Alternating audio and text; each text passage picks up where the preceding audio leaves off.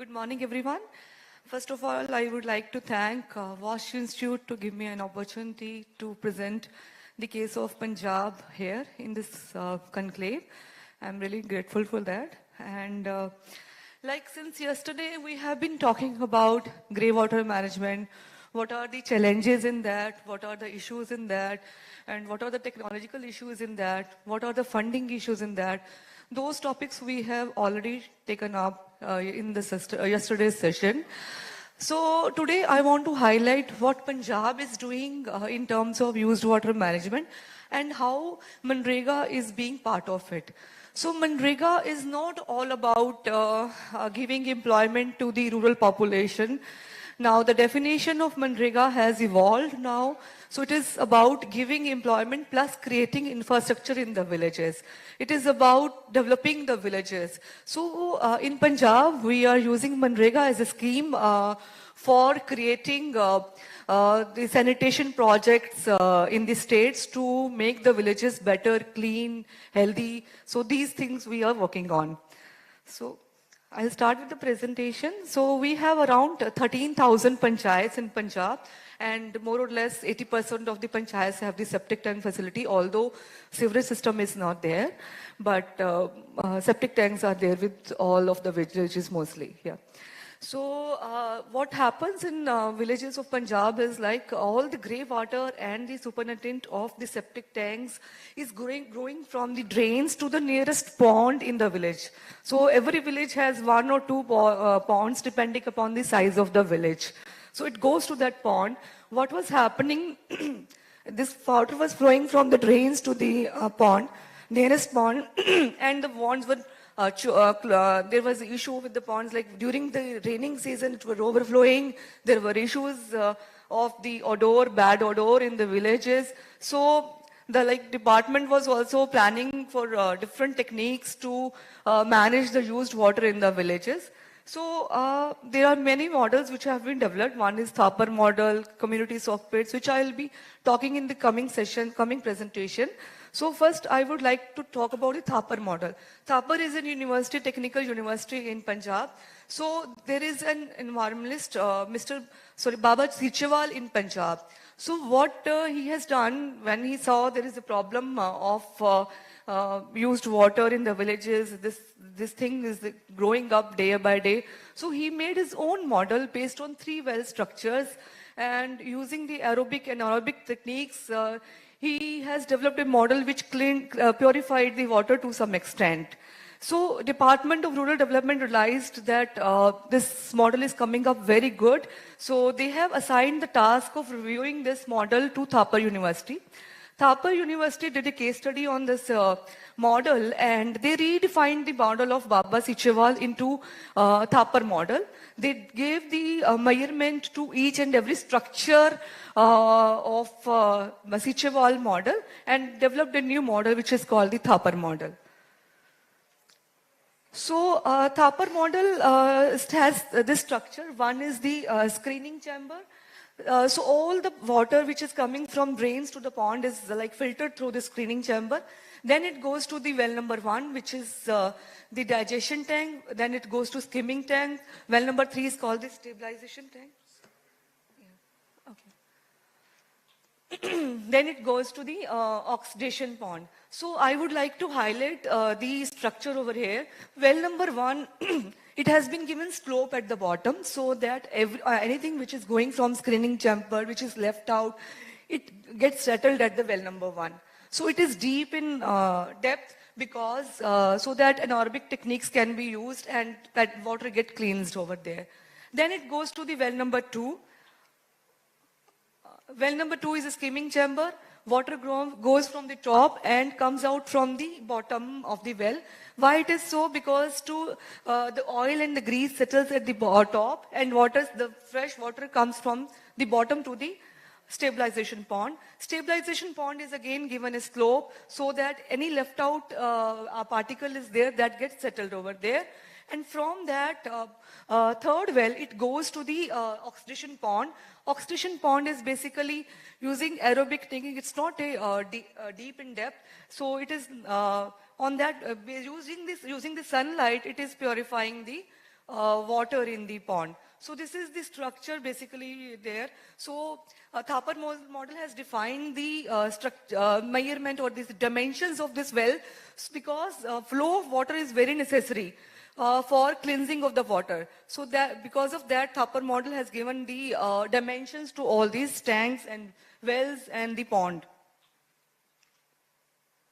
So this I already explained it. So this was the basic model which was developed. And I would like to highlight here, these wells are, or the screening chamber is required to be cleaned once in a month type. If the population is more and the sludge is more, so it is required like 15 days after it is required to be cleaned, but more or less after 1 month it is required to clean and it helps in purifying the water. So it has decreased the BOD or COD level and COD level to 50% of the value what was at the initial stages.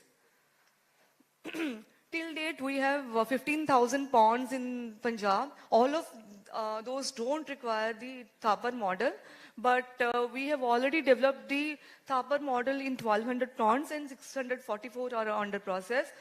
Rest of the ponds we are working by just removing the water on a regular intervals like 6 months or after 1 year, so they are helping out. But where the population is more and the water flow is more, there we are in doing this Thapar model. So department is not working on anything like we have to use this water, but the Gram Panchayat at their end, they are buying these solar pumps and using this water for the irrigation purposes. This is the satellite picture of the ponds we have there in Punjab. So there are 3 well structures and the pond is, you can see the water is very clean from the satellite picture of the pond. I would like to share one case study and how funds of Manrega has been used here to develop this model. So this is a village in Fatehgarh Sahib district. They had the population of 2,890 people. So this was the condition of the drains before implementation of the Thapar model. And this was the pond over there. And what we have done is we have given labor of 7 lakhs from Manrega and material funds of 19 lakhs from Manrega. And rest of the panchayat has also given some share for 8 lakh because the drains were not proper over there. So the whole project of developing drains plus ponds, the wells and the oxidation pond, it costed 35 lakhs and it has really changed the appearance of the village and it is looking beautiful now. So this is the structures which has been developed.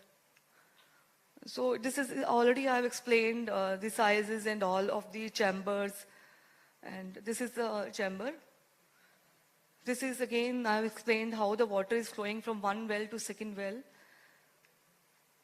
So this is the last outcome of the village, which comes like this. So this is the screening chamber. There are 3 wells and then there is a pond at the back. And it is giving us a good results like water, the BOD and COD decreases and the water is cleansed and purified to some extent. So these are a few of the pictures.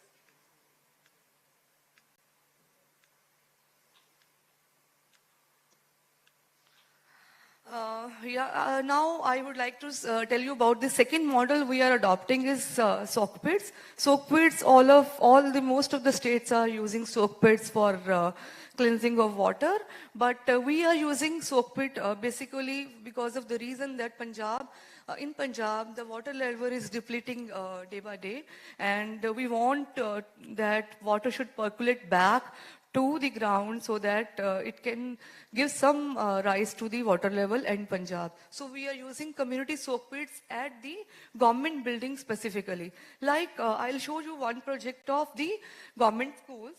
So in government school, what was happening, like they had the midday meals, so kitchen was there, most of the kitchen water was going into the drains and it was not helping us, but it was creating a menace for us.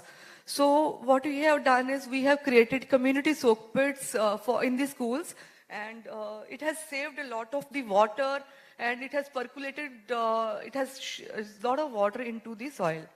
So these are the before and after pictures of some of the schools. So in first picture, you can see the water is like, there is a problem of water, and after that creation of soak pits, the water is going into the soil, and the plantation is being done over there. So these are few of the pictures we have been doing in these schools of Punjab. So again, the way forward is that WASH Institute has given us a new model for the soak pits.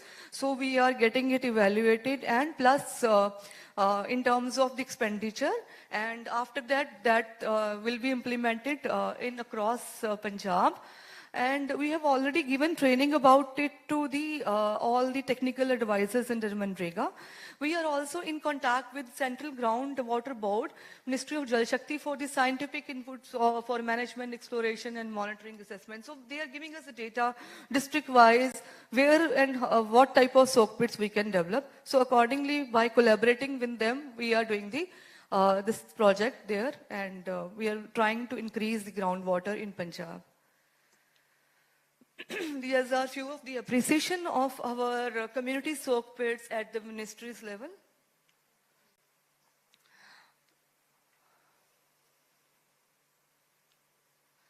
So third model which we have done for the used water management is the Amrit Sarovar. Amrit Sarovar is a project which has come up from the Government of India, and by using various funds we had to make the Amrit Sarovar in Punjab. So when we realized that in Punjab we don't have much of the land available for creation of the new ponds. So what we thought of is like we tried to regenerate our existing ponds into Amrit Sarovars by using various technologies. So this is one of the method, because funds, again, like yesterday we told that there was an issue of funds and all. So we had funds available we had a pool of fund available for Amrit Sarovar. We had the Finance Commission funds, we have Manrega funds, we have Soil and Water Conservation Department's funds. So every type of funds we had available. So we used those funds for, instead of creating the new Amrit Sarovar, we rejuvenated the existing ponds in the Punjab. So these are, we had a target of creating 75 Amrit Sarovar per district. So till now we have completed 1,422 ponds under this model, and we have deputed all the panchayat level officers, user groups over there. And I want to show you some glimpses of this Amrit Sarovar. So this is the Amrit Sarovar we have created. Again, we have not given the name to Amrit Sarovar because we are not developed it new, so we have renamed it as Sanja Jal Talab in Punjab. So this is a new name we have given there. So these are the few glimpses of that. That's it. So I just want to highlight the Manrega is a good resource. Like yesterday we were all like about how we can do it. We don't have the funds, we don't have the fund availability. So I wanted to highlight that Manrega is a good resource for creating good infrastructure in terms of sanitation, in terms of used water management in the states. Thank you so much. Participants, do we have any questions specifically for ma'am's session? Can someone get a mic to him?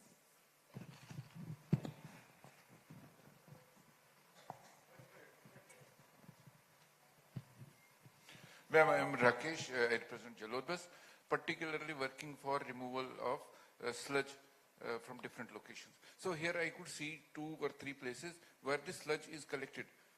We are working for the solution to remove that sludge till it is properly disposed. So do we have any existing solution for that, or we could discuss about that later? No, it is done manually right now, but we don't have, I've seen your this exhibition outside, but we don't have anything specific right now, but we are doing like panchayat or the sarpanch at their end, they are deputing people on a regular intervals to take out the sludge, but not the mechanical one, but only the manual methodology is being adopted right now. Yeah. I think we had one. First, I would like to appreciate you for your wonderful presentation. Thank you. And this question is pertaining to the renovation of the ponds, which is already polluted. So in that case, you are providing a series of tanks in one side of the pond, and the polluted water is subjected to flow through a screen and then subsequently to a series of tanks, right? Yes, exactly. So are you going to recycle it, or the effluent will be after the cleaning process, it will be again directed to the same pond? And it's a cyclic process, right? I think. Yes, it is like the water is coming from the villages, it is going through various chambers and the wells, and it is going to the oxidation pond. Again, it takes time over there because of the aerobic technique, and it is getting purified. And then there is a third, in few of the district, we are creating the second pond also, where purified water is going, and from that it is being used for the irrigation purposes. Oh, okay. So that is the case. So that means that the pond which is having so as far as my knowledge, I think a pond is having a fixed volume, or rather it doesn't increase much. The volume of the water is more or less stagnant when compared to the rivers. So that polluted stretch, or the polluted stretch of that pond can be recycled, right? That water can be taken to a series of cleaning tanks, and then it can be again directed to the same pond, so that we can have a, like in a swimming pool, you can replicate what happens really in a swimming pool when we purify that water. And the same kind of thing can be applied to the pond. Can do that. Yes, so again, the issue with the Punjab is that we don't have enough of water for the irrigation also. So most of the use of this water is being used for the irrigation purposes only. You want to reuse that recycled water? Yeah, so we want to use that. Yeah. Thanks. Otherwise, this area around the pond, again, we are doing the interlocking outside the pond area, and wherever there is a well. So this area is used for the walking purposes. We're doing plantation over there. So village people, they come in the evening, they do walk, and also it creates a recreational activity also for the people to come over there, and they can walk over there. That is the case they are doing it here. Yes, sir.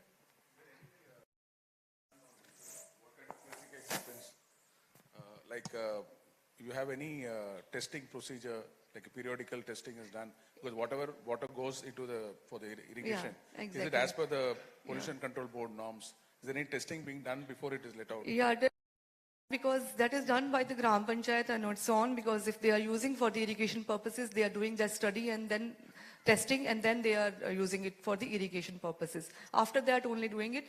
But otherwise, whatever the testing has been done in the initial phases for all the samples Thapar model has done, because Thapar has done sampling on all the ponds which have been rejuvenated with this technique. So the BOD and COD was coming down to the 50% of the extent. And secondly, it was to the limit of the irrigation purposes also. So yes, it is being checked, and then it is being used for the irrigation purposes. And if it goes beyond the prescribed limit, then what do you do? So right now the case is like, then the water is there only, and we are not using for the irrigation purposes. We are not using. It's there, that is not being used. Okay. So yeah, that is there. Oh, thank you. But it is there that it has come, that water is come down. Yeah.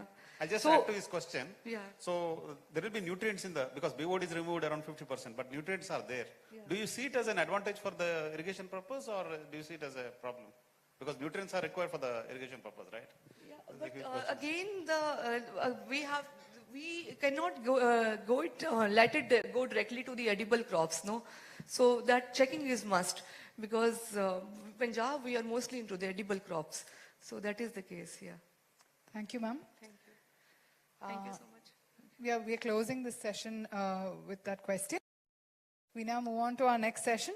We will be talking about clearing misconceptions and introducing new treatment technologies in UWM. We have an impressive panel lined up for you, as you may see from the agenda. We hope to take 1 or 2 questions at the end of each thematic session, and request all speakers to help us in this endeavor by making sure they stick to the time limits. This is also a reminder to all participants to keep questioning the information that we see here today. All questionnaire forms are live, and there is also a parking lot available at the rear of the hall. I invite our panelists to the dais. Shri Jacob Thomas, Chief Business Officer, Hubert Envirocare Systems.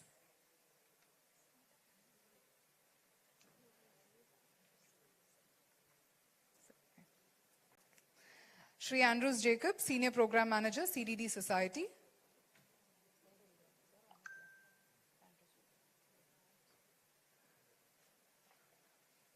Dr. Sanjeev Sambandhan, Founder Director, Open Water.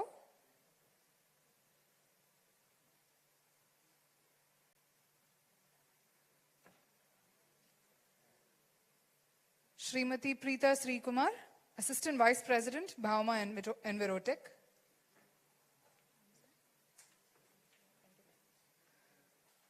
Shri Sampath Kumar, Founder and CEO, Tide Technocrats Private Limited.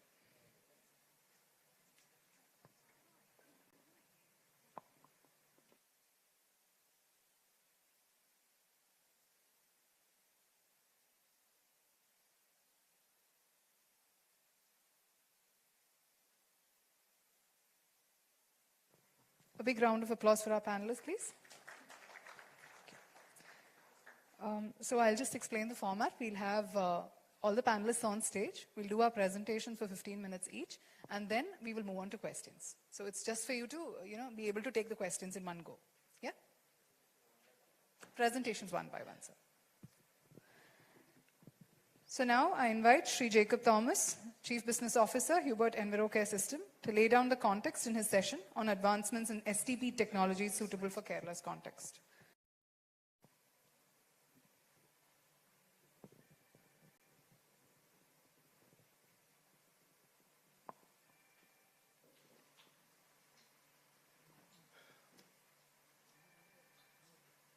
Good morning, ladies and gentlemen. I basically am a Malayali, but born and brought up in Mumbai. So Malayalam is to that extent of understanding. And I thank Wash Institute, Kerala Water Authority, Sujitwa Mission to give us an opportunity here, especially for me to come back to Kerala and speak on a subject to the Malayalis here.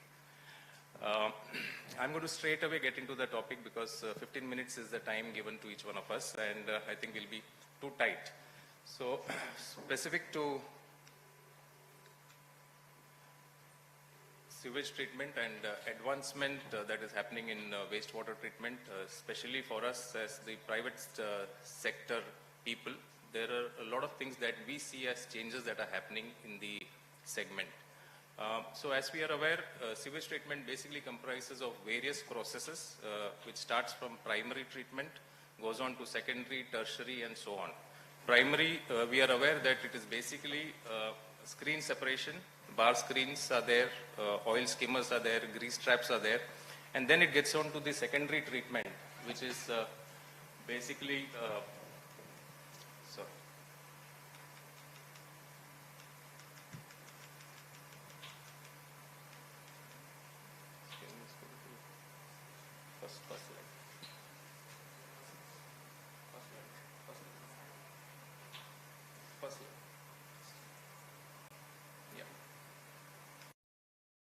So, if you look at processes, it's going, this is jumping.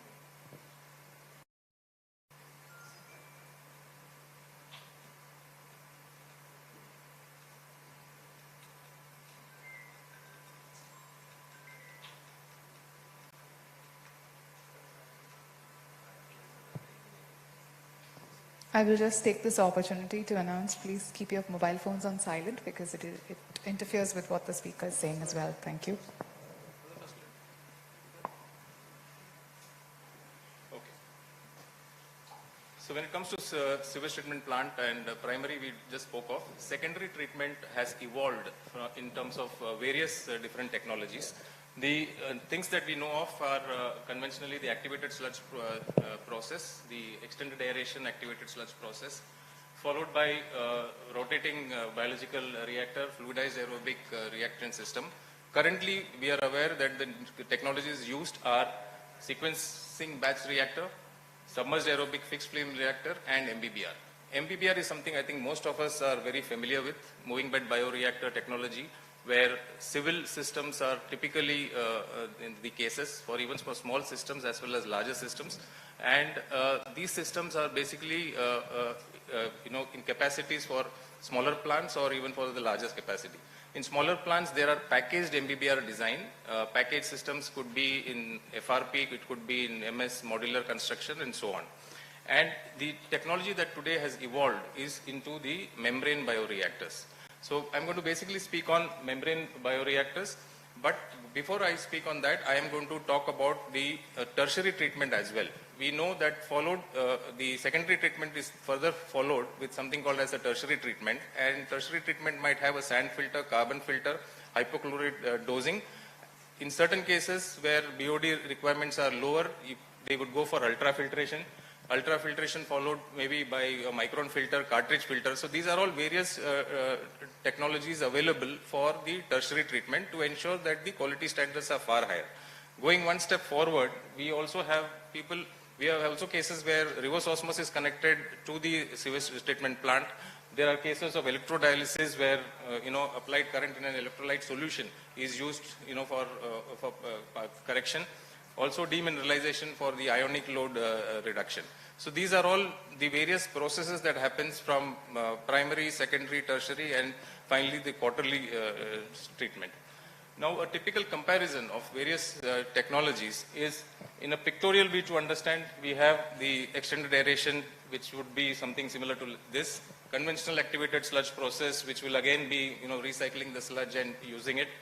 In the MBBR, this is what I think most of you will be aware. There is an anoxic tank followed by the MBBR tank, tank 1, tank 2 in certain cases, which has the media inside, and the attached growth process happens there.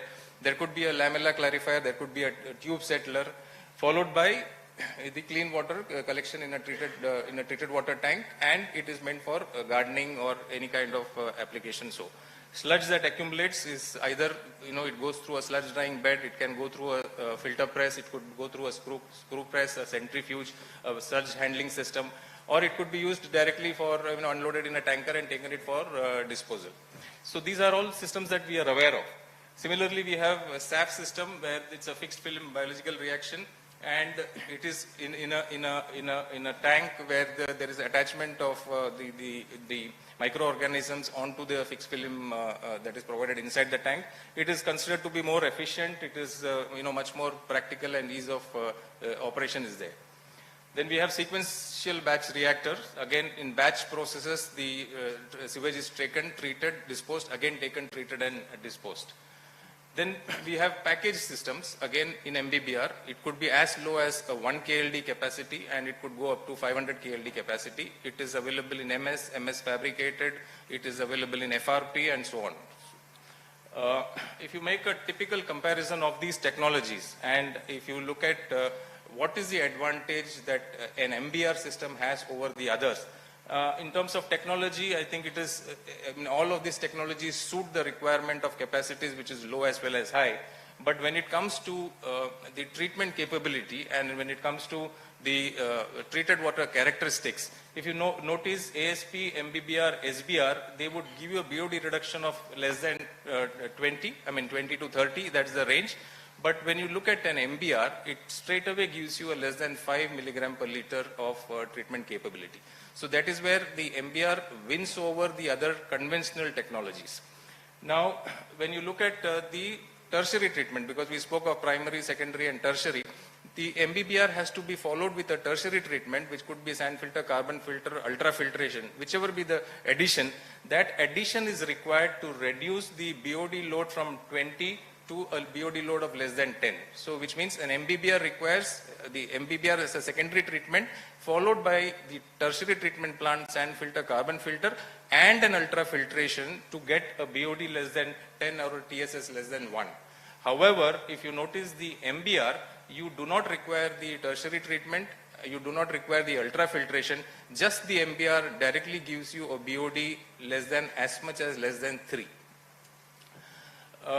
In terms of ultrafiltration, again, you require the ultrafiltration beyond the sand filter, carbon filter to bring it to BOD less than 5, which is not the case in case of MBR. MBR as one equipment alone gives you an outlet of less than 5 BOD. Denitrification and primary treatment remains common for both the systems because it's a part of the system, and this remains the same. The skill required to operate an MBR, definitely MBR comes with a lot of automation. There is typically a PLC SCADA based system. So skill required is equally there, and at the same time there is an automation built in. Whereas in packaged STPs, which is on the smaller capacity in the MBBR range, the advantage is that it is also today IoT enabled, and through artificial intelligence, this entire system can be remotely operated through a mobile device. So on the package front, there is a tremendous amount of advancement. Skill or manpower requirement is far lower. In terms of maintenance, once again, maintenance is minimum because there is hardly anything. System is automatic, unlike the conventional systems where there is a lot of maintenance and day-to-day activity and operations required. Space required per meter square per MLD.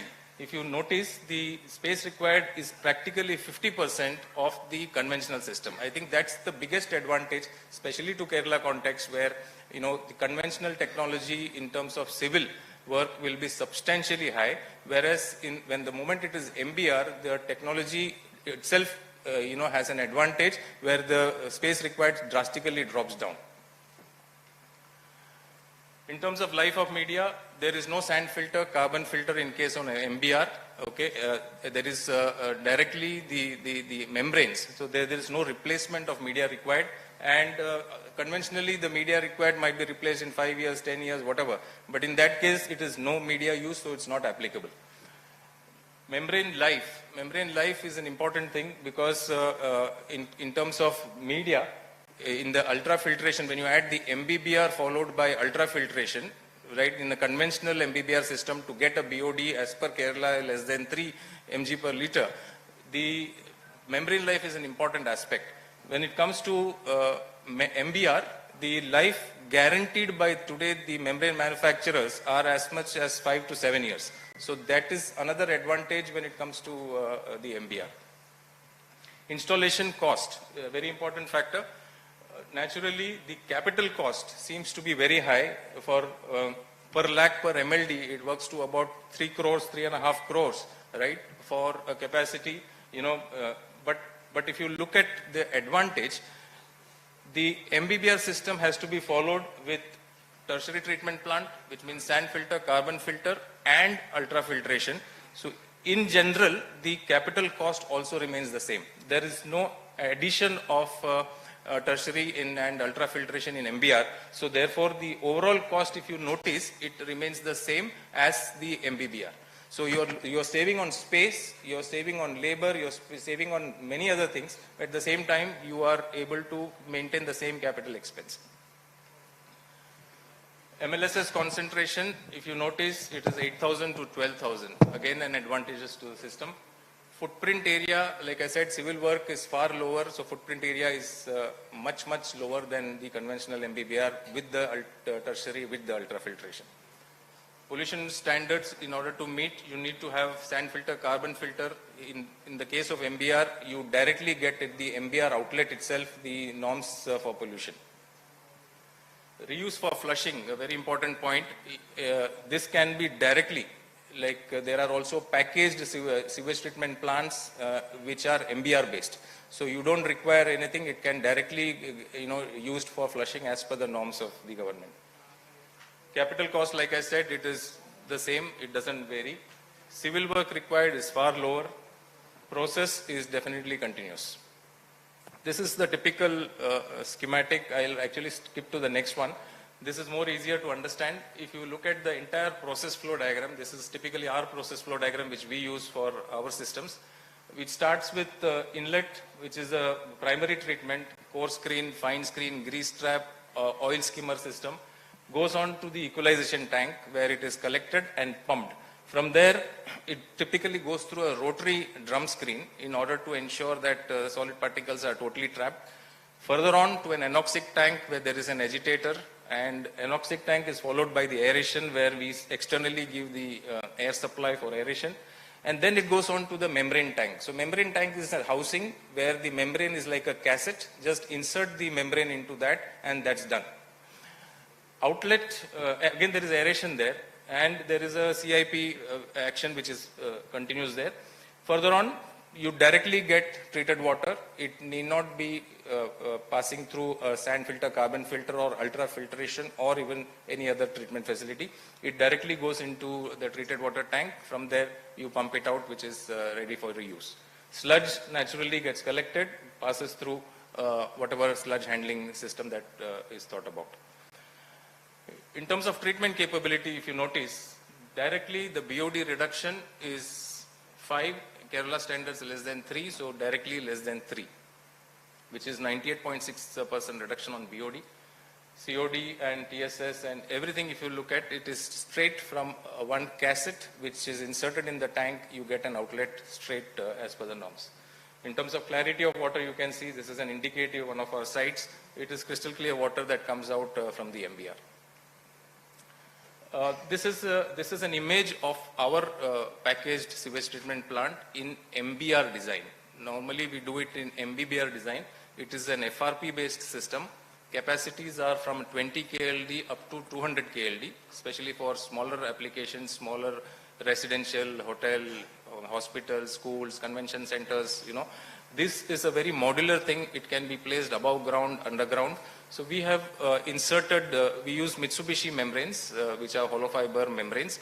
So if you look at the last chamber, which is a rectangular chamber, that is where the membranes are inserted, which is the membrane tank. The first two tanks are the anoxic tank and the aeration tank. So what you connect at the inlet, you straight away get outlet water quality at a BOD less than 3. I'll just touch upon also the packaged MBBR systems that we do, just for the information of the crowd.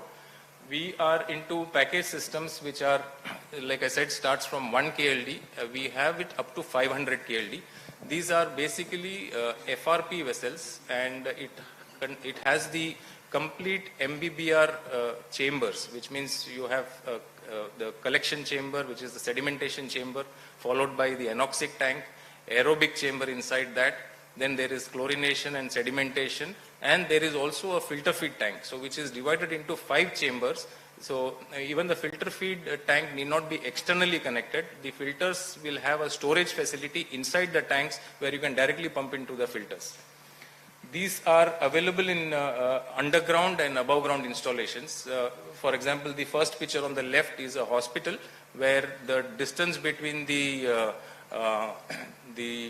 compound wall and the hospital building is to be utilized for vehicular movement. So they have inserted the STP underground such that vehicles can move on the top. So it's an FRP vessel, however it is underground. We can have installations in any form. These are all capacities, like I said, from 1 KLD and right up to 500 KLD capacity. Naturally, being a compact modular thing, it occupies far lower space in comparison to conventional civil MBBR based systems. So the space requirement is practically 50% less.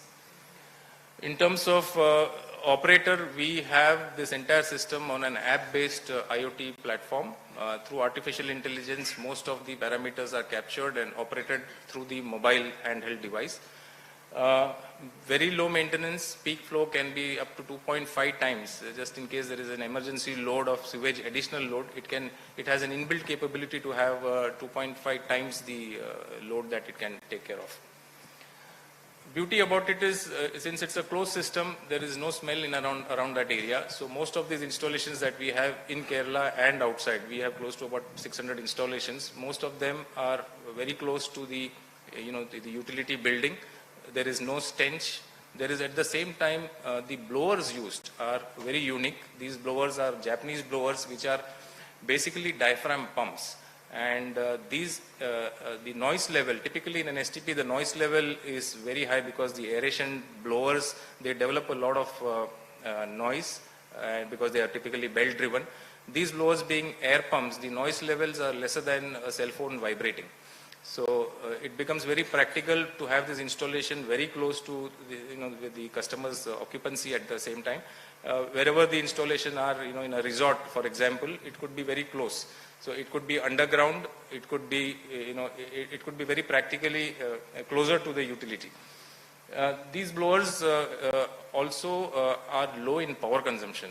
If you look at a typical 50 KLD capacity, the blower will have a total power consumption of 500 watts, unlike maybe 5 kilowatt. These are some of the installations, underground and above ground. So this is our MBBR design, the first one. On the right hand side is the sand filter, carbon filter mounted on a skid with the control panel, blower, filter feed pumps, everything in-house on a skid. And MBBR plus the tertiary treatment plant gives you the outlet as BOD less than 10. It could be underground installation. This is again another hospital where it is underground installation. This can be directly buried, excavated and buried below if there is no vehicular movement. Like I said, this is an app-based system, so you can download the app through Google Play or Play Store, and you get a login and ID and password. And the entire history, entire operation of the STP can be done through remote. Anywhere you can be in the world and this STP can be operated.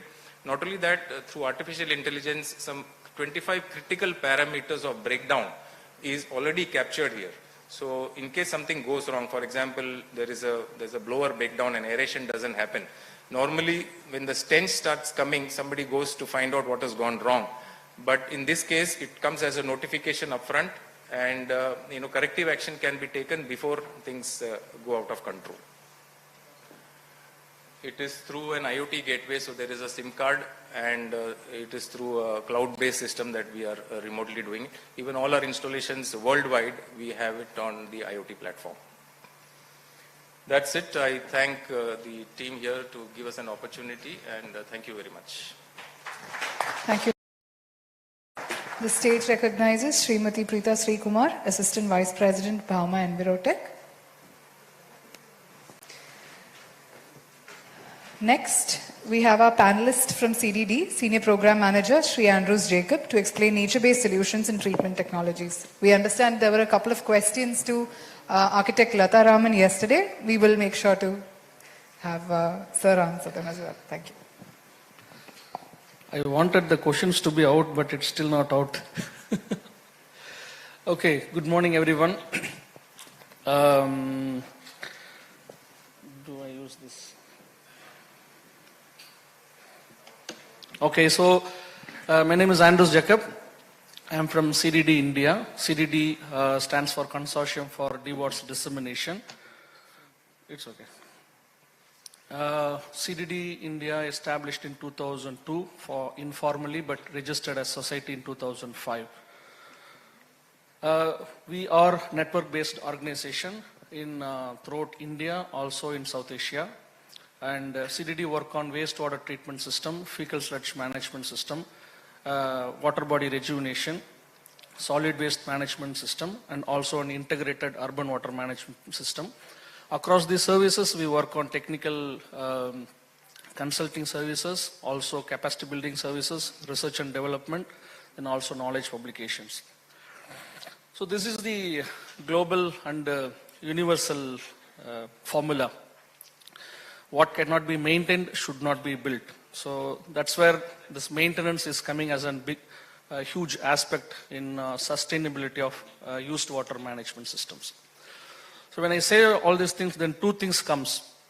One is that, before that I will just try to say the future of wastewater treatment system. So it's not going to be with one particular approach or something. It's going to be the combinations of different approach. For example, for a big urban area, it's going to be with sewer lines followed by a central STP, or the non-sewered area we can have the fecal sludge treatment systems. In the rest out area we can have decentralized systems, like a small package system and so on. But when it comes to the decentralization, there is question always that people want low-cost sanitation solution which should use very less amount of energy, less amount of mechanical equipments, or that's how they can reduce the maintenance cost, and that can be sustainable also. The other point is also that the wastewater utility managers are having difficulty in bringing that low-cost solutions and how that can be also sustainable. So they are a little bit, in a difficultness to engineer these technologies together. So that's where the nature-based systems comes. So the nature-based system for water and sanitations are just like naturally occurring systems, but little bit engineered so that the maintenance will be easier and very less amount of mechanical energy used. And how they work with the soil, the naturally available bacteria, and naturally occurring plants and plant species. And using these nature-based solutions, this largely reduce the use of chemicals and also the power subsequently. So these systems can be used for water management. Sometimes there are some plants which are used for water purification, filtration, and there are systems which can be used for wastewater management, also for stormwater management. Stormwater, like for example, if you have a retention pond and detention pond, that also solutions for stormwater management. And we also have solid waste management system, nature-based systems like vermicomposting and so on. And here we are talking about used water management. So I'll directly go to some of the examples of nature-based system solutions, which are not just as a ready-made system to go and implement actually. So these are some of the ideas we are going to just see, and then these systems can be customized to any amount of size or any amount of wastewater to be treated, or it's all contextualized solution. We can think of a lot of contextualization within the nature-based systems. So what you see here is some of the vertical constructed wetlands where the flow of the water will be on the vertical basis. Sometimes you see the horizontal vertical constructed wetlands. And you can keep on customizing a minimum amount of mechanical energy to aerate the water, which brings you an aerated horizontal constructed wetlands. Or there are free water surface constructed wetlands. It's more of actually occurring the nature systems actually. There are green roofs which you can use it as a rooftop garden itself as a treatment of wastewater systems. And there are green wall systems which are now very, getting popular and familiarity in the urban areas. So there are some combination of constructed wetland systems also can be used. It could be either vertical or horizontal or free surface water or combination of different things. What comes to your mind is that whether I can use the raw water treatment, can be used it or not, something like that. So this all varies actually, because depending on different type of wastewater, different sort of nature-based solutions can be adapted. There are soil infiltration systems with plants and without plants.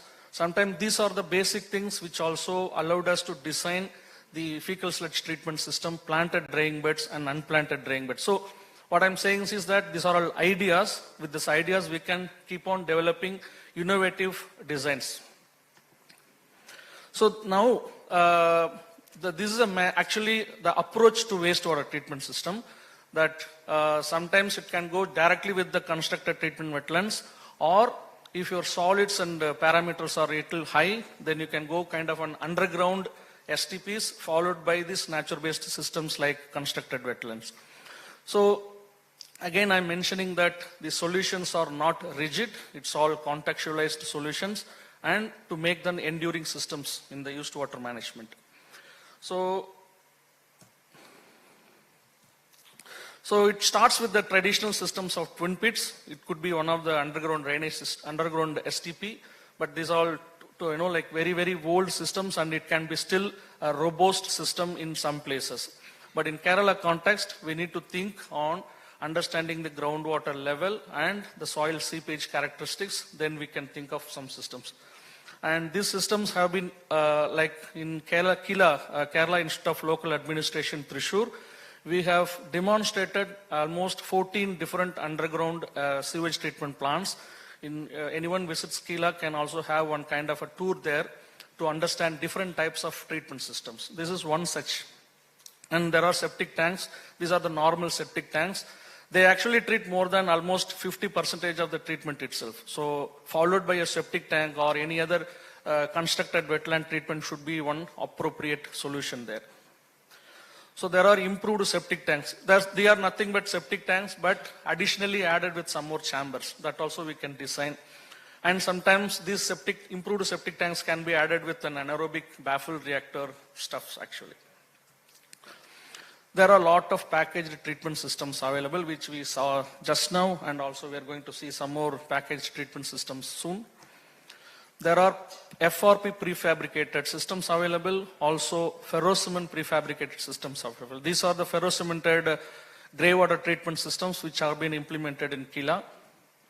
And this is one prefabricated individual household treatment system which contains a septic tank or an improved septic tank followed by a horizontal constructed wetland. And these are some of the other examples which are displayed in the Kerala campus itself. Why I'm mentioning Kerala? Kerala is an easy place for you to access, to understand and see many different types of underground STPs. This is one ferrocement wastewater treatment system, grey water treatment system, which is implemented in Mambra colony. Mambra colony is in Ernakulam. It's called 4x4 cent colony, they call it as actually. So there are for almost 40 households, we have provided the individual household grey water systems, grey water treatment systems, black water treatment systems, or sometimes together or only for bath water. So there is a lot of contextualized treatment systems have been provided. So this was recently inaugurated, some 3 weeks before it has been inaugurated.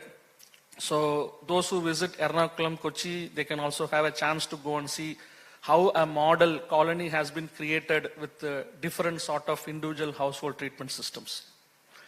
So when it comes to a community type of wastewater, forget about individual, that is okay. Then when it is a community level, then there is also possibility of expanding the small scale system into a bigger scale with the same wastewater treatment approach, like the basic settling followed by anaerobic baffled reaction system, anaerobic filtration system, and the constructed wetland treatment systems.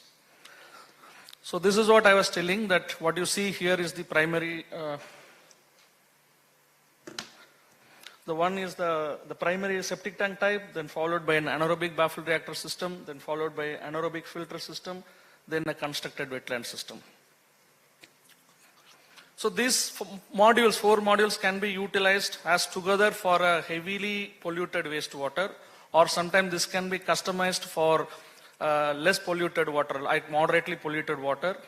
And for less polluted water, we can still keep on continuing with only with some settling arrangements, so that settling arrangements takes all the solids out, so that the suspended water which goes to the constructed wetland treatment can get it treated to its extent. And sometimes the bath water can also be directly treated with the constructed wetland treatment system. One example in Alappuzha is there is a place called Municipal Colony.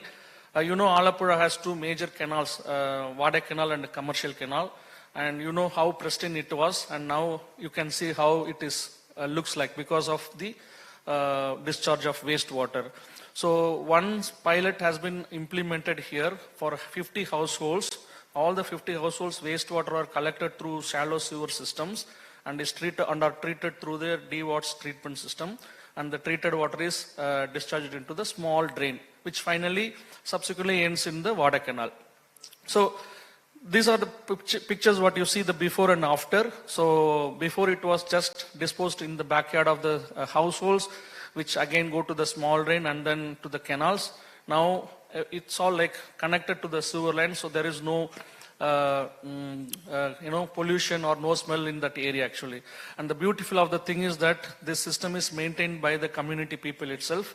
So once when you have a chance to visit Alappuzha, please you can visit this system. And this system has won the 2020 Swachh Sarakshan Award. And this is the area. So it used to be like that, and after the cleaning everything, the drain looks clean. So in order to maintain it and sustain it, the treatment plant was also have been implemented. So these are the before and after slides. So this is the treatment you are seeing for a big community level, 50 households actually. So if you ask me what is your maximum treatment system, there is, like you can keep on continuing from the single household level to 50 households, 100 households, or even up to 1 MLD, 1 million liters you can do. So it's all like coming with the contextualization of the nature-based solutions, how you will integrate or how will you hybrid with the underground STP systems. So the good thing is that the success of the project is only because of the community people, and they own the system and they do the operation maintenance by their own. So there are no skilled persons needed to maintain the system. So again, I'm telling every system has some amount of maintenance, and that little bit of amount of maintenance is taken care, then the systems will be definitely successful. So finally, I would like to conclude with that I have provided you some kind of ideas how the nature-based solutions can be integrated in our solutions in the context of Kerala, depending on the groundwater level or the pollution load or the terrain, what it is looks like. So all these things, by using this nature-based solutions, you can keep on innovating and engineer it to the need actually.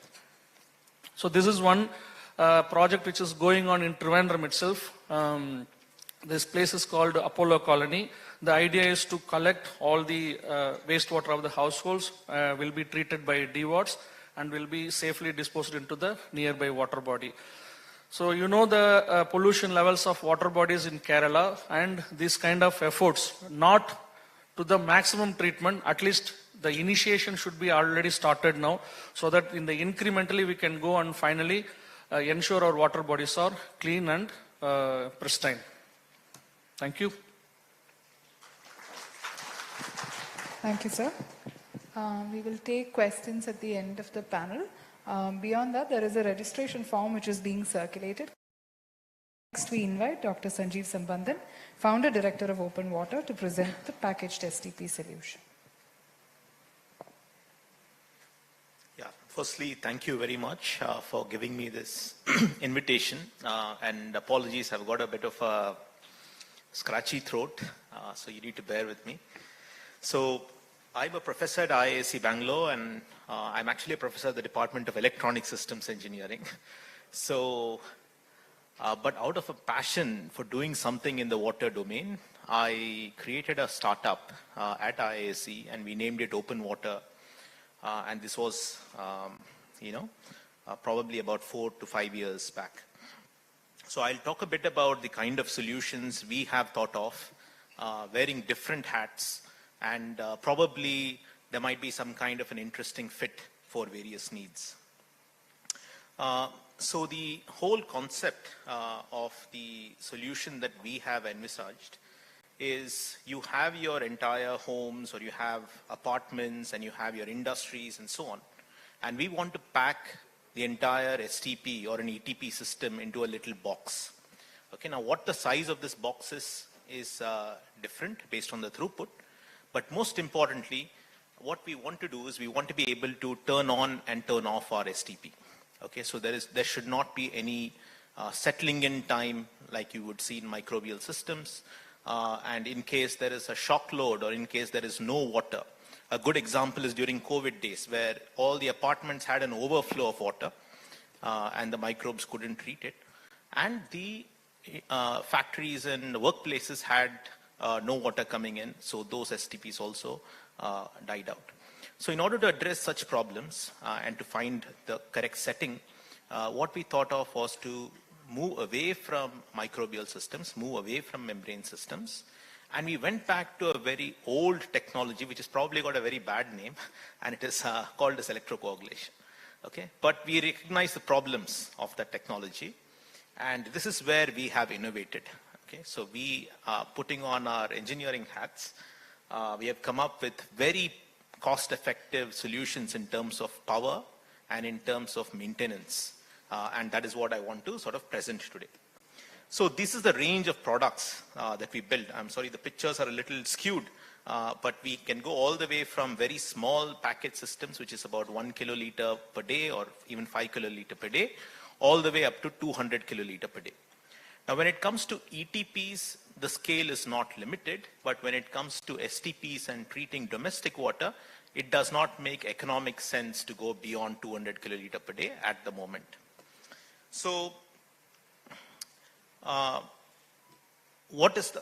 me briefly tell you what is that one change that we have made. Why was it that electrocoagulation was a problem, and what is it that we did to make it a little better? So we did two things. We identified, if you look at electrocoagulation as a technology, if you look at electrocoagulation as a technology, it has traditionally been besetted with problems such as electrode consumption. You need to supply electrical power. Usually the electrical power might be too high. So we have put all that in and taken all that and mitigated all these problems. And we do that by the physics of the electrodes, the materials used for the electrodes, and the way we drive the systems. And what you will see is, I'll just show you what we can build with these new ideas. And what you can see is you can improve the throughput, you can make the system perform a lot better and mitigate remove a lot of those maintenance problems. So it becomes almost a maintenance-free system that looks after itself. So this is the kind of water treatment that you can do when it comes to STPs. So that is, it takes in raw STP and it produces CPCB standard reusable water. And by adding a few filters at the end, you can probably bring it down to potable water levels. I had a very nice video here, but unfortunately, the file size became so big that we couldn't bring it in. But please feel free to reach out to me and I'll share the video. So this is a rendering of a very tiny packet system, which we are sort of looking at for villas, maybe shared by 2-3 households or one large villa and so on. So this typically takes up about 6 feet by 6 feet of space. And that little packet system that you see is something we're calling as the open water cube. And it is typically about the size of a washing machine. Okay, so you can imagine a household appliance that you bring into your garden or into your household space. And it's a very nice solution when it comes to modern apartments which want to become self-sufficient and so on. Now, all you need is you supply an input line, an output line, and you provide an electrical plug. Now, this system can work off a 220 volt, 5 ampere socket. That is your regular computer socket. So when you talk about power saving, this is the actual realization of it. Okay. And if you were to scan this QR code, another video which had to be removed, you will see that the entire system is working off an inverter battery.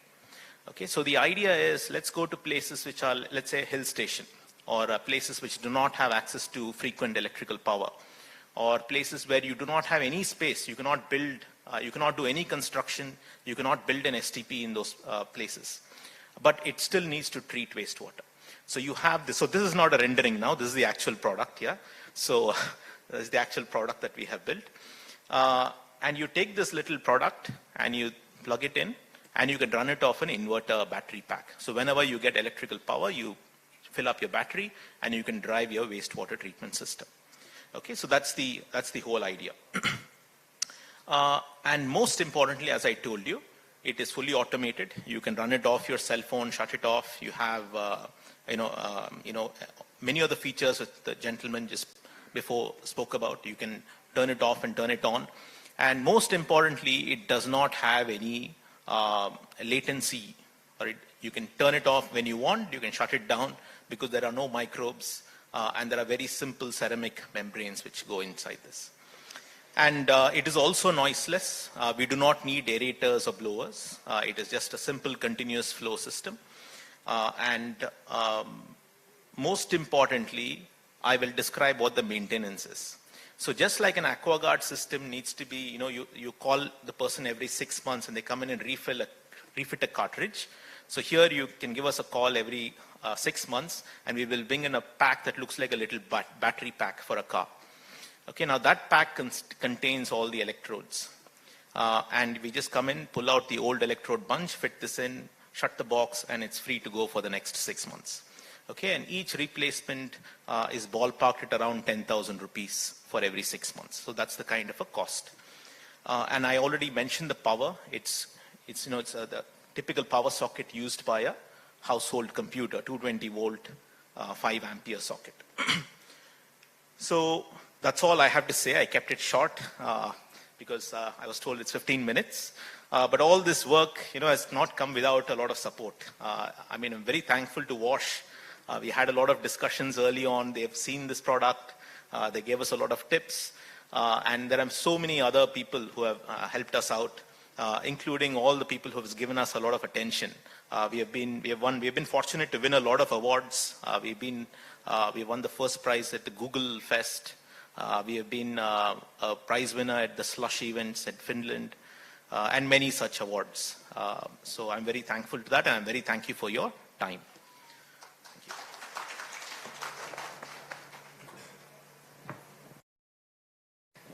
The mobile treatment unit has been spoken about by various speakers in the earlier sessions also. We welcome Ms. Preeta Srikumar, Assistant Vice President, Bhauma Envirotech TP, to explain the technology in Kerala's context.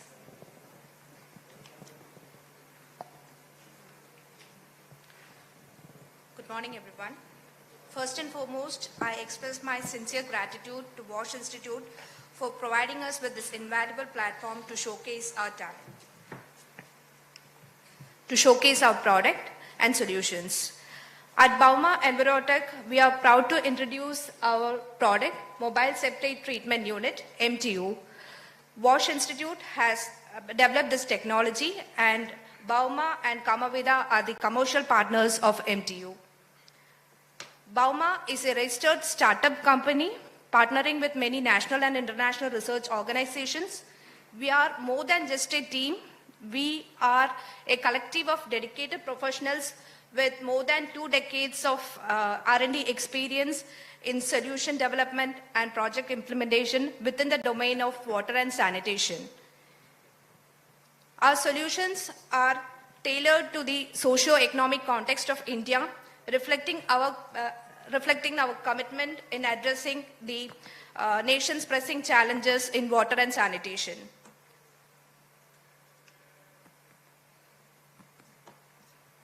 It is evident that both urban and rural India needs significant transformation in the wash sector. So, more than 72,000 MLD per day waste is generated in India, wherein only 37% of waste undergoes treatment. Moreover, a staggering 2/3 of households are still not connected to the sewer system, where they predominantly rely upon the sewer pit latrines or pit systems. It is, so the next slide we can see, it is concerning to realize that one truck of fecal sludge disposed is equivalent to 3,000 people defecating in open. Therefore, in areas where the FSTPs are lacking, the remnants of open defecation still persist. And a recent news article in the state of Karnataka produces around 4,458 million liters of sewage waste per day. So these are some of the news article clips that we can see. So this is the FSTP sanitation ecosystem in India, with over 4,800 urban local bodies. We have 1 lakh plus septic tankers. We have around 2 lakh sanitation workers with more than 54,000 manual scavenging workers. Despite laws being prohibited on the manual scavenging, we know that still manual scavengers are doing their work in many parts of our country. The lack of mechanized waste management treatment system perpetuates the unhygienic condition, posing health threat to the public. Moreover, the societal stigma and mistreatment faced by the sanitation workers, especially the manual scavengers, highlight the cultural issues that needs to be addressed. So, this is the picture of the manual scavenging. It is manual to the core. So, we are all aware of this phenomenon called "not in my backyard."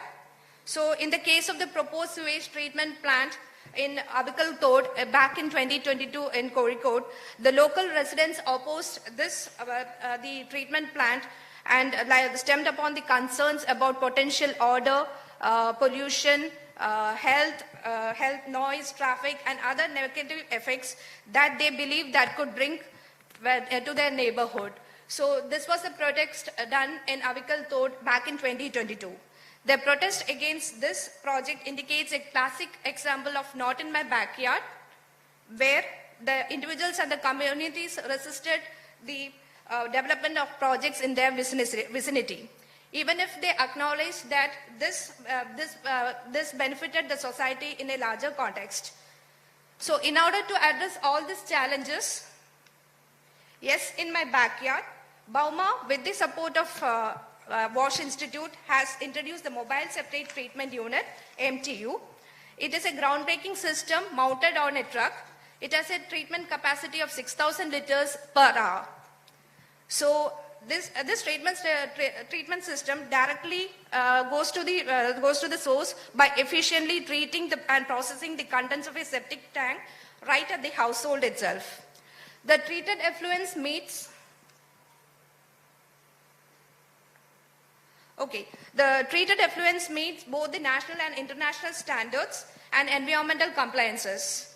The treated water is tested and validated by the Central Pollution Control Board, and it is also approved by the Government of India, Ministry of Housing and Urban Affairs, Ministry of Jal Shakti, Principal Scientific Advisors to the Prime Minister, and additionally it has been evaluated by institutes like BITS, RTI, Duke and IIT. So how it works? MTU, after taking the contents from the septic tank, separates solid from liquid, enabling the on-the-spot treatment of the liquid component. So liquid treatment will undergo several stages of filtration, which is sand filter, carbon filter, there will be 2 microfilters, there will be an ultra filter and chlorination.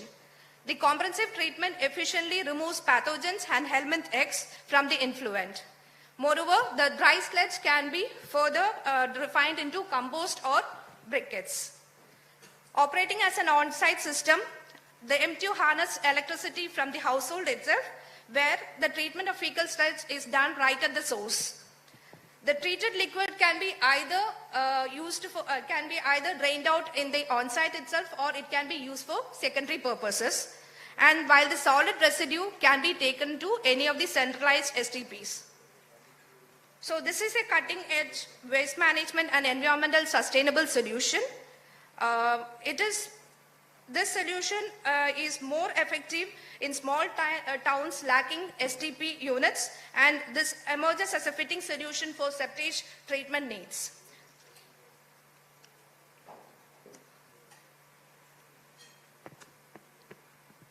So these are the advantages of a mobile septic treatment unit. The MTU extends beyond a mere convenience by eliminating the need of transporting the liquid portion of septage, and it effectively reduces the overall cost and logistical expenses. So MTU meets the Sustainable Development Goals, SDG 3, good health and well-being, SDG 6, clean water and sanitation, SDG 8, decent work and economic growth, SDG 13, climate action, SDG 14, life below water, and SDG 15, life on land. So, as an embarkment of this innovation, the MTU was inaugurated in Chalakudy, Kerala this month, and Minister for Local Self-Government, Shri M.B. Rajesh, inaugurated the state-of-art of the plant. This milestone reflects the commitment of the municipality to pioneering the sustainable waste management practices. The inauguration marked a significant step toward enhancing sanitation and environmental conditions in the region, setting an example of other local self-government and institutions to follow. So I would like to conclude with a small video.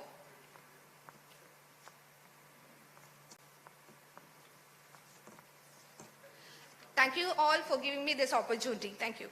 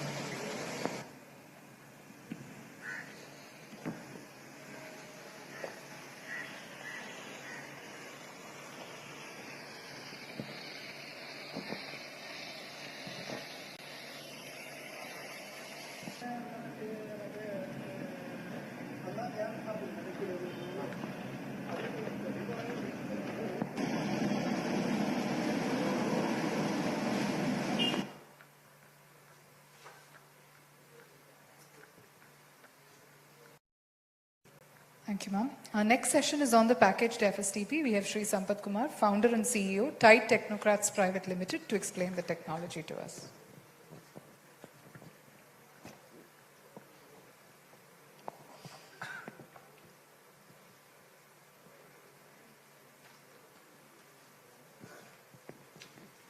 Should give me a second. Let me get used to my eyes.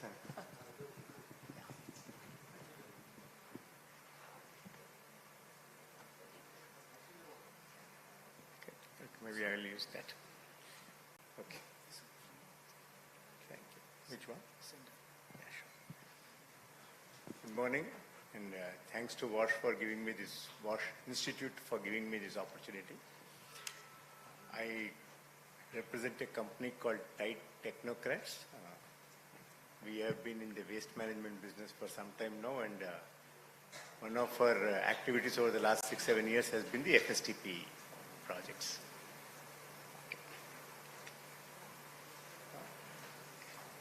The background to what we had started was that, the Swachh Bharat mission set up toilets, and toilets meant there were some on-site sanitation toilets, not the, the sewer lines, etc. So in that particular on-site sanitation, there was sludge getting accumulated, and how are we going to treat the sludge became the issue.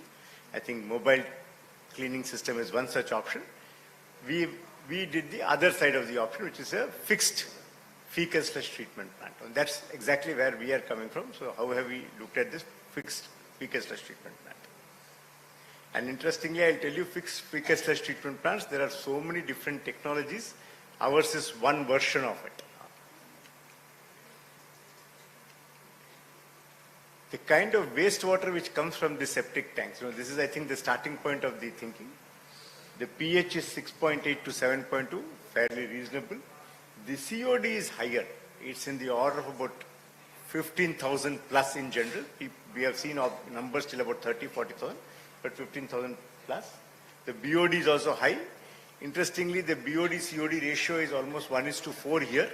So, if it is 15,000, 5,000, 6,000 of that order.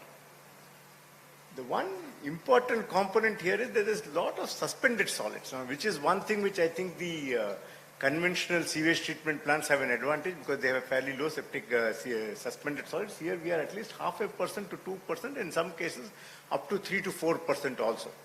And finally, there's a large amount of fecal coliform.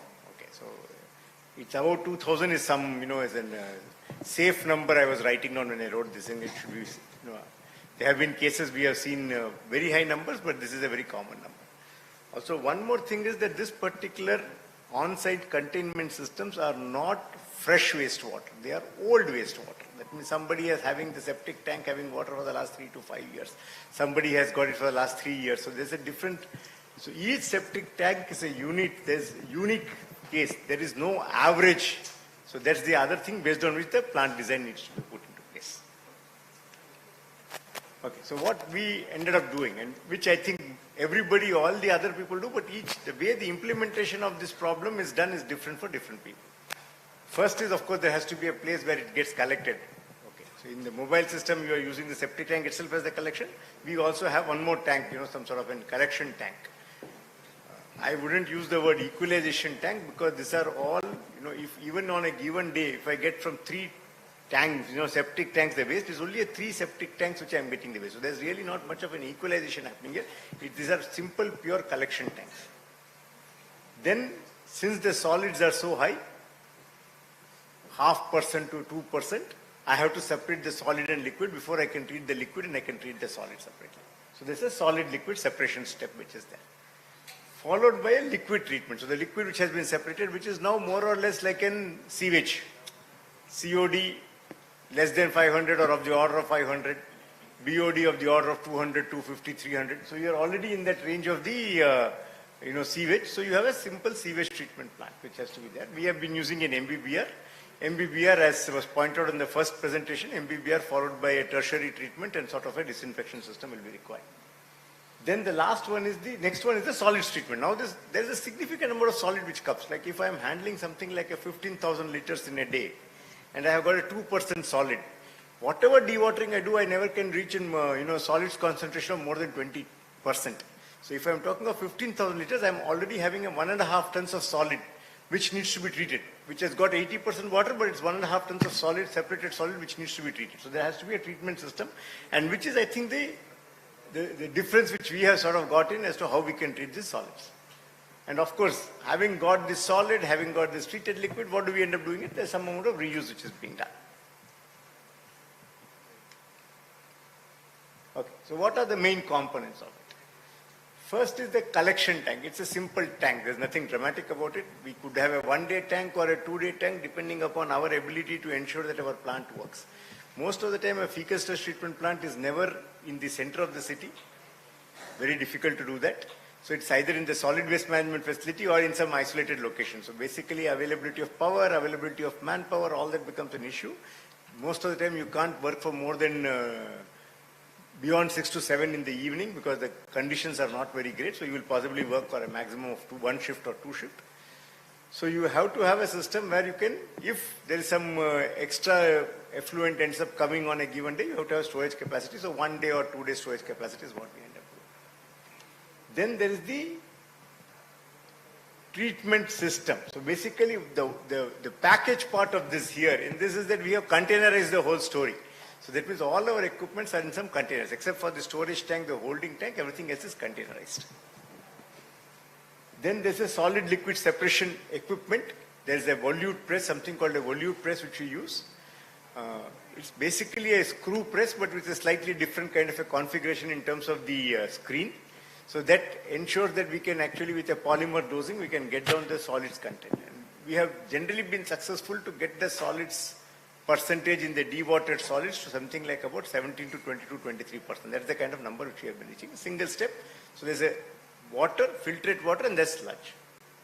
Then for the water, we have got a package MBBR. This could be, we have gone for a plastic, as he said, FRP kind of a system. We have also got a metal system. So we have got a package MBBR, which is working with, and followed by, carbon, sand, some chlorine or ozonation, followed by some, treated water tank from which you can use the water. The solid system, we have essentially been using an 3-step. One is we have a dryer, which we have a heat pump dryer, or we have got a thermal dryer if we have a pyrolyzer. Otherwise, if we don't have a pyrolyzer, we have got a heat pump dryer. Then we have got an, a disinfection system. The heat pump dryer itself can act as a disinfection, but if additional disinfection is required, as a disinfection. And we have also been using something like a pyrolyzer, which is basically if the sludge we don't want, there is this tendency internationally to go to something called an ISO 3500 system, where they say there should be 0 pathogen, 0 helminth, 0, 0, 0. So if you're talking 0, 0, 0, none of the systems tend to reach that on a consistent basis. So then you go to something called a pyrolyzer, where you take the sludge, sort of partially combust in partial oxygen situation, so that you get a biochar, and then you have got a sludge in place. So you can do that also as one more system which you have got. Then, if after that, we have got a pyrolyzer, and that is how the system basically is. This is what we have been doing. I'll show you some photographs of our system. Okay, this is one plant which we have put up, where we have basically put the whole thing in 3 containers. So there's a container on the top which you are seeing is basically where our dewatering ends up happening. There's a container at the bottom which has got the dryer. Here we did not go for a pyrolyzer, and there's a container on the other side which has got is the wastewater treatment plant. So it's basically a 3-container system placed on top of it. There's a concrete pad on the top, and we have got this. Even after you have got the sludge dried, you need to be storing the sludge. So you will need to have some external storage mechanism and so on and so forth. Sorry. Okay. This is the 3 photographs showing the 3 different core equipments here.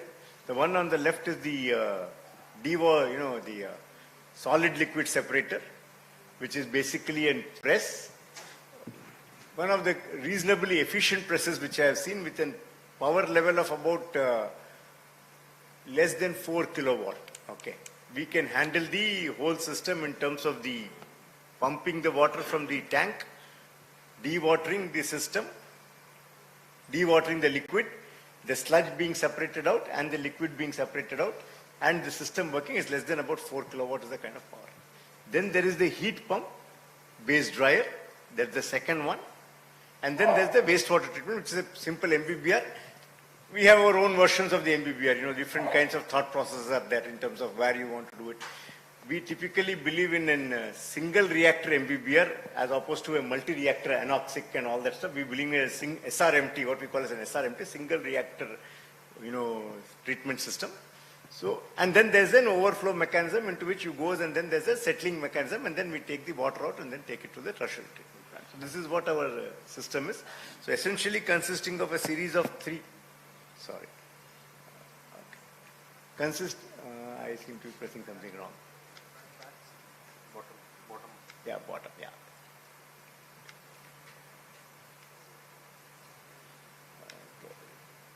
Let me not do some front end back there. Let me show what is being shown here. Please do that.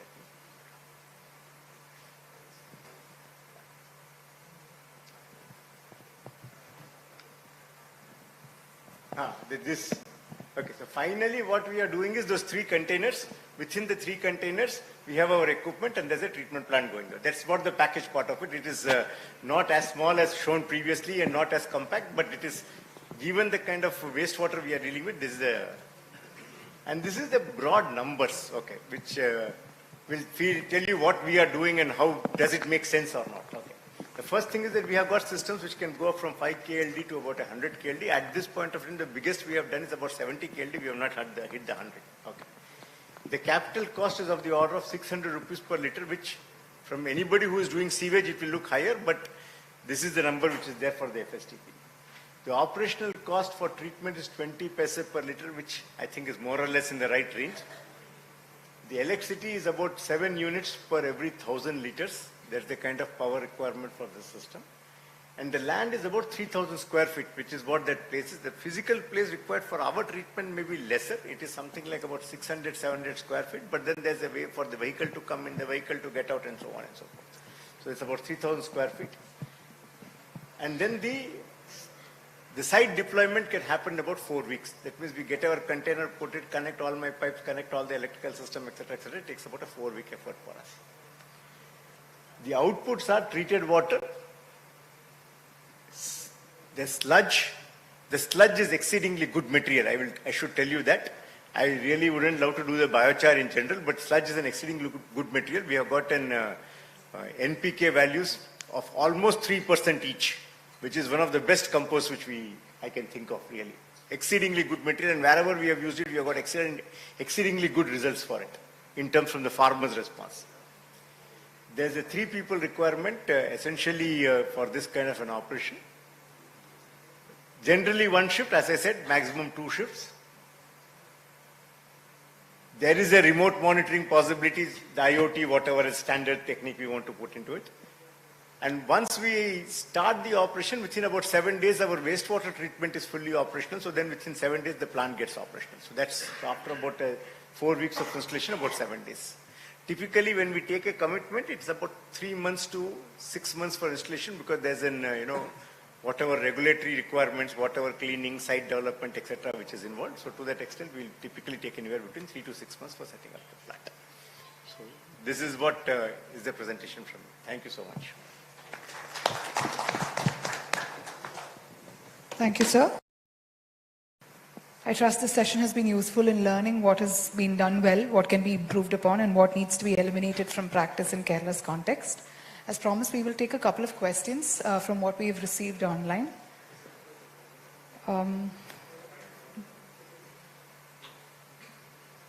The first for Hubert, regarding the MBR, how about recurring costs? Like for a local body planning to construct an MBR STP, how much O&M cost do they need as monthly expenses?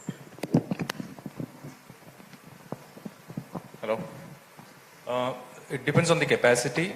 Recurring costs are only for the CIP, that means the chemical cleaning that is required, and that's going to be less than 50% of a conventional MBBR system. For CDD, can we construct this technology under an existing road having 4-wheeler access where we cannot find land for the same? You mean the T-words? Can you repeat again? Yes, for the nature-based systems, can we construct this technology under an existing road having four-wheeler access where we cannot find extra land for the same? Four-wheeler access can also be done. It depends on how, then the extra structural engineering is needed actually for that. And for example, the 4-cent colony is one example, best example how you can optimize site. The site allocated, this is under that Laksham Veedu scheme or something long ago.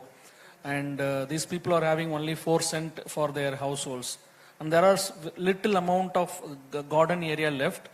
And within that area, we customized the single household wastewater treatment systems.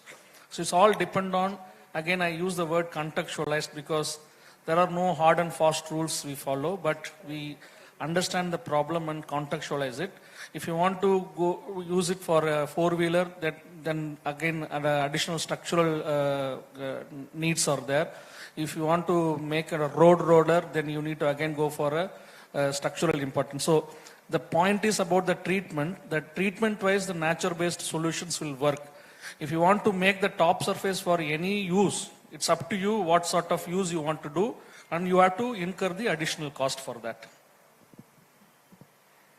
One more question. Based on your works in Kerala, is there a difference in perception of the public on nature-based systems as compared to other STPs? Were there public protests for your interventions, and what do they think of the interventions now? Repeat again, please. Based on your works in Kerala, is there a difference in perception of the public on nature-based systems as compared to traditional STPs? And were there protests? How are they dealing with it now? I have not seen any protests so far, but I have seen a lot of welcomes until now. And the best example is that the Alappuzha project, when we went and started the project, there were a lot of public protection without understanding of the systems. And whenever I visit the project, I'm really overwhelmed to see the people, how they like the system and how they are benefited with the system. Other example is the recent one, Mamra Colony. So every individual has their own toilet and treatment system. So they also feel so proud in that to know having this kind of systems. Other project which I can mention, which is in Munnar. Munnar, there was one pilot project done using the same nature-based treatment technologies to avoid the pollution of Nallathanni river. So there was one pilot project done, and that project was very much attracted even by the tourists, not only just Kerala people, even by the tourists. Thanks. Thank you, sir. For Mr. Sambandhan, how often is sludge removed in your systems if it has been tested for reuse parameters and if traces of aluminium have been found above limits? So for electrodes, we use iron. So it's a little bit more safer when it comes to sludge, when it comes to domestic water. Sludge, when you use aluminum electrodes, you'll find a lot of sludge and foam. But in case of iron-based electrodes, you'll find that number is a lot less. But having said that, the system that I presented, yes, it has got its own sludge management solution inside it. But a very nice answer to this when we scale up would be something which Mr. Andrew spoke about, which is hybrid systems. So if you have large projects, so for the small package system, sludge is not really a concern. It is too small. But as the size scales up, the kind of package solutions that we have does not have an inbuilt sludge handling capability. Sludge has to be manually removed. But for large projects, it makes a lot of sense to go with some kind of an anaerobic setup along with an electrocoagulation setup. Because then the sludge goes back into the system, and I think it's a very nice solution that can emerge from this kind of a hybrid approach. Yeah. Thank you, sir. The question for Mr. Sampath. You had mentioned about pyrolysis and burning of sludge. Would there be emissions to air, and how does your system manage and comply with this? So the mic is being given. Pyrolysis of the sludge. So the mic. Sludge is finally biomass, especially what we are getting from the fecal sludge treatment plant. We have realized doesn't have too many of those troublesome material. So as a result of it, it is primarily like a pyrolysis of the the burning of biomass, which, except for the NOx issue and SOx issue, if you are not able to handle it properly, is not a problem. That's the concern. So what we end up doing is typically we would have a secondary burner in the pyrolysis system, based on which the temperatures reach adequate levels so that there's no SOx, NOx problems. One more question for Mr. Sampath. Can we use UASB systems? What is the best method for solid liquid separation in your experiences? See, the UASB system, I'm a bit worried. You see, this particular sludge which is coming in septic tanks are generally pre-digested sludge. So there is no additional value in going through any gas generation kind of a step in this. That's fairly clear. I have seen this in different locations. We also are running one O&M of a plant somewhere in Maharashtra, where we are seeing that, there is no gas generation which is happening. If you want to use it as a settling mechanism, I think there's a way out, yes, that it makes sense. You see, we are using a polymer, and which conceptually in my mind, there's a usage of a polymer is not the best solution, because we are adding some sort of a plastic into the system. It's not the best solution, but if we are trying to look at a USB or any such settling mechanism, it makes sense, but as a treatment solution, I don't think it makes sense. Thank you, sir. We'll take 2 more questions from the audience.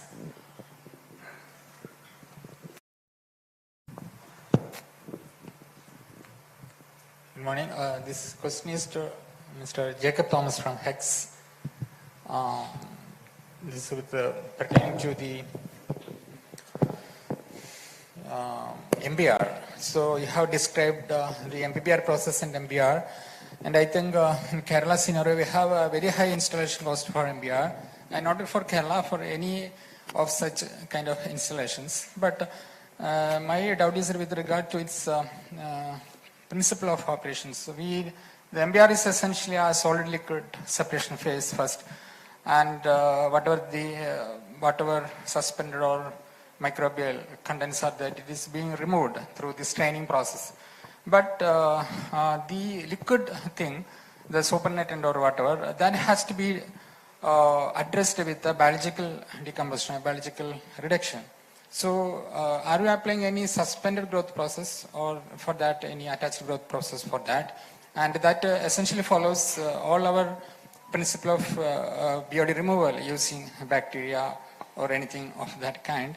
And are you using any kind of recirculation of sludge to activate it? And then regarding its BNR, biological nutrient removal, you have explained that we are using, for MBBR, we can use a pre-anoxic tank, but we can also use the post-anoxic, because why I am telling is, for a really large capacity SCBs, it's very difficult to pump the sewage or the inflow through the pre-anoxic tank, because it's discharges 3 or 4 times, 3.5 times as that of the normal flow. So do you apply the same kind of principle for MBR? So if we want to include this BNR also in the MBR, I think you need multiple units for that. And final one more thing regarding the MBR, the membrane, it can have different configurations, but it has a affinity towards the things which is removed, the particles, minor particles. So it can have an affinity to attach towards it. So when the time goes, so is there any anaerobic conditions generated into that the membrane? Because in some of the STPs which employs this MPR, we have order management problems. Order is generated. Okay, thanks. It's actually too many questions. I have to rewind and go back to the first section. Aeration is one thing that we do, and aeration is very important, right? So the process is the anoxic mixing followed by aeration, and then it goes to the MBR. As far as MBR is concerned, the membranes are capable enough to take care of all kind of input parameters, and it has an ability inbuilt to run for 7 minutes and shut down for 1 minute. I mean, especially the Mitsubishi membranes that we talk about. So there is no external, additional attachment needed to, take control. We are able to purify the water directly as the water after aeration gets into the system.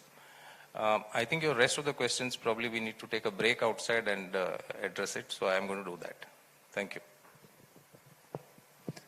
Thank you. Any other questions for our panel? I have one from ma'am. Yeah, particularly, I'm Rakesh, I'm from Jalodbas, particularly for Mr. Sampath and all others also. So it is about the chemical separation of solids from water, which we would call traditionally flocculation. Traditionally, alum has been used, then the polymers and their drawbacks. So how about the this use of alum, the traditional thing, and its bad effects later on downstream? One thing which we went through is essentially saying that, whatever wastewater comes in or whatever septic tank waste, whatever comes in, should be out of our system within the next 24 to 36 hours. So that's the kind of a logic. The catch with alum, which we realized, is that, the settling time and the kind of, components which were settling, we had done this kind of a particle size analysis to say, okay, fine, what kind of particles are settling and what size of particles are not settling in this, this 1.5% to 2% number which I was talking of. So we realized that alum is not able to do the job which we are looking for. So that's how we moved to a polymer. So that's the kind of the broad answer to this. We could have done alum, but alum would not have been the complete solution. We couldn't have got in a single step of the polymer addition and dewatering, we are removing 99.4% approximately of all the solids from the septic in one single step, which is something which is unheard of. And that's what we finally decided was the best way to go forward. There's nothing wrong with alum, but this worked for us. I have a question regarding that mobile truck. Yes. So you have mentioned, ma'am, like the sludge will be composted and made briquette, but it is after secondary treatment, right? It is after the secondary treatment. So whether that secondary treatment comes under your scope or the municipality scope? It comes under our scope if the O&M is provided. Provided you will keep an agreement regarding that? Yes. And in other cases, whether any study have been done, whether the sludge has been properly treated? Yes, the sludge compost, the treated briquettes or the compost that we get is a patented product patented by Birla Institute of Technology and Backtreat Environmental Solutions. So it is a patented product. So this Chalakudi municipality have executed O&M agreement also? Yes, they have. Because otherwise it will be a problem, no? Yes. Without O&M, we will not be able to provide this product. And the local body may not properly treat. And yes, we are appointing a trained engineer from our end and a person for operating the vehicle. So driver and operator and an engineer will be appointed from the Bauma part. Okay, thank you. Thank you. We now conclude this session. I request all our panelists to remain on the stage. We invite Shri Sajeev Ratnakaran, Chief Engineer, Kerala Water Authority, Sewerage PPD and Vascon, to kindly felicitate all of our presenters today.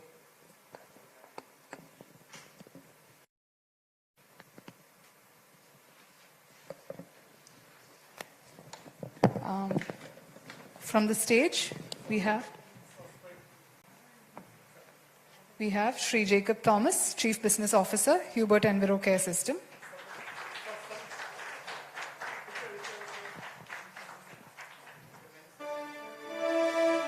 Shri Andrews Jacob, Senior Program Manager, CDD Society.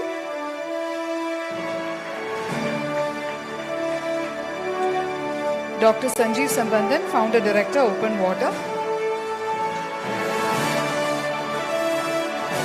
Srimati Preeta Srikumar, Assistant Vice President, Bauma Envirotech.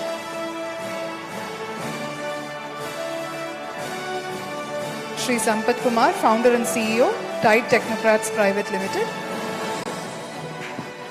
And from the audience, Ms. Rajni Maria, Punjab State Head, MG Narega.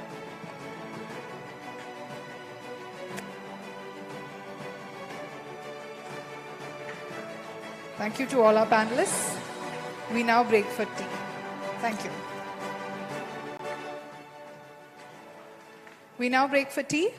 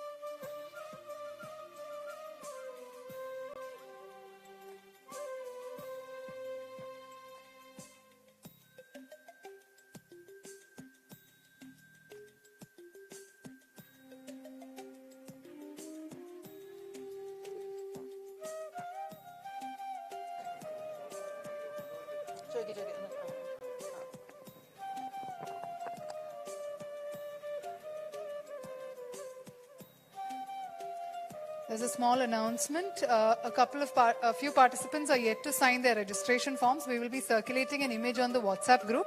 If your name is part of that, of the image, kindly ensure that you're signing the registration form as it comes through the hall.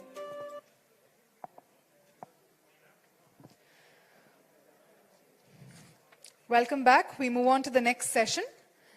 The next session will showcase research in cutting-edge systems, especially technologies that are poised to become household or community-level solutions with value creation. I request our panelists to kindly take the stage. First, we have Sri Vincent Pinto, Vice President, World Water Works.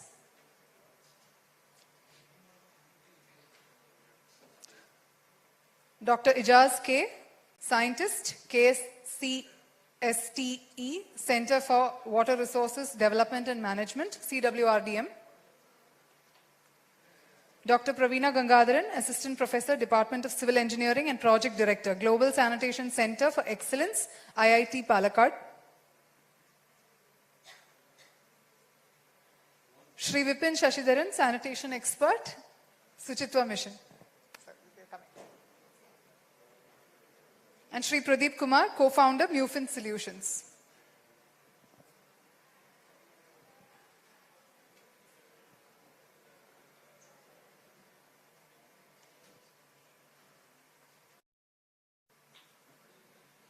A loud round of applause, please, for all our panelists.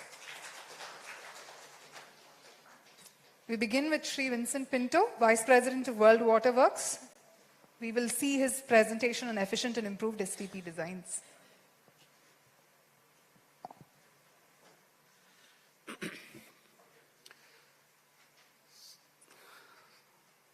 Good afternoon, everyone. Just to a brief introduction of myself, I am in this line for the last 37 years, have executed projects across the world.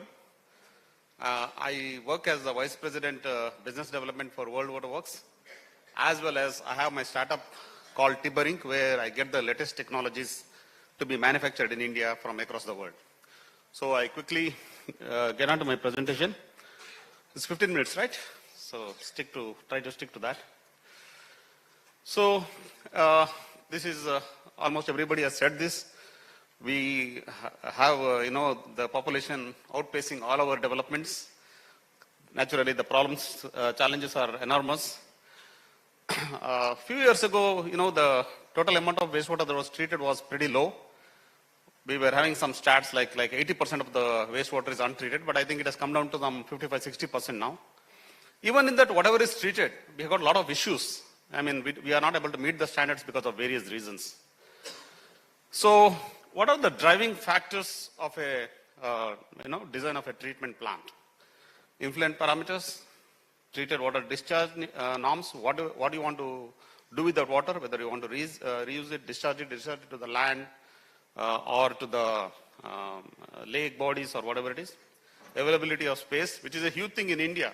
There is no space, greenfield or brownfield. Whether you have an existing plant, can you convert that into an up the flow there? Then ease of operation, capex, opex are all the driving factors. So this is a typical treatment scheme. So if you look at that, the primary and the tertiary, my focus will be on the center part of the plant, that is the biological treatment, as well as some breakthrough technologies in this scheme. So I won't dwell much into this, but just to be it's an interesting fact. The first wastewater plant, that is engineered wastewater treatment plant, was established in 1790 in London, England. But the second plant, you'll be astonished, this was what I was told by the English who came from there, that the second plant was in Mumbai, which was decommissioned maybe a couple of, not more than, a decade and a half ago. Nothing but just an anaerobic pond, but still it worked for centuries. Then, of course, over a period of time, post-independence, we did not catch up, but otherwise, many a times we have been there. So, this trying to show you what are the biological treatment types. So, we have suspended, detached, and hybrid. Now, if you come to suspended, we have this conventional, that is activated sludge process, SBR, MBR, anaerobic. And on this one, we have true batch. CSBR is a new technology. The first one is coming up in Mumbai. I think it's done by DNR Infra and Consortium. It is a constant level SBR. So you don't have to, you don't lose the, hydraulic levels when you come at the end of the plant, which is a problem faced by current this one. And also there are other advantages. The second plant is coming up in Bangalore. It is a 10 MLD with the Karnataka Industrial Area Development Board, and the plant will be operational by year end. So otherwise, SBR is very popular in India. There are other kinds of SBRs. Now, MBBR, trickling filter, RBC. RBC, I introduced the first RBC in India way back in mid-90s. I had put almost around 40-45 plants which were imported from Germany. These were like the first plant that I installed in a plant called Himmat Singh Asayde in Bangalore was decommissioned after 25 years. And they were kind enough to call me and tell me that they are decommissioning the plant after 25 years. But then this technology has been somehow not well designed and all that, so it saw its failures and it had a limitation of up to only 500 KLD. But in the US, they started applying it for large flows and failed miserably there. That is how the advent of MBBR came. And the last, IFAS and bioactivated sludge is a combination. Basically, the goodness of MBBR and activated sludge process is IFAS. I'll a little bit dwell into it in my third or fourth slide. So SBR I'll not touch. My good friend from Hubert did all the due diligence on this. So I'll just jump into the MBBR. MBBR I would like to tell you a little bit because I was in the US in 2008, 2009. And I had met the inventor, Dr. Odegaard, along with his two teammates, Bjorn Rust and Sylvie Dahlin, who were on our board. and through them I learned the designs. This technology, thanks to two countries, India and China, took a bad name. If you look at Middle East, the whole Sharjah city wastewater is going through IFAS. That is, MBBR is actually, straightforward process. There is no recycling. Whereas IFAS is, there is a recycle line. That is the difference, nothing much. So IFAS, we established a 140 MLD plant in Sharjah and a 230 MLD plant in Saudi. If you look at the Middle East, whole of Middle East, they are very high on MBBR IFAS. Similarly, in the US and some European countries. But in India and China, because of no proper design, usage of recycling media, not the right media, it has taken a very bad name. But now it is coming back. Now we are doing 100 MLD project in Surat. And BWSSB has a working plant for the last 7 years at Jakur. It is a 15 MLD plant. Very passionate about this design because this technology. And sometimes Kerala Water Authority, I would like to share the designs and good, bad, all the facts, how it can, because this technology will be there for a long time to come. But there is a breakthrough technology further to this. I'll come back later. Now, any STP, what are the problems faced? I wish I was here yesterday. I heard that you all shared a lot of problems. Sorry. Somehow, my whole thing came at such a last moment. Even this presentation, I had to put it up in a hurry-burry. So sludge bulking is one of the issues faced by many STPs. Under design, many of the old plants were designed only for BOD removal. Then wherever you have large plants where you're having a biodigester, you have the problem of high ammonia. And this high ammonia is let into the STP as shock loads. So some of these problems I'll be addressing on this. So what is deammonification? There are only 3 companies in the world doing this. The bacteria comes from the deep sea. It's called Anamox bacteria. And whatever the outlet that comes from the centrate of the digester, it contains very high ammonia, maybe in 1,000 ppm. Now this, when you put it to a treatment plant, you need huge power. And also what happens, it disturbs the balance of the sewage treatment plant. You cannot bleed it. You have to immediately take it to the treatment plant. So what is the solution? So basically, ammonia can be treated in 3. One is the nitrification, which all of you are very, very familiar. Nitriation, another one. And third is Anamox process. So in the Anamox process, you don't need, this is a bacteria that will be cultured. And, we already have one plant coming up in Bangalore that will spot this technology. Not from us, but somebody else, but it's the same technology. In this, you don't need a COD for removal of this one, and also it uses less oxygen. And it treats as a side stream. Whatever heavy ammonia is removed and good goes into the stable quantity of water goes into the STP, thereby not disturbing the process.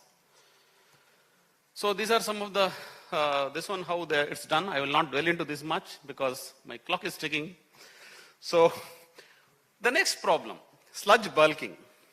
Now, this is another technology. If you have an existing STPA, this is a simple technology without doing any civil works, without having any power consumption. The plant stabilizes and the capacity goes up. This is a paper I presented in the Indian Water Works Association last month. And my paper was judged as the best. And this paper is available on the net. Anybody wants anything, I can share later on. This is I can always. So this is a phenomenal technology that has changed the dynamics of not working plants. So here is a case study. I will directly dwell into it. All details can be shared later. So here is a case study. This plant was in Ajman. The plant capacity was 40 MLD, but it was running at 35 to 37 MLD because of various issues. A lot of SVI problems. It was up to 185. Then MLSS also pretty poor, and outlet TSS was bad. So what happened? When we put this plant, the 40 MLD started treating 59 MLD, but averaged at 50 MLD. So the 40 MLD plant, without addition of power, without addition of any mechanical, power or any civil works, it, almost 25% it went up. And it went more, but we are claiming to be 50 MLD because that it is very pretty stable there. Then because we are using the same infrastructure, the cost per cubic meter came down. Then SVI came down to 70, so the existing clarifier worked very well. The MLSS, which was hovering around 2,500, 3,000, it went up to 4,500, but at the same time the settling was very good because the quality of sludge, basically whatever this is, we are segregating the sludge into dense and light flocks. The light flocks go on the top, filamentous bacteria and all that. Actually true waste, that is whatever true as we call, and the true RAS. Basically whatever heavy one goes into the system. So then the outlet was well within the limits, and this plant we put up as a pilot first. The client got fully satisfied. Once he was satisfied, he bought the plant, and now they are looking for more plants there because most of the plants have this sludge bucking. Now, that's what was on the industrial, municipal side. Similarly, on the industrial side, we have a technology. This technology is basically a kind of resin where COD limits, non-calcitrant COD, very difficult to remove. So we use this resin, capture that high COD, and make sure that the discharge standards are met. And this resin is replenishable and lasts a long time. And this is something we are retrofitting many plants now across the world. This is a made in India product. This is another dynamic product that will change the dynamics of the RO market. So this company is owned by my technical godfather, Jack Gardner. This is from Houston, Texas. Now this membrane will last a lifetime. So, and it operates on low power. So thereby you can have what you call solar power to run this plant. And this factory will be established in India by maybe in year end's time, and this will be made in India product for the world. Even the US wants to buy this product from India. So this we are coming out. This will dynamically change the, and this is very useful for coastal regions. I don't know, here you have got good groundwater, but in coastal regions wherever sea is there, instead of putting large plants, you can put very small plants for a small community of 50, 100, 500, whatever it is. I mean scalable, and this is a kind of a package plant. So the next is that my good friend from IISc talked about this. This is a little bit advanced version from, I want to say advanced version, add-on version from the original this one. Instead of EC, it is ECAO. So this plant we have supplied to several factories other than across India. In India there are some 3-4 places this is coming.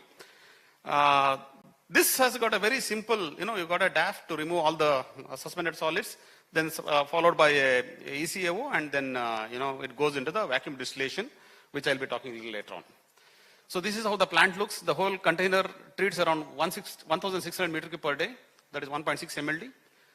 It's containerized based. And the next, which I'm talking is this is in Jindal Vijayanagar, JSW Bellary. The whole water treatment plant was, kind of modernized by using this technology. Now the whole, these 4 numbers, each is 35 MLD, which goes on a truck. So, and this 4 numbers, that is around 140 MLD, has a footprint area of around 55 meter by around 40 meters. You can put 140 cubic meter, 140 MLD plant within that region. So, yes, power is the, if you have no space, then you are compromising on power a bit here. This is another product. You can see on the left is the MEE, and on the right, a small box is called vacuum distillation. This is 20 KLD, that is 30 KLD. And you can see the quality of salts. This is coming from MEE, and that is coming from the vacuum distillation. So there are only 3 companies in the world. This company is a US-based company. I coaxed them in 2018 to come to India and put up a factory. So they did that, and now we are exporting to US and Canada from here. So my intention is any company that works, willing to come and invest in India, manufacture in India, I'm game with them. So sludge treatment again, I don't want to touch much on this. These are the various consistencies of the sludge coming from various this one. So wherever biodigester is there now, the new technology, most of the Mumbai projects are adopting this technology, where they are using a thermophilic process so that it accelerates the digestion process and gives more gas. Then we have sludge to energy. Okay, this is, I'll take 1 minute off here. There is a new technology that is surpassing the MBBR. It is called circulating carriers. These carriers are made out of biologically degradable, we are moving away from plastic. And these carriers, when exposed to air, will degrade. Otherwise, in the water, they are very safe. This, the space required is almost 1/5 of the conventional plant and much lesser than that. Because you can increase the plant capacity from 2 to 8 times or so, something like that. So I request Kerala Water Authority to give us one plant somewhere on a pilot basis. We will put that and show you, and probably KWA can become the first board in the country to exhibit this technology in India. Then nano generation is another technology where the gas is less than the bubbles that are there in the water, stays there for 2 to 3 days. And especially for leachate treatment, it is a boon. And nutrient recovery, which is coming. I think I'm done. Thanks. Thanks for bearing with me. Thank you, sir. Next, we have our panelist from Suchitwa Mission, sanitation expert Sri Vipin Shashidharan, to explain co-treatment.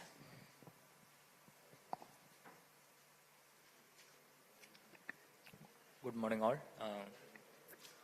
My name is Vipin. I work as sanitation expert at Suchitwa Mission. So today I'm going to talk about the co-treatment of fecal sludge in sewage treatment plants.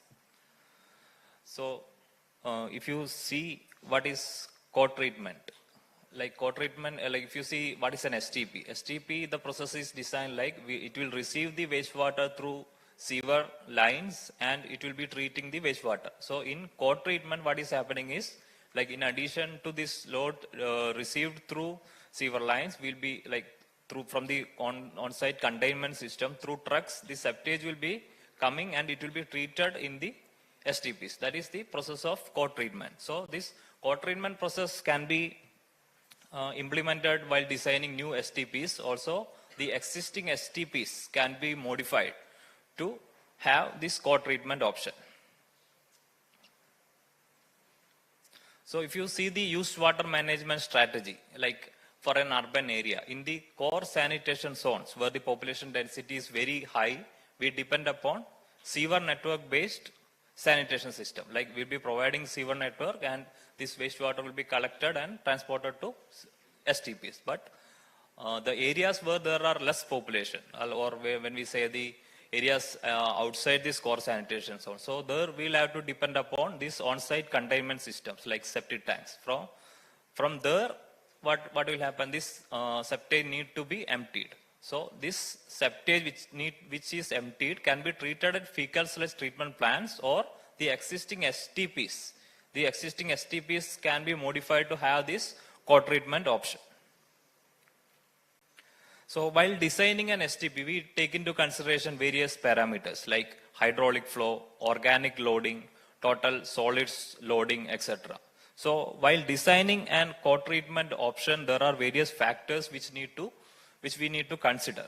Like the first, the basic consideration is the spare capacity. Like if you see the volume wise, it may not be a problem because the quantum of septage being generated will be very less compared to the sewage which is being generated. So volume wise, if the STP is having some spare capacity, it won't be a problem in most of the cases because this total septage generated will not be more than 5% of the total sewage generation. But the factors which we need to consider is the other design parameters like BOD, total suspended solids, etc.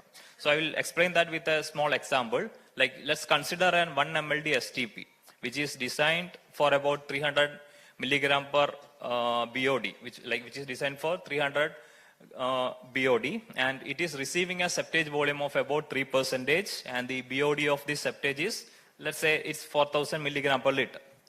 So the design capacity of this STP is 1 MLD. Let's say it's operating at a capacity of 0.65 MLD. So it's like underutilized. We are having spare capacity which can be which we can use for treating this septage. So let's see like what is the organic load which we can incorporate into these STPs. So the BOD load that is coming into this STP from the current operating condition is 0.65 MLD into its design BOD, that is 300. So it will come to 195 kilogram per day. So and this BOD load from this septage, I told you that the septage we have assumed as 3% of the STP design capacity. So it will be 0.03 MLD and the BOD from this septage is 4000 we have assumed. So the BOD load from septage will come to 120 kg per day. So the overall BOD load which will be going into this STP will be 195 plus 120 which will be equal to 315 kg per day. But we know that we have designed this STP for 300 kg per day. So although this volume wise it will be very safe, but we need to consider this other design parameters like BOD as well as total suspended solids etc. while deciding this co-treatment option. So we all know these characteristics of this sewage, septage, fecal sludge all will be very different. So compared to sewage which is in a diluted form, the BOD and the TSS of this septage, fecal sludge all will be very higher. So broadly, this co-treatment at STPs can be carried out in two ways. Like this septage, which is received through these trucks, can be fed directly into this fecal, directly into these STPs along with the liquid stream after dilution. And the other method is this after solid liquid separation, the solid component can be added along with the solid stream. So which method we need to follow in order to select which methodology we can adopt for co-treatment, we need to consider certain parameters. Like that is, the main thing is the solid concentration in the septage. Like if this sludge is having very less solid concentration, let's say less than 4%, that is recommended by CPHEO. If it is less than 4%, like this will happen in cases where this septic tank desludging is happening very regularly. Like if every 3 years this septic tank is being desludged, in that cases this solid concentration will be less than 4%. In that cases we can go for this fecal sludge can be added along with the sewage after this dilution. So this care should be taken that this option should be practiced only when we know the source of septage and the characteristics is very, very well known. Otherwise, there are chances that this septage will be hindering the operation of the existing STP. So, in order to add this fecal sludge along with the septage, we need to have a septage receiving station.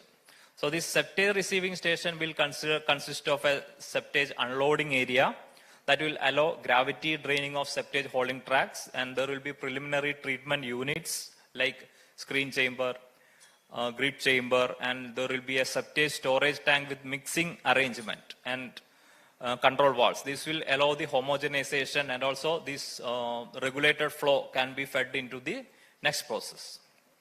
So once this infrastructure for co-treatment is implemented, care should be taken. Like all of a sudden this 100% design capacity, like 100% septage load cannot be put into this system. We should start by a very less amount. Like we'll start by 25% of the co-treatment potential of STP. Like if a STP can treat an amount of septage, we should start with the 25% of that co-treatment potential. So this will help us to monitor the performance of STPs and do any correction measures if required. So these are the process flow while direct addition of fecal sludge into STPs. Like this septage can be added at the pumping station or as well as at the STPs. While adding into pumping station, we need to ensure that there is a screen chamber and there is a holding tank, and only the regulated flow should move into the next stage, that is the sewer line. And while adding this septage into these STPs, there should be a screen and grid removal system, and there should be a holding tank, and the regulated flow should be allowed into move to the next stage, that is the STP. So I have discussed about the first process, like adding fecal sludge along with the liquid stream. Then the second process is adding this septage along with the solid stream, that is after solid liquid separation. We will go for that method when the solid concentration is high. Like when the scheduled desludging is not happening, there are chances that the solid content in this septage will be higher. So CPHO is recommending this method when the solid content is greater than 5%. So in that cases, we will be doing solid liquid separation, and the solid will be taken to sludge drying beds or other solid managing facility, and the liquid will be taken to this liquid managing facility. So this is the preferred system because most of the STPs will be having this sludge handling systems, and also this is considered as the better option. And also there are various solid liquid separation process that I will discuss in the coming slides. So if you see the typical solid liquid separation layout, this is the typical layout. So like from truck, the septage should move on to screen and grit removal system. Then after that, solid liquid separation will be happening, and the supernatant should go to STP, and the solid should go to sludge handling facility. So which method for solid liquid separation, which method we need to use? That is also given, that is also recommended by CPHO. When the fecal sludge solid content is between 1 to 5%, settling using thickening tanks, geobags, mechanical dewatering units like belt filter press, screw press, etc. are recommended. When the solid content is greater than 5%, sludge drying beds are recommended.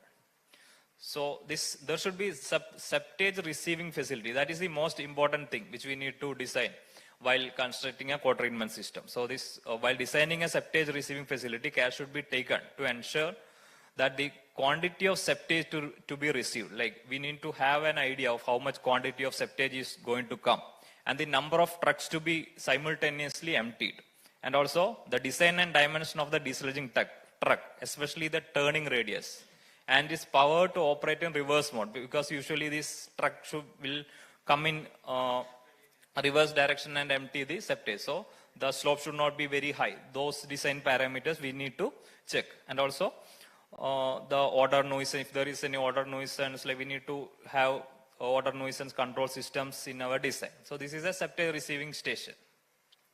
The components of a septage receiving station, like it basically have a septage unloading zone. So for odor control, we can depend upon chemical scrubbers or activated charcoal filters. So unloading zone normally have these components. That is, it will have a ram for truck, and the slope should be such that the slope should be towards the tank. Like, so whatever spillage is happening, it should automatically move.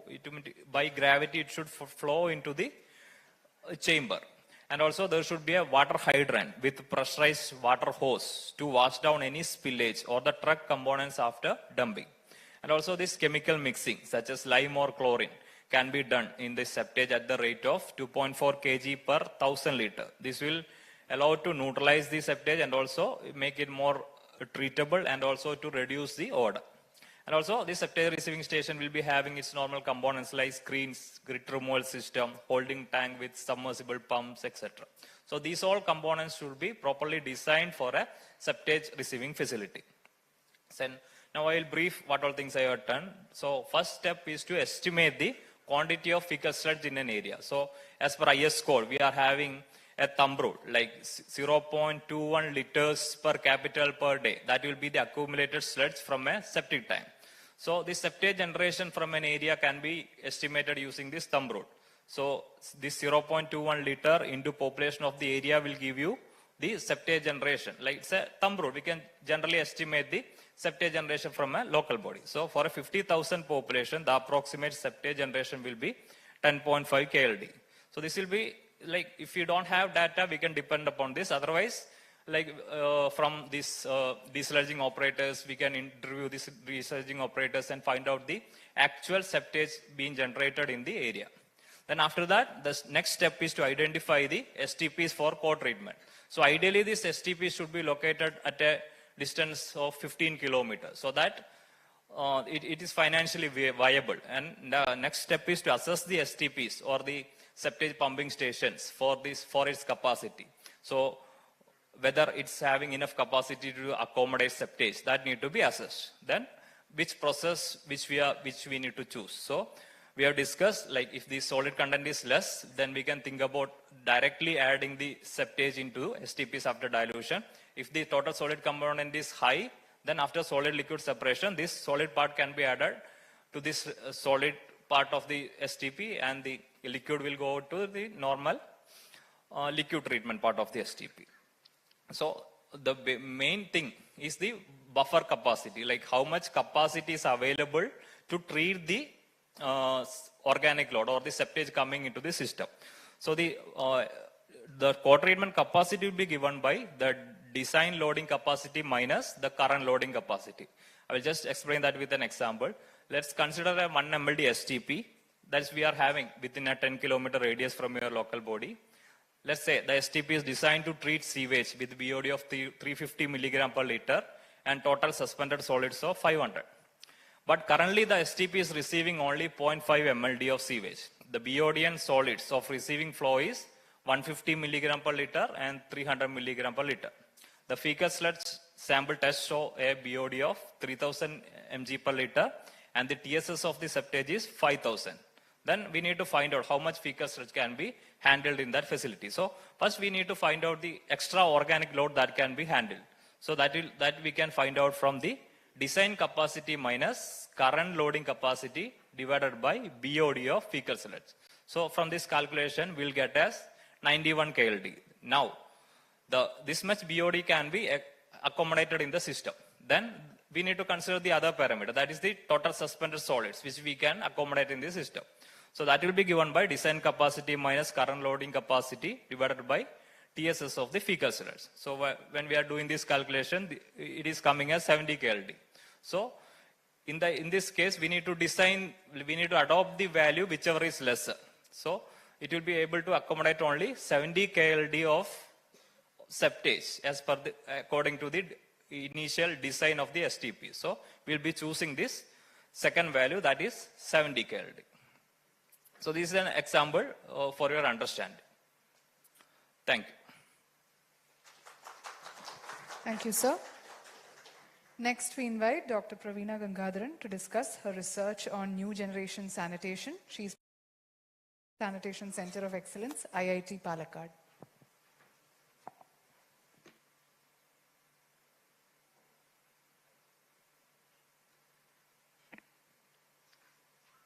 So very good morning to all. And so we all heard about the matured treatment technologies, and I'm going to talk about something that is in research level. Okay, so I'm representing IIT Palakkad, which is a IIT which is established in 2015 at IIT Palakkad, and the place called Kanchikode, just at the foot of Western Ghats. And we are also having a center called Global Sanitation Center of Excellence, which is established with the support of Principal Scientific Advisors, Government of India. So let's see. Yeah. So these are some of the facts regarding the sanitation.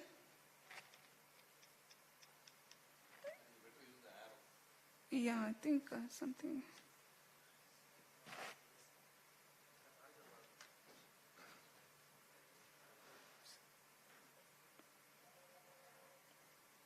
This I have to use, right?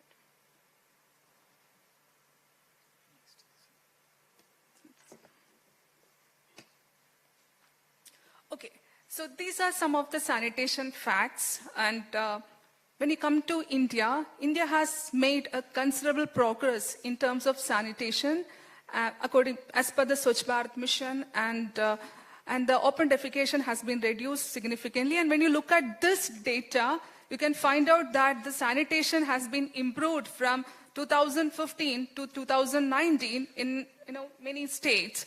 And though the sanitation has been improved in India, you can find out a disparity between urban and rural regions. Okay, so people residing at urban areas have more access to good facilities in terms of sanitations, but in the case of rural, it's not that case, right? So if you look into the urban-rural gap, it is widely observed in Gujarat, Bihar, West Bengal, and Karnataka.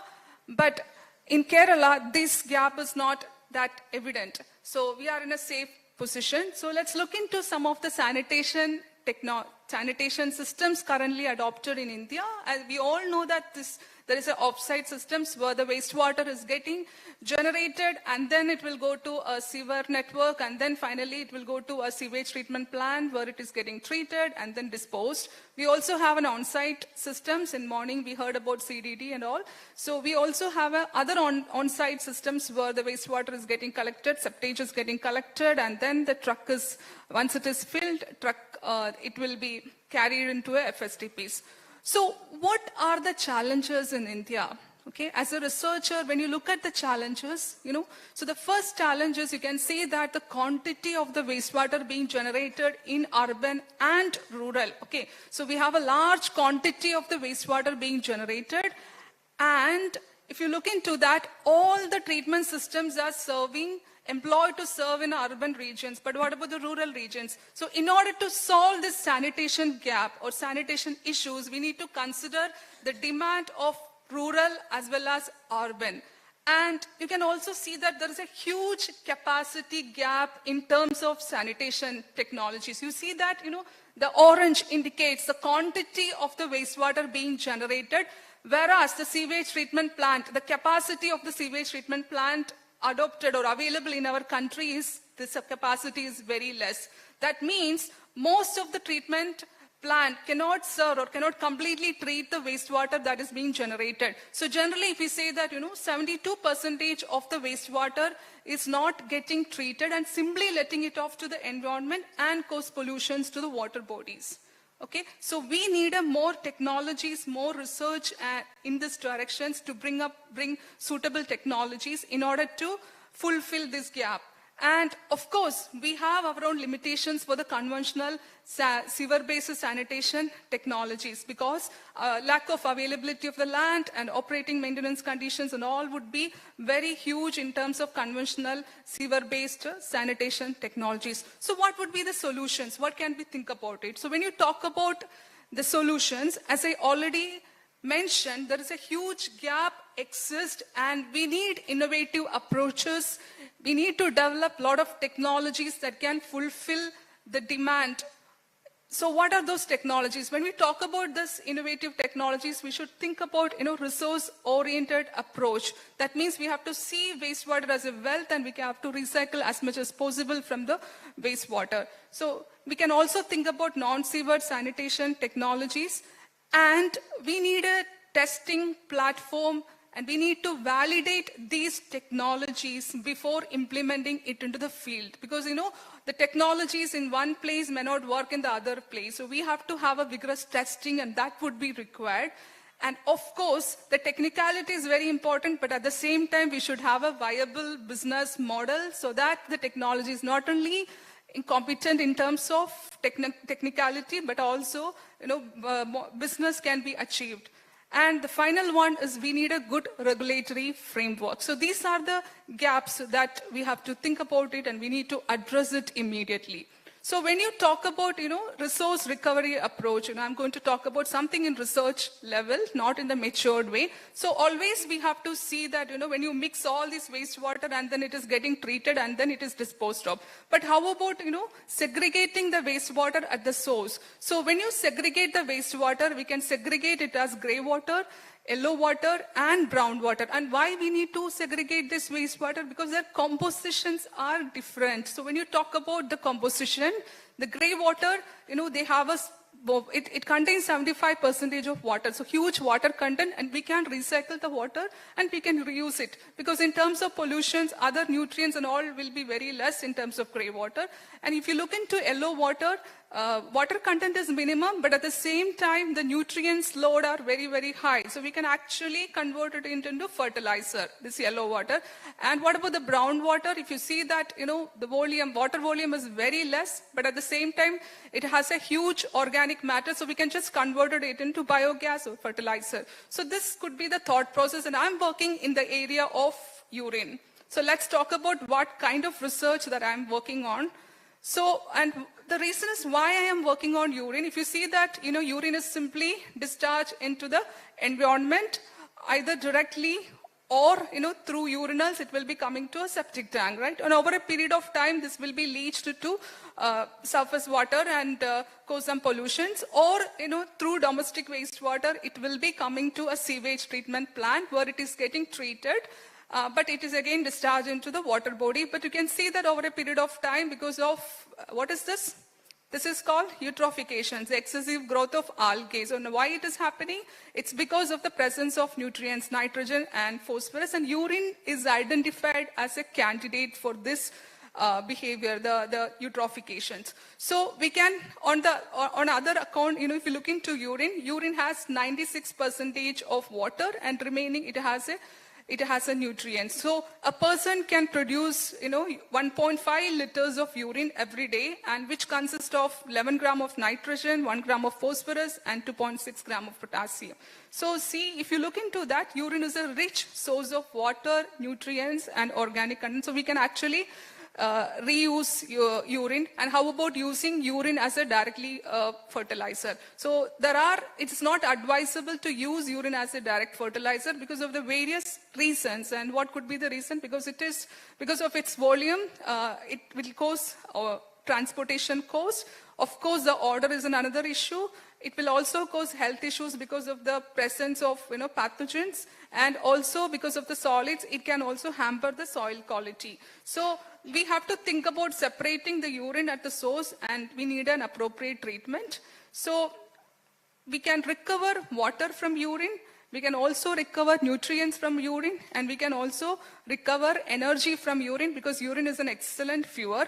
So let's look into that and what technology is in the research stage. So this is a technology called forward osmosis process, and many of you know that what is forward osmosis process. So water will flow from low concentration to high concentration through a membrane called forward osmosis membrane. So low concentration side, water is getting reduced, and high concentration side, water is getting diluted. So similar thing can be applied to urine. So urine through a semi-permeable, through a forward osmosis membrane, the water can be passed from this membrane, through this membrane, from the feed solution to draw solution. Okay, so this has been done by various researchers across the globe. And what innovations we have done is we have just added, or we have just integrated this forward osmosis process with microbial fuel cell. And microbial fuel cell is another technology where we can produce electricity from urine. And by integrating this, what would happen is all the nutrients is getting concentrated at the feed side, and water is moving from one side to another side. So, and also because of the water flux, we can recover water from urine, and this will also cause high rejection of various nutrients in the feed side, and we can also achieve salinity reduction in the draw side, and these all are electrochemical reactions, and we can produce electricity. But the electricity produced was very less. So what we did was, this is a laboratory setup, but we have also looked into that, just concentrating the nutrients is not the ideal way. We can convert something that is liquid into solid forms. So what we have worked on is called struvite.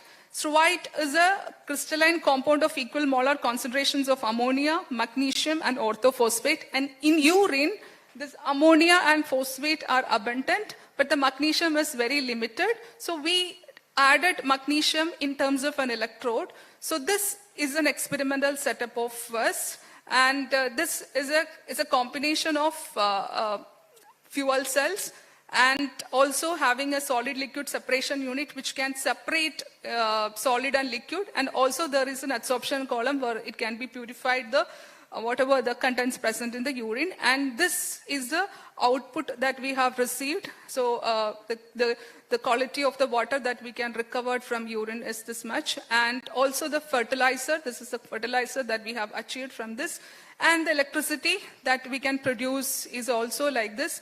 And the good thing is we have also connected, the electricity that we have got getting us, we can just connect it to mobile phones, and then the mobile phones can be charged by using this technologies. But think about it, this technology is in a research state. We have to do a lot of research to bring these technologies into the market stage. Now, I would also like to introduce a new term or emerging technology called non-sewered sanitation technology. So this technology is an emerging technologies, and then that can be a sustainable, or that can be a solution for the disposal of human excreta. So this technology is actually having a front end, and which is connected to toilets, and there is a back end which consists of a combination of treatment systems, which is physicochemical process and biological process, and then the water can be recycled for any other purposes, or we can have a safely dispose the solid form of the things. So this is actually, the technologies were developed across the globe as part of the initiative called Reinvent Toilet Challenge by Bill and Melinda Gates Foundations. And this technology complies into a standard called ISO 30500 exclusively for non-sewered sanitation systems. And the technology is classified into 3 types: class 1, class 2, class 3, depending upon the combination of front end and back end. And these are some of the technologies, and you can also look into the website and where you can find out the details of this technology. So what IIT Palakkad can offer? So IIT Palakkad can provide a testing platform for the technologies, because it's very important that whatever the technology is built across the globe, it has to be indigenized. So we need a testing platform to understand or to study the long-term performance of these technologies. Not only the technology developed across the globe, but also the technology developed in India. So this is kind of a live lab. So where it is connected, the platform, it is connected to hostel, so that, hostel toilets, so that, the septage is continuously coming to the system, and the technology will be connected to this platform using plug and play, and where we can test it and evaluate the performance of these technologies. So in order to strengthen this engineering field testing platform, we are also having a laboratory facilities, which not only we are also establishing these laboratory facilities. This is on the way. So we have all the facilities to measure physicochemical and bacteriological conditions. Not only that, we are going to establish facilities for air emissions, odor emissions, noise emissions, etc.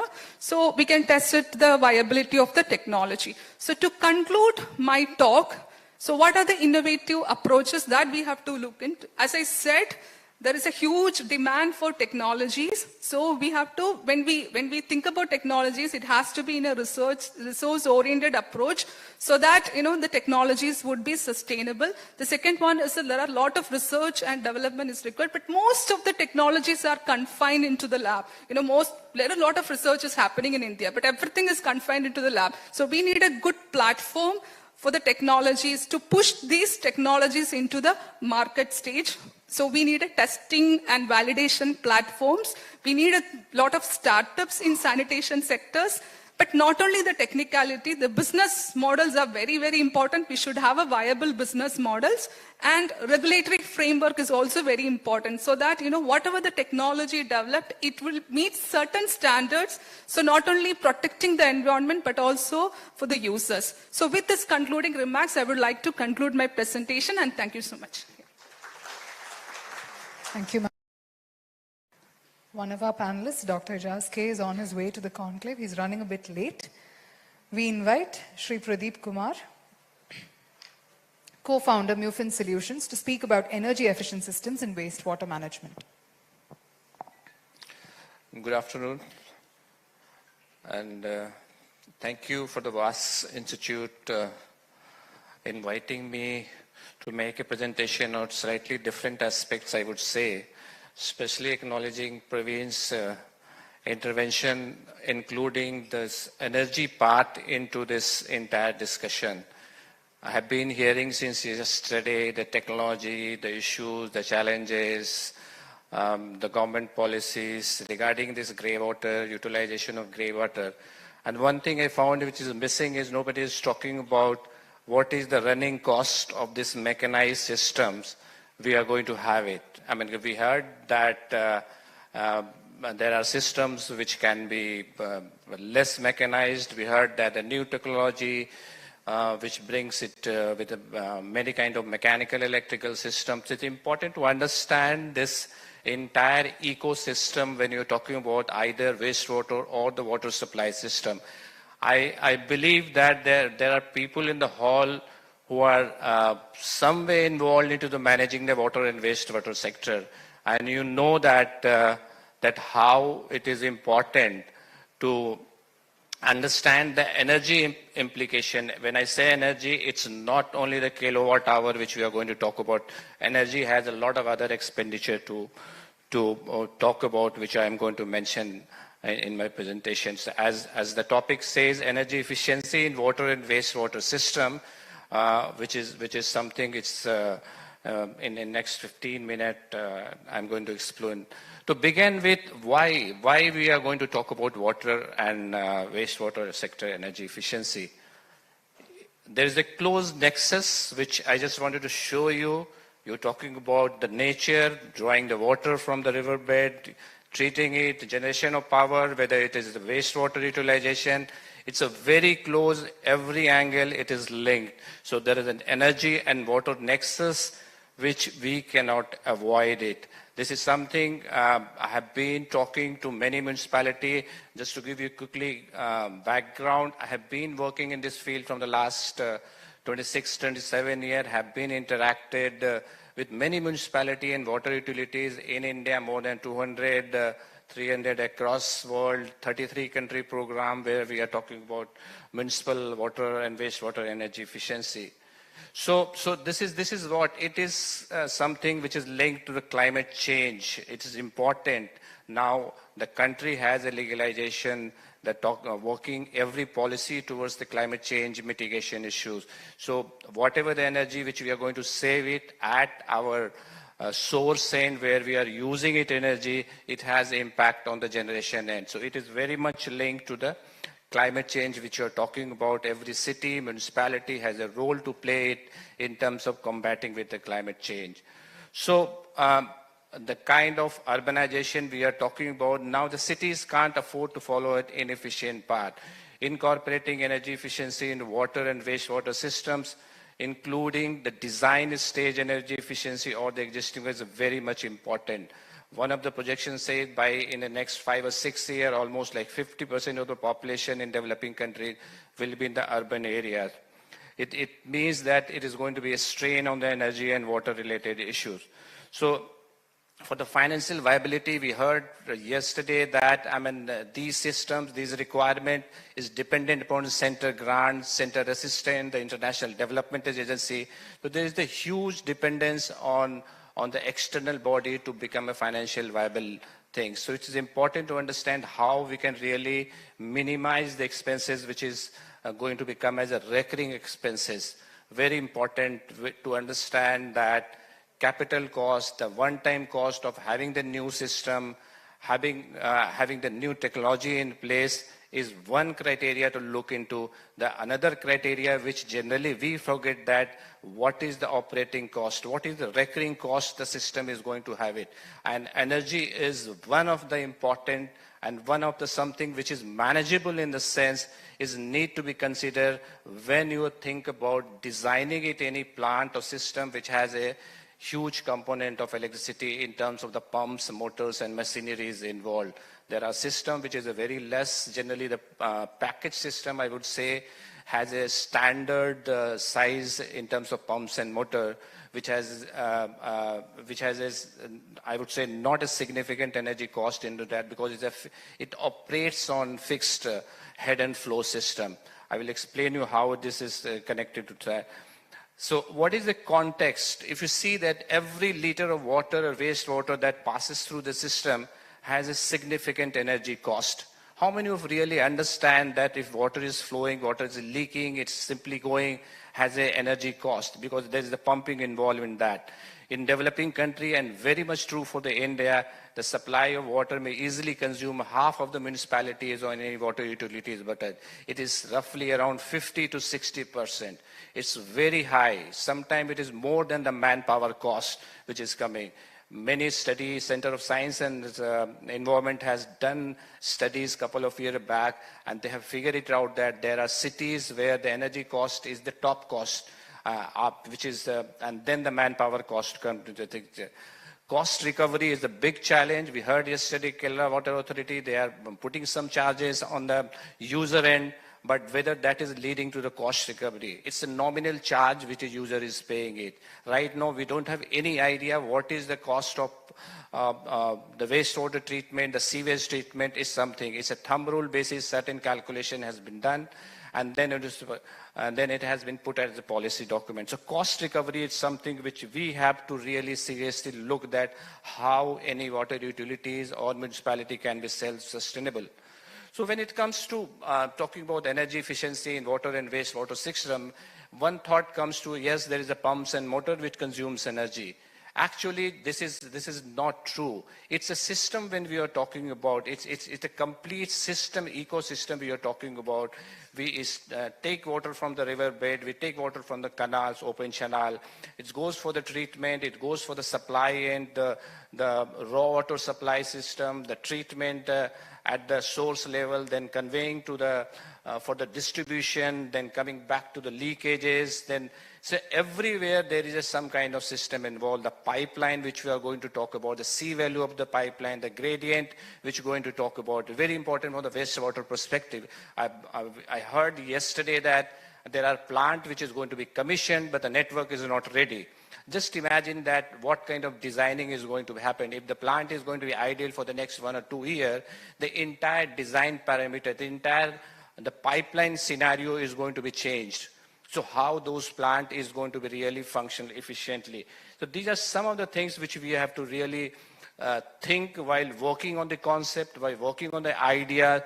So whether it's the extraction from the source end, whether it's the treatment, whether it's the distribution of the water, sewage, whether it's the sewage STP support system, everywhere you see that there is an energy which is going to be required for the pumping.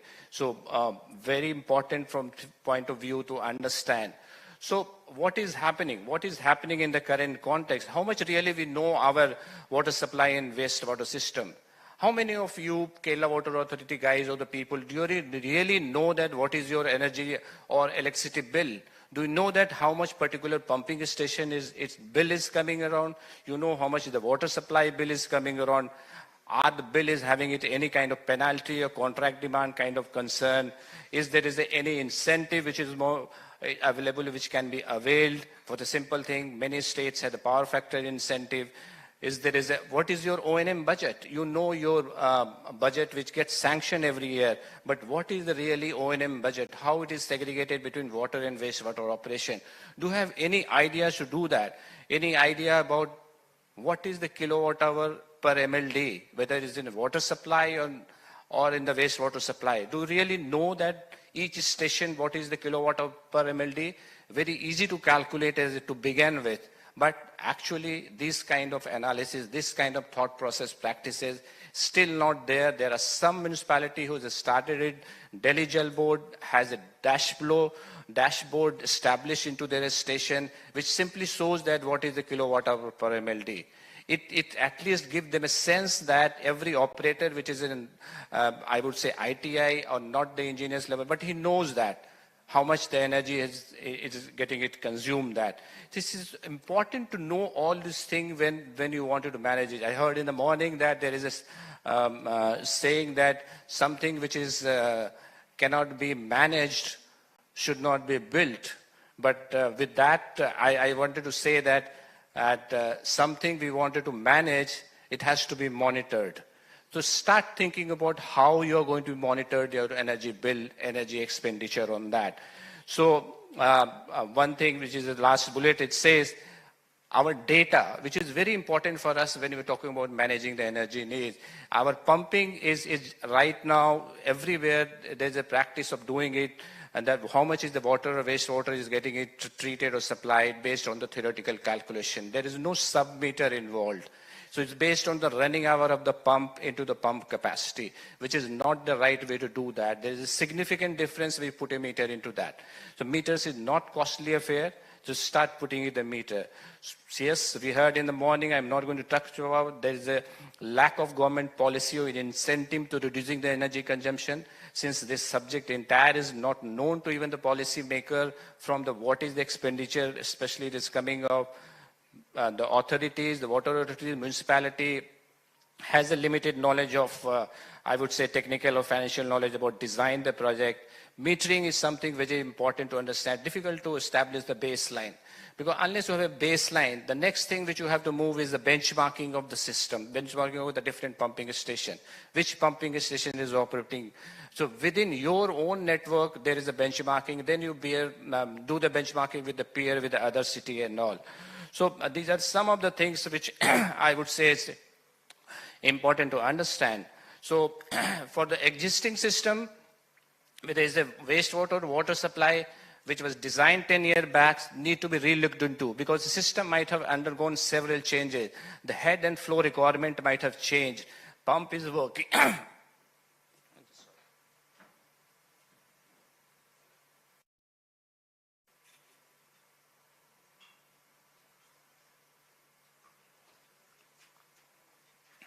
Your pump might be working, it's throwing water. That doesn't mean that it is consuming the same amount of energy. It consumes more energy when it has become inefficient. So major changes might have happened in the pumps and motor section. Whether you are focusing on the efficiency criteria, making a tender, this is where I wanted to stress upon more that energy efficiency is not the subject of post-implementation. It has to be thought at the time of design stage energy efficiency as that. At that point of time, you have to really start thinking about how the energy efficiency can be included into that. Are we still doing it, the first cost-based analysis? Yes, the current Government of India regulation, GFR, says that the L1-based concept. But if you are very clear about the buying it efficient system, by following the L1 concept is still you can buy a more efficient system in place. It's important to understand that how this is going to be for you to take into your practice. One of the examples which I wanted to give you that we have a tendency of over-designing the water and wastewater supply system in the fact of it is going to be designed for next 25 year or 30 year as a forecasting model. And this is something which is really hampering, I would say, the entire system to become inefficient. So just the over-design example, keeping the time into consideration, that what is generally happens, generally safety margin gets added at a different level. So several people gets involved by pump buying decision. So I just directly go to the how it is oversized. Suppose any station is going to require 150 LPS after any final calculation, the design engineers adds another 10 to 15% as a safety measure. So new flow increases to 168. Approval committee, if there is any committee, he suggests another because of the forecasting. So 10% more it gets added into that. So revised flow goes to 185. Purchasing department, when it comes to that, he gets a better deal from the supplier on the same rate, but the higher pump. So, because why he gives the higher rating pump? Because that was lying into their workshop, warehouse. So higher rating pumps come into the system, and ultimately the flow is like 207. You require 150. The operator, our operator, how it operates, he do the throttling. I think many of you understand the throttling. You close the wall, still the water flows into the system, but your meters start running very fast. The energy required, you create an artificial resistance into the system, and that's where the very inefficiency it comes into the entire system. New system sitting on a wrong place, it's inefficient one. Buying a B star rated pumps and motor, it's something you got it to know that there are 5-star rated motor, there are 5-star rated pump. That doesn't mean the operation of your system is going to be efficient unless you really design it well. 5-star rated pumps and motor sitting on a wrong place. If I say sitting on a wrong place, elaborating more, your suction and discharge criteria is not met. Its operation is going to be less than 2-star rated pumps and motor. Important to understand, pump and motor system need to be looked from the holistic approach. The suction and discharge criteria is something, it's important. So why I'm saying this thing is that L1 based concept, the lowest bid, go for a life cycle based cost analysis. Buying efficient pump versus inefficient has a difference in terms of the operating cost. This figure shows you that how this is the operating cost is different in two scenarios, where one case is 74% is the operating cost over a period of the pump life, and second is got around 60% of that. This is what you do it. And this is not something is difficult to understand. When you go into the market, when you buy a car or two-wheeler, first thing you ask for, what is the mileage it is going to give? What is the mileage? Same thing in the, when you're dealing with the pumps and motors, that what is the energy expenditure is going to have it. Start asking into the tender, start asking into the tender these questions. Private sector is ready to respond. It's only that the buyer has to dictate what he intended to do that. There are certain standard energy efficient measures which is there from the pumps and motors to pipeline to leak management, everything. So there are no cost and low cost measures. I believe this presentation will be available in the interest of time. I'm not covering it, but these are the measures which doesn't require investment, but applies to most of the pumping station and wastewater station, which one needs to be do that. So there are no low cost measures. There are medium cost measures which exist. Pump can be retrofitted. Suitable pumping scheduling can be done on that, and then there is this table shows you that kind of payback which we are going to talk about. It is just between 2 months to 1 or 2 years. This is the paybacks which we are going to talk about. Still, the replication is and doing the project in many cases it's not going as per the expectation. There is uncertainty over saving, the lack of confidence in the energy efficiency program, lack of supportive policy at the municipal level. These are some of the concerns which many of the things have.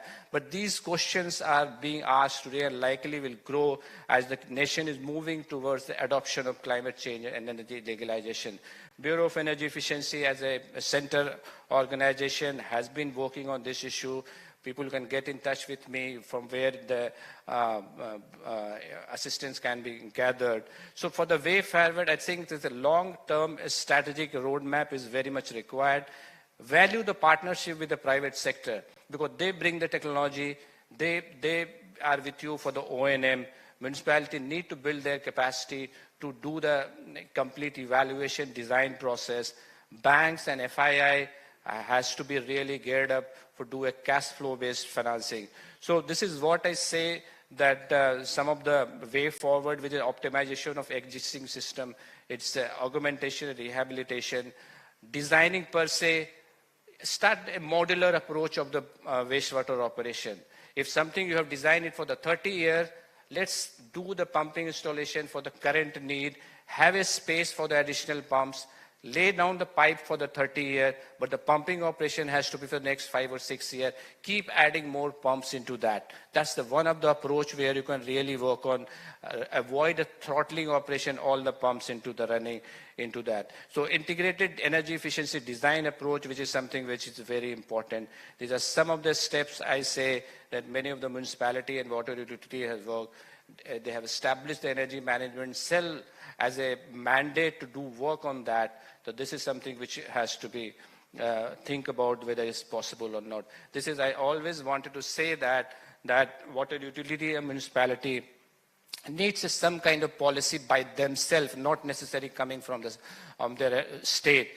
Define energy efficiency as a requirement, not as an option and choice. The moment you leave it as an option and choice, this is where you do the really undermining the importance of this subject. So these are some of the case studies which can be shared with you where the project has been done. I was personally involved in that. Where even the M&V, the measurement and verification post-implementation has been done. So there are some case study on that. Yes, Amka, this is what we have been working in the field of mobility, energy, and water, and providing assistance to that. So thank you very much for the organization to consider this as one of the important subjects, because generally this energy subject comes the post-implementation. But when Kerala, which we're talking about the mini DPRs to become, I hope with this kind of awareness, some kind of sensitization has been done so that they start thinking about including the energy part also while making it a tender document and its evaluation criteria. Thank you so much. If there are any questions, I will be happy to taking it either through the panel or after the session. Thank you very much. Thank you, sir. Efficiency was an underlying theme during this last session, be it of process, technique, or resource use. The last two panels have also been unique in their composition with the inclusion of pioneering research. I thank all our panelists for their contribution to the Kerala UWM Conclave 2024. We will take a couple of questions for this panel from the online form that we had circulated. One to Dr. Praveena. How can the Global Center for Sanitation Excellence help agencies like Kerala Water Authority innovate and improve its existing service offerings? Are there courses that the Institute or the Center offers for computer-aided design of conveyance and treatment units or climate change?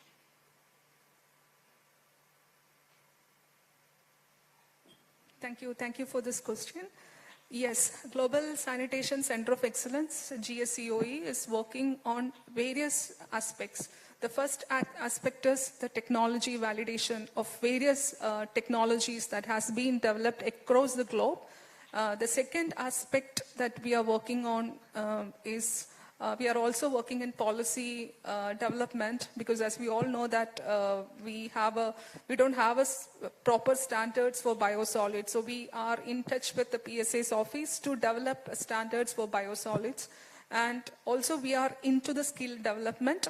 So right now we are offering plumbing training programs by collaborating with the IAPMO.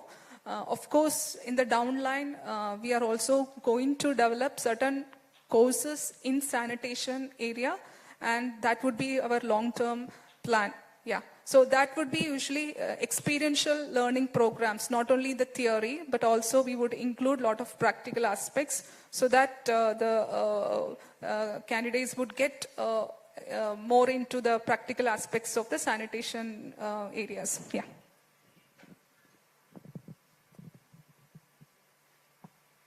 Thank you, ma'am. For Mr. Pinto, how can we test the quality of MBBR media brought by STP contractors other than specific surface area density, etc.? Yeah, this is a good question which has been, first of all, to understand it is not recycled. Specific gravity is the biggest test actually. So SGS and all of them have done it. It should be virgin plastic.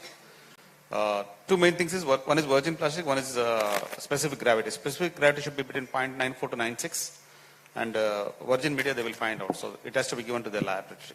That is how it is. Thank you, sir. For Mr. Pradeep, are there examples in India where electrical energy efficiency is incorporated while tendering or selecting a vendor for STP design? What are your suggestions for KWA when designing or tendering? How do we keep energy efficiency in mind? Yes, it's very important. Bangalore Water Supply and Drainage Board, almost like 5 years back, they have published the tender which was having it energy efficiency criteria also into that. That tender was for private sector, and I get Degromont was something who won it, but there was complete list of energy efficiency criteria were listed. The tender was still following the L1 concept, which they are supposed to do, but by putting the energy efficiency criteria, by asking them what is the energy cost the plant is going to have in a different scenario, that was one of the criteria. They kept it as an evaluation and put a marks on that. So this is something which is possible. There are very few water utilities or municipality. Yes, second is Delhi Jal Board. Delhi Jal Board, while procuring I think for their Hyderpur plant, when they have rehabilitating the entire system, for buying it, the bigger pumps which operates almost like 24 hours continuous operation, they put energy efficiency criteria. They asked for the energy cost, and then they decided that. So there are practices where the energy bills are significantly high. They are following those practices. But if you look into the public domain per se, not much tender document you will find it. But yes, we can help you in terms of putting it energy efficiency criteria into the tender document and having it evaluation criteria accordingly also. So this is something, this is the point where actually you start your thinking and start your intention into that. Yeah. Thank you, sir. One more question to Mr. Vipin. How can we deal with sludge removed during co-composting? Can it be directly dumped to the drying bed? Any other treatment required other than this? Sludge drying bed can be used, and apart from that, we can go for these thermal-based systems can be used, but it is energy intensive. What I suggest is it's better to go for sludge drying based thing and then go for co-composting. If it satisfies the FCO standards, then it can be directly used for composting purpose. Do we have any other questions from the audience? We can take one or two. Shaitas. Hello, this question is to Mr. Vincent Pinto. I would like to ask about the MBBR, design of MBBR. Actually, you have mentioned about Professor H. Odegaard, who is a professor from Norwegian University. He has developed the MBBR and he has explained in his the classic paper on it regarding various the combination of units for the MBBR process.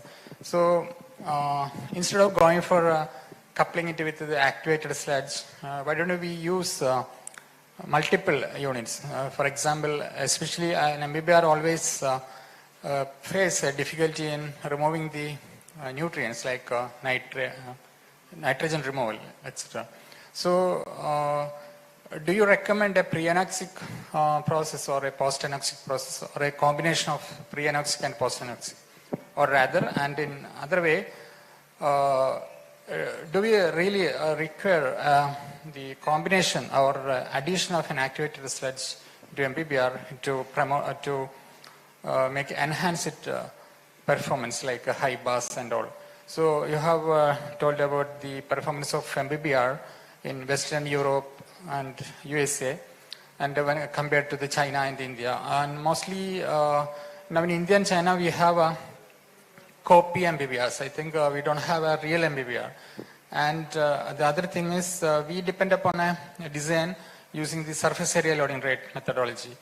So in Europe, do you follow any other methodology, especially for finding out the volume of the carrier? Thanks. Yeah, I think long question as usual, but I'll try to make it brief as possible. First of all, MBBR is a very versatile technology. It is not a linear design. You can iterate it and you can get the best of the design, number one. Number two, it can be used in combination with any technology, ASP or whatever it is. Again, it is the merits, you should see what exactly you want to achieve. And third is, coming to the media itself, I was the first to make this extruded media in India in 2012. But what happened is there is no volume in India. This machine has to run continuously 24/7.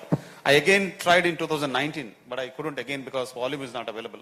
Now this is my third attempt. Hopefully this time we will do it. But if there is no demand, we cannot do it. So then there is a small misconception here. MBBR is a straightforward process, whereas IFAS is a combination of activated sludge process and MBBR. So in IFAS, generally secondary we go for BAS or whatever combination system, because MBBR the flocks are light and cannot settle. When you go for an IFAS, you know the flocks tend to coagulate and settle each other, and you can use a clarifier. MBBR generally, if it is a pure MBBR, you need DAF. Hope I answered, but just to conclude, I will come again someday, sir, and I will impart the design training to you guys, and that is something I want to do, just so that everybody knows how the plants can be designed. Thanks. Madam, Pravina Madam, can you assist Kerala Water Authority for the preparation of the DPR in the case of the treatment plants? Because we are going for the tendering processes, but on a BOT basis. In that area, we need the technical assistance. Sure. If the water authority asking you to give an assistance for a continuing assistance, whether it is possible. Yeah, sure. I would love to collaborate with not only Water Authority, but also the other departments in Kerala. Yeah, thank you. Thank you for the invitation. Yeah. Thank you to all our panelists today. I now invite...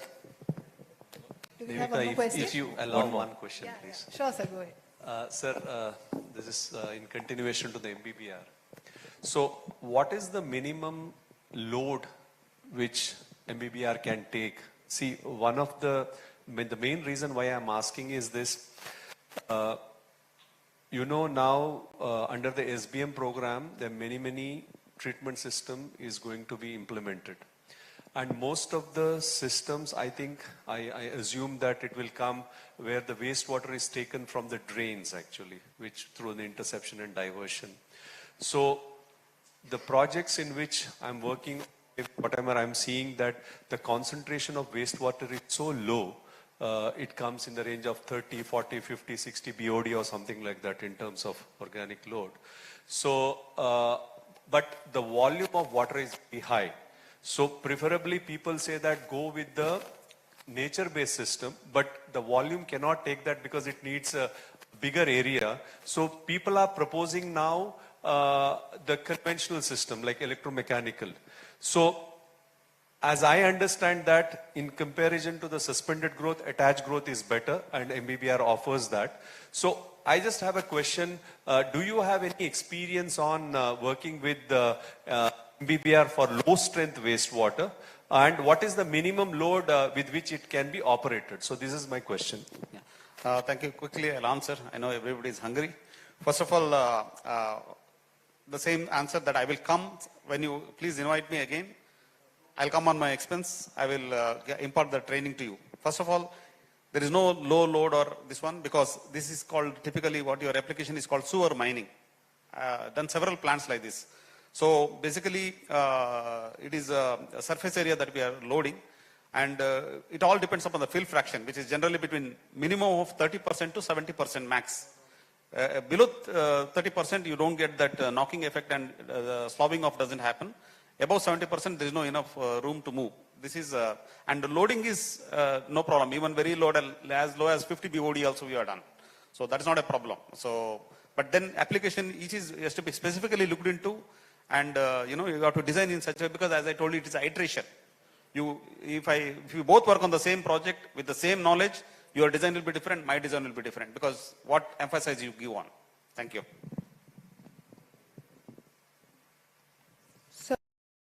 Question, sir? My question is to Mr. Vipin. Regarding this co-treatment, and in your calculation you are showing around 30% of septage addition, and whereas the CPHO is saying only within 5%, that is what I believe. And actually the quality of septage also you are talking about, it will be mostly anaerobic condition. And then if you are adding to the aerobic treatment technologies, I think you are mentioning about the ASP, and then if you are adding this much, will not be disturbed, the whole treatment will be disturbed. And another point you are also saying about the chemical, addition of chemical also, that there is a possibility of disturbing the aerobic treatment again. So can you just explain on this? Actually, it's not 30%. What I have mentioned is 3%. The septage volume, that in the calculation also I have taken as 3%. The quantity is coming as, means like 5%. It won't exceed more than 5%. In the example also I have taken not 30%, 3% I have taken. Septage volume. No, I'm telling about the BOD part. No, BOD, 30% is the septage part. Septage part, that will be in the anaerobic condition. So will not disturb the aerobic treatment, that is my question. That's why we are suggesting it should start with a small proportion of addition. It should start with 25% of the core treatment capacity.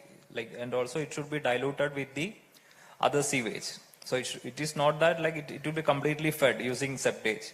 It will be only a portion of the septage and it will be mixed with other sewage and it will be added as a batch starting from 25%, and gradually it should be increased. And always this dilution will be happening. It's not that septage alone will go. Like after diluting that, that's why we are providing a homogenization tank. So all the sewage coming in will be mixed with this septage, and then only, like after seeing the characteristic, it will be fed into in a regulated manner. Thank you, sir.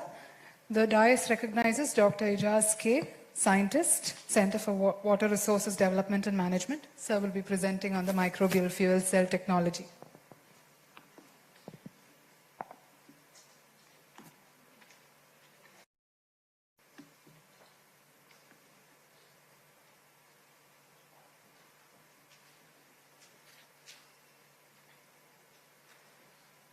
Good afternoon, one and all. First of all, I would like to excuse you all for that I'm a little late because I had another program to attend. And good morning all, the respected dignitaries on the dais. And actually, honored Dr. Praveena is here. She has been an expert. Maybe I can, maybe I can definitely say she's more into this from IIT Palakkad. First from IIT Madras, then to IIT Palakkad, and recently, maybe 2 weeks before, you might have seen one of the article published in almost all national newspapers regarding one of her technology to produce biofertilizer and electricity from urine.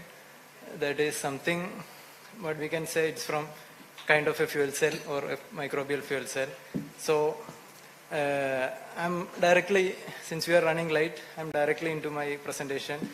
I would like to introduce myself as Ijaz, and actually I am from KCST CWRDM, that is Center for Water Resource Development and Management. We are a research institute under the government of Kerala. So what we are doing is we are focusing support to the state government on all spheres of water resource development and management. We are basically working on hydrology, climatology, ecology and environment, agriculture, water management, land and water management, like different multiple areas, along with some training and outreach program.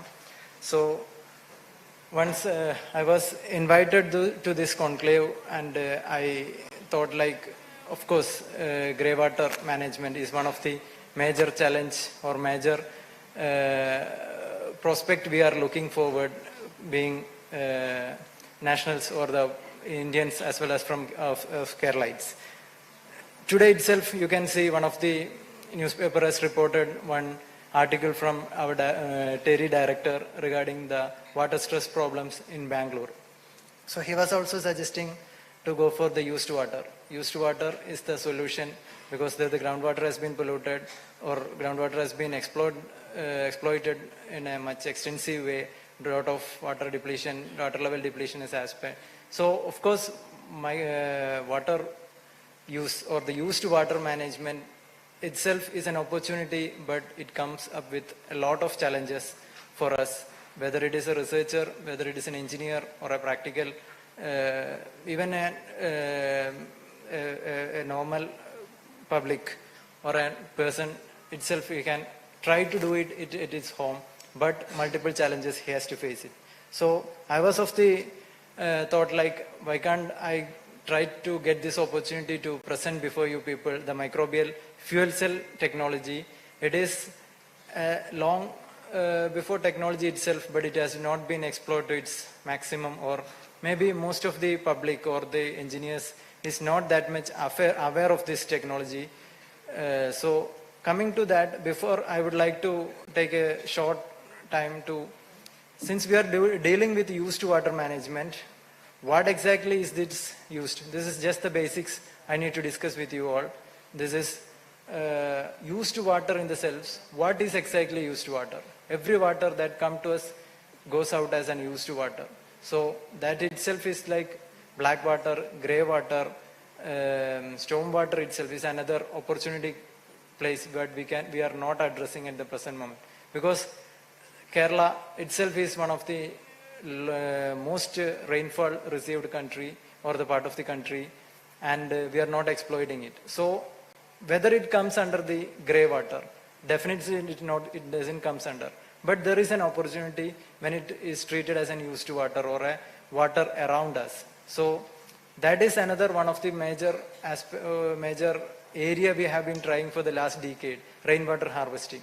So we have been working on a lot of activities to introduce rainwater harvesting to the public, to the population, but still it is lacking its pathways in multiple aspects. So my point is that whether the water around us, whether it is used water, whether it is grey water or wastewater itself or a black water, how we can define it, or whether it is properly defined within our system, or whether we are addressing it efficiently so that the treatment technology can be directed specifically for a particular pollutant or a complex of pollutants.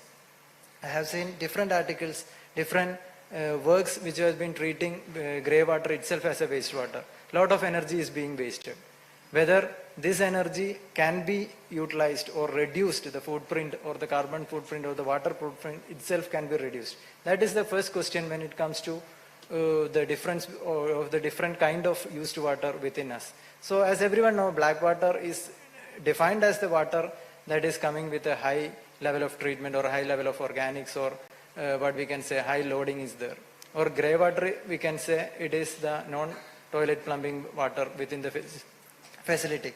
So I would like to point it out, when we are defining it in multiple aspects, I would like to go, or I would like to take your attention towards the characterization part. So whether we have characterized this aspect of wastewater efficiently is one of the first question I have in mind. I don't know how many of you have the same question. So every time we are taking it as wastewater. So coming to the characterization, grey water has a different character, black water has a different character, storm water itself also having another character. So how we can characterize this? The characterization parameters maybe from the APHA standards or different standards available, or CPCB standards also, you can see different parameters. So out of this I have pointed out this 12 parameters, from suspended solids to biodegradable parts, inorganics, non-biodegradable, heavy metal, toxic. These are actually characterized or divided into the first 6 may be municipal and domestic, and it is also part of industrial. However, the next half is within the industrial characters of the water. But I want to specifically ask the question whether this heavy metal, toxic contaminants, emerging contaminants like antimicrobial resistance related, such aspect has some relevance in the used water. Whether we need to consider this characterization also in the used. When we are going through the literatures, there are different studies. I can point out one of the study by Dr. Liji Philip from IIT Madras. She was of the opinion whether it is physicochemical or bacteriological characterization and also emerging contaminant characterization, it depends on the socio-economic aspects of the, or the socio-economic behavior of the, behavior changes of the inmates in the domestic part, means in the houses or the residential apartments within the society. Whether it is a flat, it may be having different characters. So the point is that once we are addressing the treatment technology, I would say it is of the opinion we should be very specific what is the kind of treatment required for them. So the characterization itself shows the volume, strength, and reuse, and theoretically and a water savings of 50 to 80% can be possible with the help of, this is from the literature, it can be possible with the help of treating grey water alone. But what is happening within the state? I think Kerala Water Authority is there. Water Authority may be more active in different sewerage systems and implementation of sewerage projects across Kerala. But we can say there is different, it means it is in the, it's an emerging stage. We are having very minimum number of facilities. For a common treatment plant, we have a facility in Trivandrum only. Rest of the Kerala is having no other treatment options. Even though numerous projects has been put forward by the government of India, especially Amrit, different treatment systems has been implemented or are planning to be implemented. So the point is that there are multiple methods and different methods on which we have to make the characters so that we can go ahead with the right treatment to be implemented. So coming to the urban or the used matter management, I don't know whether the flowchart is much clear, but still you can see the raw water, potable water, wastewater, recycled water, and storm water. These are the different types of used water within the community, and this can be efficiently circulated within ourselves and finally discharged into the sea or water bodies.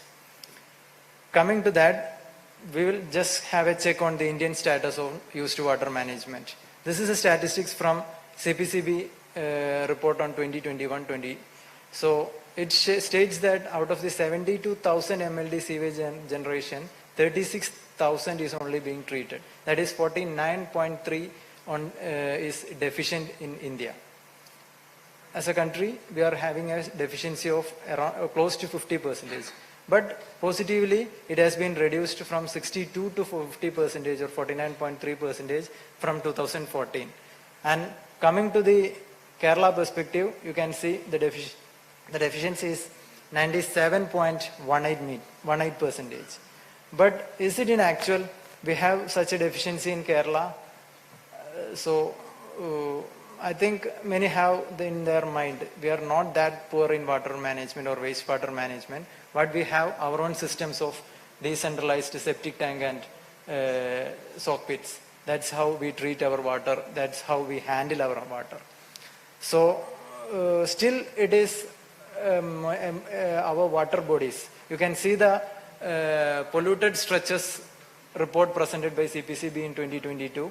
In that you can see Kerala comes on the third position for polluting the water bodies with 18 critically polluted stretches identified. And from the list you can see almost all rivers in Kerala. That is from Calicut or Kannur, Ernakulam, Alappuzha, Thrissur, Trivandrum. And the most polluted in Kerala is itself from our own city, that is Karamana. So that itself shows our wastewater, whatever we is generating, is not only going through the to a decentralized system or a treatment system. It has been discharged, or it is always discharged into the water bodies, and this is just a numbers based on the random sampling done for 75 zones, but the reality may be much bigger. And with this present scenario, I would like to introduce a paper that is published in Nature's Publication Journal of Urban Sustainability, that is in 2021. This has been done. They are working on the impacts of future water quality across the globe, and more than 10,000 water basins has been modeled based on different criteria, and they have introduced, or the 5 scenarios has been considered with high-end, high urbanization, different high and low treatment facilities introduced, different socio-economic pathways, and in that GDP, population growth, everything has been considered, and a class of pollutants including nutrients, microplastics, chemicals, something has been taken, and they have studied whether how the pollutant is going to impact the water bodies or the water basins, maybe in next 50 years or in next 100 years. And interestingly, you can see in the first 4 rows, we are in the critically polluted stage, and that comes with, we are in the category of high urbanization with low wastewater treatment. And if you are progressing towards high wastewater treatment with high urbanization, we will be in the last row. There you can see some positive green. That is the way ahead so that we can achieve.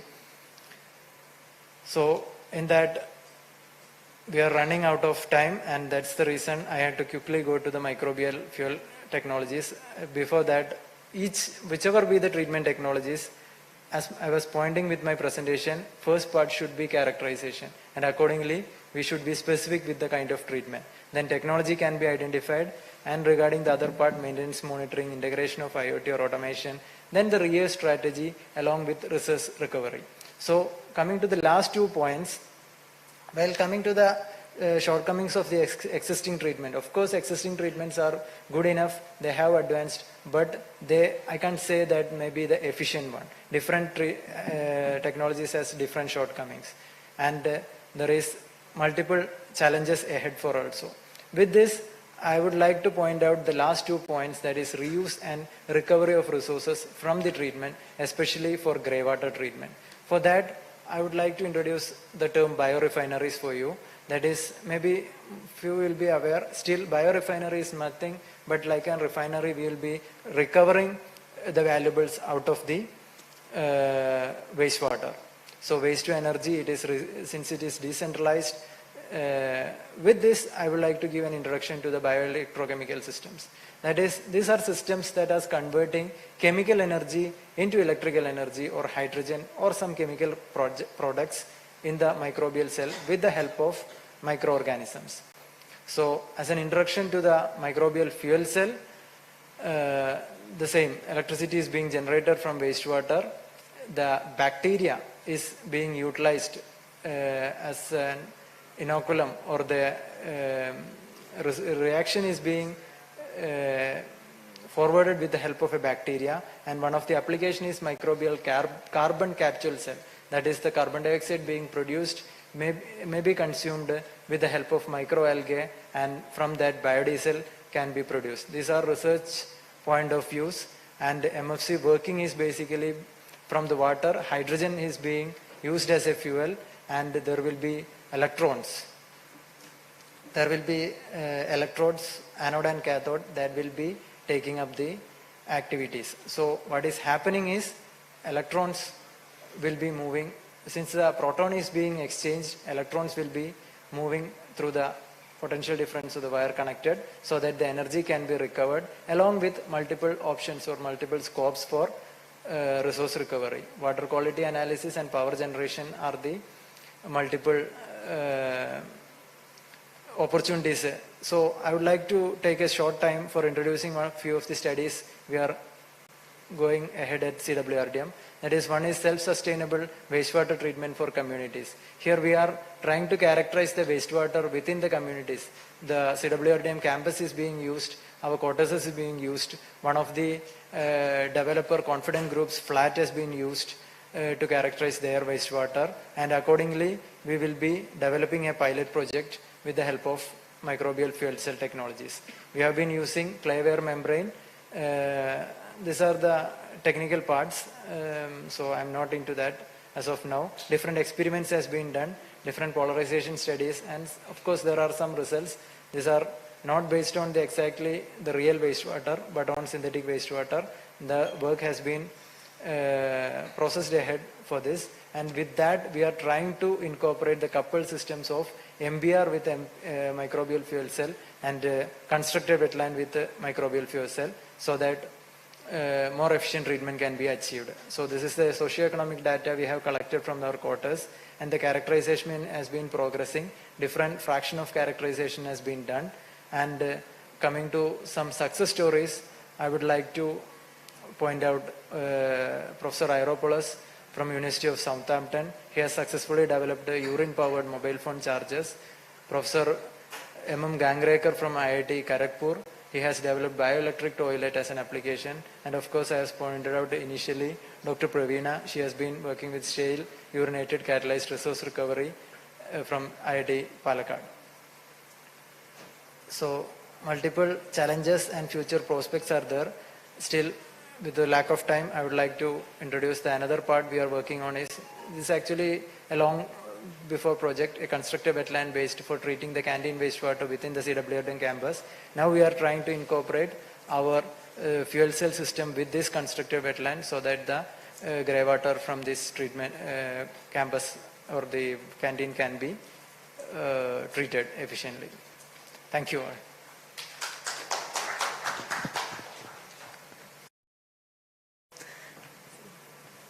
Given the multifaceted nature of our panelists today, I trust that participants both online and offline have had a very illuminating session. I now invite Sri Rajesh Pai, Director, Capacity Building and Chief of Party Program, Wash Institute, to kindly felicitate our speakers.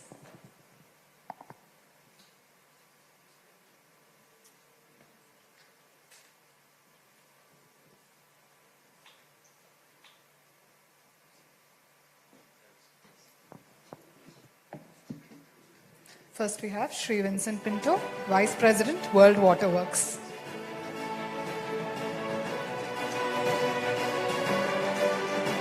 Dr. Ijaz K, Scientist, KSCSTE, Center for Water Resources Development and Management. Dr. Praveena Gangadharan, Assistant Professor, Department of Civil Engineering and Project Director, Global Sanitation Center of Excellence, IIT Palakkad. Shri Vipin Shashidharan, Sanitation Expert, Suchitwa Mission. Shri Pradeep Kumar, Co-Founder, Mufin Solutions.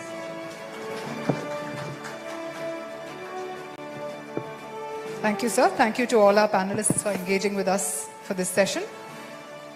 We now break for lunch. Lunch will be served in the adjoining space. It is 1:40 now. We hope you will all get back to us by 2:15 or so. Kindly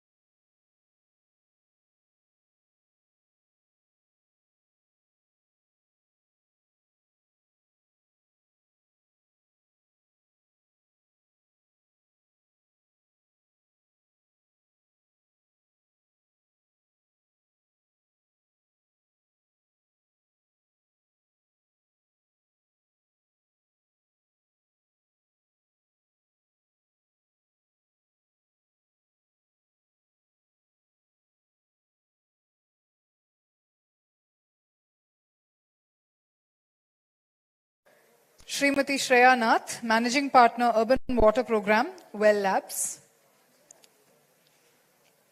Dr. Akshay Dilip Shende, Scientist, CSIR, National Institute for Interdisciplinary Science and Technology, NIIST.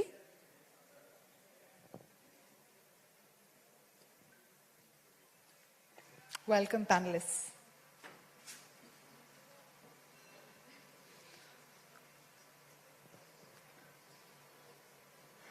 A loud hand, please, for our panel members. We begin with Sri Rajesh Pai, Director, Wash Institute. He will be speaking about planning processes for youth water management in towns below 1 lakh population. Good afternoon. Yeah, after the lunch now, it seems to be very difficult to sit and listen to the presentations. But I tried keeping it very simple actually, and hopefully I'll finish it faster. Yeah, as you are aware, or my colleagues would have told you yesterday, Wash Institute actually provides the support to the urban and the rural ministry at the central and at the state level for planning used water management, especially to support Swachh Bharat missions, so SBM2 program. Under which every town in the country is mandated to implement a wastewater management system actually. This SBM2 mostly for the used water management or a wastewater management is for less than 1 lakh population. So as we are supporting the ministry, they have been asking us to help them out to develop the methodology or maybe the process which will help them to then maybe scale that up or maybe share that with the smaller towns. As you all aware, one of the biggest challenge for our towns to plan for this is the availability of the resource. So if standard methodology, if it is developed, then the towns or the cities can easily plan. As you know that class 2 to class 6 towns, which ranges from 5,000 population to 99,999. So one of the reason for that, we have agreed to support and start developing this methodology. So I'm going to talk about more on the methodology. For the same, in order to develop as well as understand the current scenario and all, we took 9 towns across the country of different characteristics. I'll just show you what are those.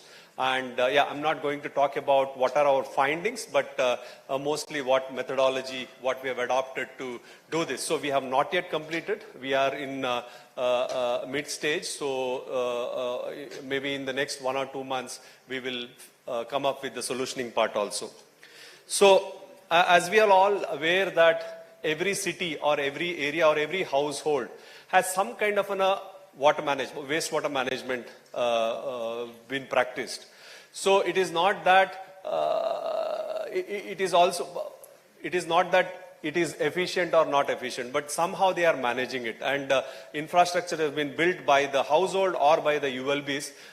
Only thing is now we need to see that which is very effective or not effective. So I was just going through the system in place now, the current practices. If you see, we have a sewered and non-sewered sanitation. As all of us are aware, non-sewered represent mostly an on-site system. We were talking from the morning, fecal sludge management, drain-based water management, which basically does not have a pipe network. So similarly for sewer system, we have a large and a small cluster-based system, which we also call it as centralized and decentralized. So how it is placed within the city, if you see a typical urban landscape, this is what we have now. Everybody has a septic tank or a pits for containment of black water, basically where the solids have been contained, and the liquid either gets out of the containment system or it percolates into the ground. So this has been in practice, household have invested into it, and it's going on. Only thing is, in the past few years, after the SBM, thousands of lakhs of toilets have been constructed. People started feeling the need of having the fecal sludge management. It was there earlier, but was on the mainstream. Then in the last 5-10 years back, I think the fecal sludge management also started, and Kerala is planning to also start that. Some of the projects have already been implemented, but wanted to see that how that can be effectively implemented because it does not require a pipeline and all. Basically, you are trying to collect the solids from the toilet and from the containment system and taking it that to the treatment system instead of throwing it somewhere else. So similarly for the grey water, which is other than the black water, this is again a practice, one of the practice, put that into kind of in a soak pit or a leach pit where the water is percolated into the ground. And the third item is again where you really, the supernatant from the septic tank or maybe the grey water from the household is directly discharged into the drain. So this is a very, very common practice across the country, wherever we have seen. Unfortunately or fortunately, the problem is also it is when it has been grey water is discharged, the grey water characteristic, it's in initial form, it is actually far better. Once it has been discharged into the stormwater drain, as you know that different wastewater streams comes into it from the point source or from the non-point source. So it is getting further contaminated. And the next option also what we have seen is a decentralized system, which is a small cluster-based system, which is not only in the bigger cities we have it, in the smaller towns we don't have this practice. And the last one is a big clusters or a centralized system where the wastewater is collected mostly from the densely populated area or maybe from that pocket and taken into the treatment facility for treatment. So these all our approaches are there. So now only thing is missing is how do we find the right mix of these solutions. Basically, these are all the practice in bits and pieces it is there. If we wanted to do 100% coverage, as SBM also says that you have to cover 100% with the right mix of solution. Because where to provide pipelines, where to provide what, this is missing now actually. So it is also not so easy to find this. So we say that in the core part of the city you provide the network, in outside you provide a decentralized system or a FSM and all those things. But city is finding difficult to demark this. So this is where we started working, as I said, in the process of how to arrive at the right mix of solutions, which is most economical and sustainable. Because if you want to have a piped system, what I saw from the data yesterday, per household in Kerala it costs 1.87 lakhs. Whereas the non-sewer system cost 1,955. This is the data yesterday it was presented, which is 100 times more than the non-sewer sanitation, which means impossible. Some 80,000 crores was estimated if we need to have a pipe system. So which means I don't think so it is possible if one has the money also. The convenience, the practical issues on the ground definitely makes it is maybe it is not feasible. So that's the reason it is very important to see that other than pipes, what can be done. So yeah, as I said that these were the 9 towns in Kerala also, one of the state where a place called Mavalikara where we are working actually at the moment. Yeah, these are the 9 towns, and if you see it is of different class and different characteristic cities, where in some cities with high groundwater table, some are coastal, some are hilly, so different types. So we are in the process of developing a solution for each of these towns. And this is somehow some information about the project, the population and the area of the town, and also then the density which has been given here. So as I said, while working with this project, we started developing the methodology. What you see here, what you see here is the framework or maybe the process what we have adopted for developing the solutioning part now, the management, used water management part. So at this point of time, we are in the planning phase, and presently, if you see in the first part of the exercise, we have carried out the data collection and its interpretation and then gap identification. This is one of the very important aspect. It is not only to identify the data gaps, the gaps in the infrastructure or maybe in the practice. It is also we wanted to, with the data available, we also wanted to evaluate the risk of an existing infrastructure. So that is very important. As I said that the moment whenever we talk about the wastewater management planning, everybody thinks about the sewerage system actually. Unfortunately, yeah, that may be a robust system, but unfortunately we don't have that much of a resource at this point of time to implement that. So that's the reason it is very important to see that what alternative approach also can be provided. As I said, right mix. So for that, this data was very important. So we collected data related to different things from the city. Household surveys were being conducted where we tried understanding the water supply system. Second, we tried understanding what is the type of a containment system, and then what is the disposal practice, because these are all very relevant for us to see what approach we need to get in. So what we saw was most of the cities has a pipe to water connection, and very few houses or maybe areas are dependent on the groundwater. Second one, if you see the containment system, like in Mavalikara as well as in another place in Goa or Mapusa, people are using the septic tank with the soak pit. And for the grey water, they are using the soak pit itself. So they are not discharging anything outside. So technology-wise, approach-wise, it's a complete approach. Only thing we need to see that whether it is creating any issue. The wastewater has been disposed of, but whether it is creating any groundwater contamination, such things are also we are assessing while conducting the data collection as well as its analysis. Similarly, we are also carrying out the detailed topographic survey. Whenever you talk about the topographic survey, we talk about only the contour survey to understand the contour, the reference level of the town. But here, along with that, we also collected other information also. For example, road information to know the width or width of the road, so that if we wanted to plan an FSM, what kind of trucks are required. If looking at the type of road, tomorrow if we want to go for the sewerage system, is it easier to break it? Because breaking cost of the road itself is one of the biggest costs, which comes to around 10, 15 or 20% of the total project cost. So like a drain information, what type of a drain is available, where the wastewater has been discharged, what is the width of it, what is the flow direction, all those things also we started collecting it. Surface water body information, because all these water bodies, these drains are discharging at the end into the water bodies. Is there a contamination at the water body level? If there is no contamination, there is no treatment required, because most of the time we also figured it out that the water flows in the drain is not highly contaminated, not even highly, maybe 30, 40 milligram per liter. So with the minimum treatment at the water body itself can be managed instead of providing a treatment system. So such information were collected so that one could analyze that. And the drain endpoints also, because if you want to collect the wastewater at the drain end, how do we collect it and where do we treat it? For that also we located the drain endpoints and clearly marked its catchment from where and all the wastewater comes. So as I said, along with that, we did also the physical measurement of the wastewater flow in the drain.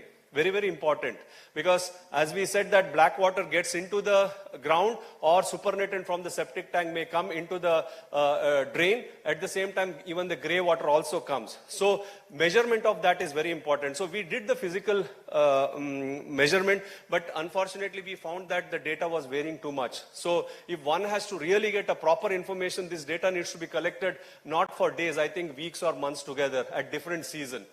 So this is one of the observations. So we opted for a catchment analysis. We identified the catchment of the drain, and then we saw what is the population living there, and then we calculated what could be the probable wastewater volume is been discharged into the drain, so that we know the realistic number. Then we compared that with the flow measurement, physical flow measurement. This is the characteristics. Each drain was also sample has been collected. If you see, surprisingly, the BOD level is from 20 to 60. So that's what I was asking to the previous speaker, that if this kind of a quality comes and the quantity is very high, nature-based system is not possible. One may have to go with the conventional system. Is the conventional system can treat such things? At the same time, I also had a question yesterday morning, I missed actually, that do we need to treat such quality of wastewater? It looks good actually. It's not 100, 200 and all, 20, 30, 40 and all, because Kerala says less than 10 milligram per liter, less than 3 milligram per liter, only to remove that last bit, which is very, very, very difficult. You can bring from 300 to 30 easily, but from 30 onwards, if you have to reduce it, it is very difficult in treatment. We need a post-treatment and all. So yeah, after the data collection, this is how we analyzed it. In the sense, if you see this, whatever infrastructure has been provided, it has been marked. And with the help of this Sankey diagram, we also showed what has been treated, what has been managed, what is not managed actually, which really very clearly gives. In this case, if you see out of 2021 kiloliter of wastewater, KLD of wastewater, around 1,267 has been taken care, whereas 753 only needs to be taken care. So we say dispose safely. In this particular case, as the groundwater table was very deep, so we considered the soak pit, the percolation of the water from the septic tank is safe. So that's the reason you see this. Maybe if the groundwater table is high, then it would have come into the dispose without treatment, something like that.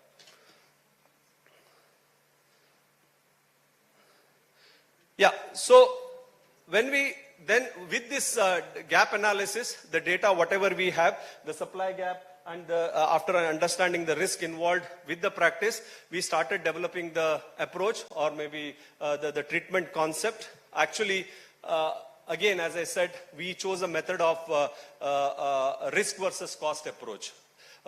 There is one conventional approach is there, as you know, which is a sewer network based approach. But we said that let us check both of them. The first one is this risk versus cost. Basically, as I said, in many of the places, as I said in Mavalikara, all the drain doesn't receive any wastewater. Every house has a septic tank with the soak pit for the black water, and every house has a soak pit for the grey water. There is no wastewater coming out.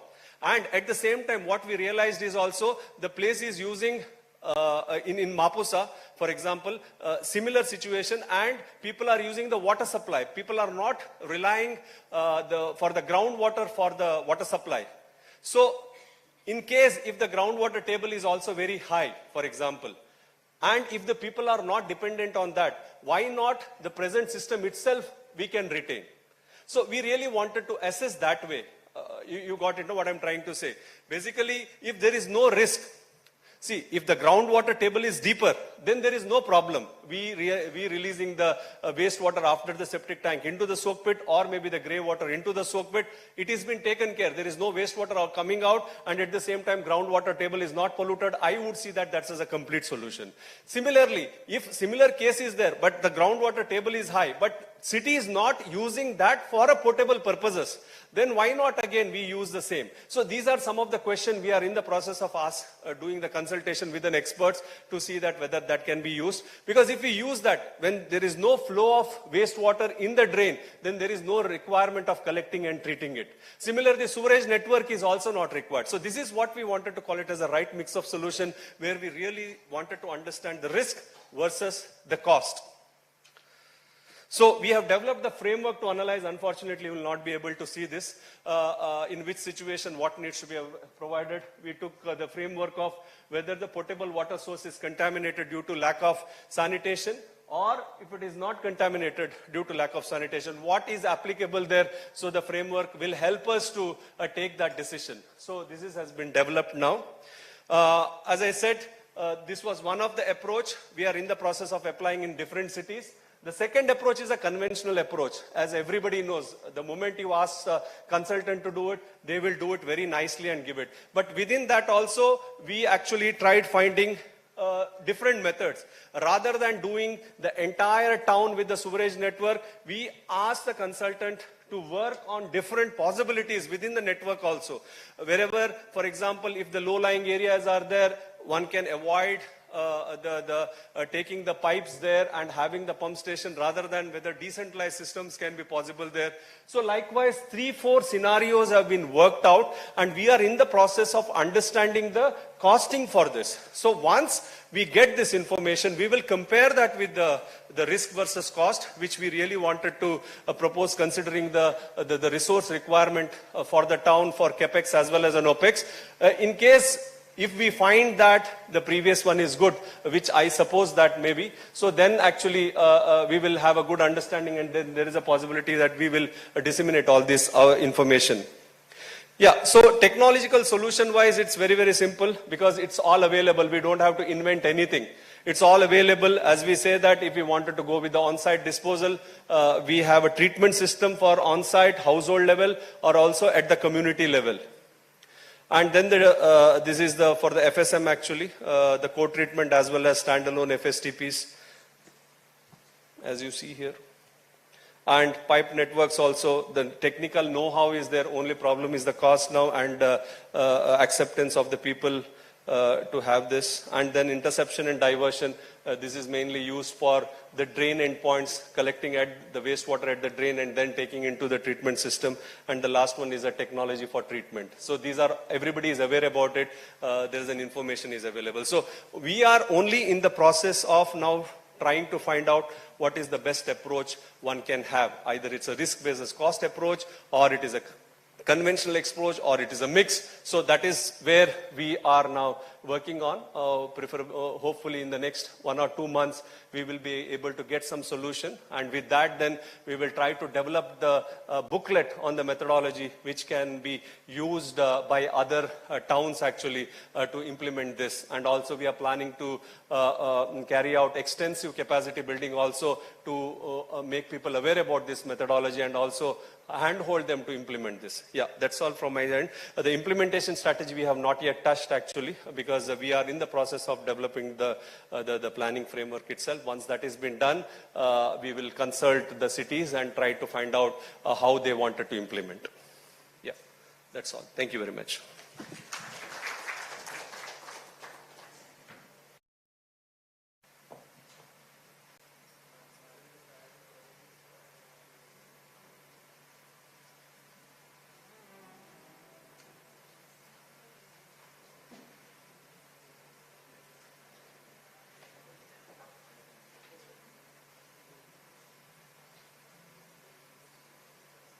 Thank you, sir. We now invite Srimati Shreya Nath, Managing Partner, Urban Water Program, Well Labs, to present her study on urban water balance study for towns in Karnataka. Hi. So at Well Labs, we are working on creating water balances as a starting point to better understand what the strategy should be towards overall water management. And today we heard a lot about how used water management could be looked at in terms of treatment technologies, in terms of, as Rajesh sir just explained, what the management scheme could be. But we really think that a good starting point is looking at how water should be actually, how this end water should actually be looked at given the context of the space. So for example, in water scarce cities, reuse should be the starting point. And earlier today we saw a process flow diagram looking at characterization of treatment technologies as per the influent characteristics. But we think we really need to layer on top of that, what is the end use? What is the goal? Because then you also need to think about what do you want to remove or what do you want to keep in that water based on the end use.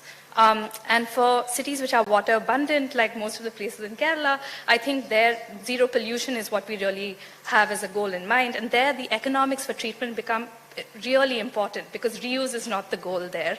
And you're not going to generate revenue from the water actually being treated. So why is a water balance study a good starting point?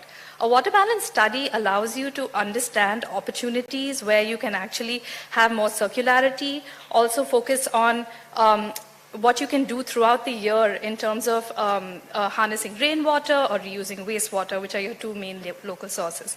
So I'll illustrate the water balance we did in the case of Chintamani to give you a better understanding of how it's a useful planning tool. So Chintamani is a town located in the southern interior part of Karnataka. It's a semi-arid zone, so water scarcity is a real issue over here. The town has a population of about 90,000, and when we started this study, it was 80% dependent on groundwater, but through a lot of effort with the municipality, we've now brought that number down to 60%, and we're on track to actually get that even further down.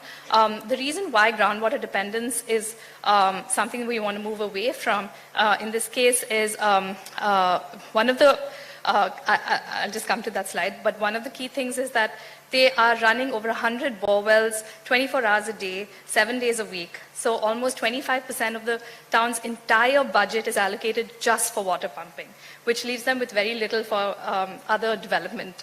So Chintamani is the highest point in the Pala River Basin. It has an interconnected network of tanks.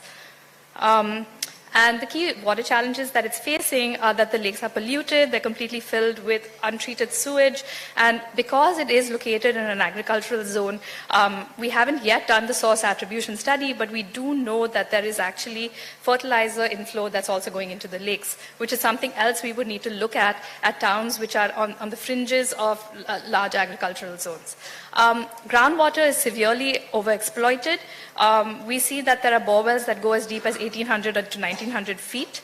And like I mentioned earlier, electricity budgets are really, electricity bills are really high.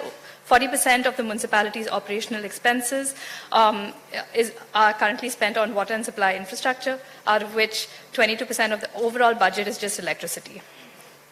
So this is an illustration of what we mean by the water balance. We saw a similar Sankey diagram in the previous session, but I will just break it down in terms of what we actually did for each step of the process. So we first started with fresh water, and fresh water basically comes in through rain. The average rainfall is approximately 787 millimeters per year. It had 5 drought years in the past decade, and it also had 5 years where there was well above average rainfall. And something we realize when it comes to planning, especially when there's a change in municipal commissioners, is that in some years they really haven't experienced water scarcity, and in some years they've experienced severe water scarcity. So sticking to a long-term plan really necessitates taking sort of a historic view, a step back to see what could happen in the future. And this is only going to be more and more important as we have climate change and change to our rainfall patterns happen. So the fresh water that the town currently gets, it gets it from 2 sources, which is its surface water bodies, 2 lakes, as well as groundwater. So I mentioned we have a cascading lake system in Chintamani. Its biggest lake, which is located in the northernmost part of the town, the black boundary that you see here, the northernmost part is Nekundi Lake. However, that's completely unusable because it's filled with sewage and it also has fertilizer inflow, and as a result is covered in water hyacinth. As a result, they actually have to pump water from Bhaktarahalli Kere, which is about 25 kilometers away. And from there they get 2 MLD of water, and then they have 1 lake which is within the town boundary called Kanampalli Lake, which gives another 1 MLD. As a starting point to understand which lakes would actually be most efficient in recharging the aquifer, we conducted a vertical electrical sounding study, and essentially what this does is emits sound waves into the ground. So the further you can go apart and have the sound wave sort of resonate through the ground, you can look at the depth to bedrock in the aquifer. Basically, what are you looking for? You're looking for a place where you can hold water. So in the aquifer, where is the maximum holding capacity? So once we did that, we were able to identify which lakes would actually result in maximum recharge of the surrounding wells. And we identified Kanampalli Lake, Malapalli Lake as one of the lakes, which you see in the southern part of the town, next to that blue square, which is actually where the depth to the bedrock was the highest. And we actually were able to help the town secure funding for this lake through a partnership with DCB Bank. And then we are in the process of actually helping the lake being restored. And we're mapping the sewage inflow characteristics in the catchment, similar to the study that we just saw. However, in Chintamani, even though the sewage treatment plants haven't been put in place, it is almost 90% sewered. So it is a much easier problem to solve in some sense because the pipes are there and it's just a matter of installing the plants. But the plants themselves haven't been completely planned, which I'll come to. In terms of distribution, we have 40% non-revenue water, which was one of the biggest complaints of the municipality. So water metering was something that has been adopted to identify the areas where there is a loss in pressure, and then also you would be able to see where those pipelines were being tapped into, so there could be more vigilance in those areas. If you look at the bore well distribution, it's a hard rock aquifer, so it's you'll see wells which are very close to each other, varying a lot in depth. And this has been one of the biggest challenges for the municipality has been that they're not able to decide where they should be actually drilling new borewells because of the fact that the aquifer is so unpredictable. And even a very detailed analysis will only give you an indication roughly of where you might have a higher chance of having of reaching groundwater quicker, but there is no way to actually pinpoint exactly where they should be drilling borewells. Instead, what we recommended is a comprehensive aquifer recharge strategy so that they're actually able to have the depth to groundwater go higher. The next thing that we did was map consumption. And what we found really interesting was that 70% of the town consumes less than the top 20% of the town, even in Chintamani. So 10% of households were consuming 175 liters per day. And we think that in this case, a progressive pricing system could really make a lot of sense because the poorer parts of the town were actually unable to get water even once a week, whereas people with some tanks were able to take out most of the water when water was being supplied and store it. So that was a recommendation to the municipality. They don't have much manufacturing there. It's mostly cottage industries, BD manufacturing, paper making, etc.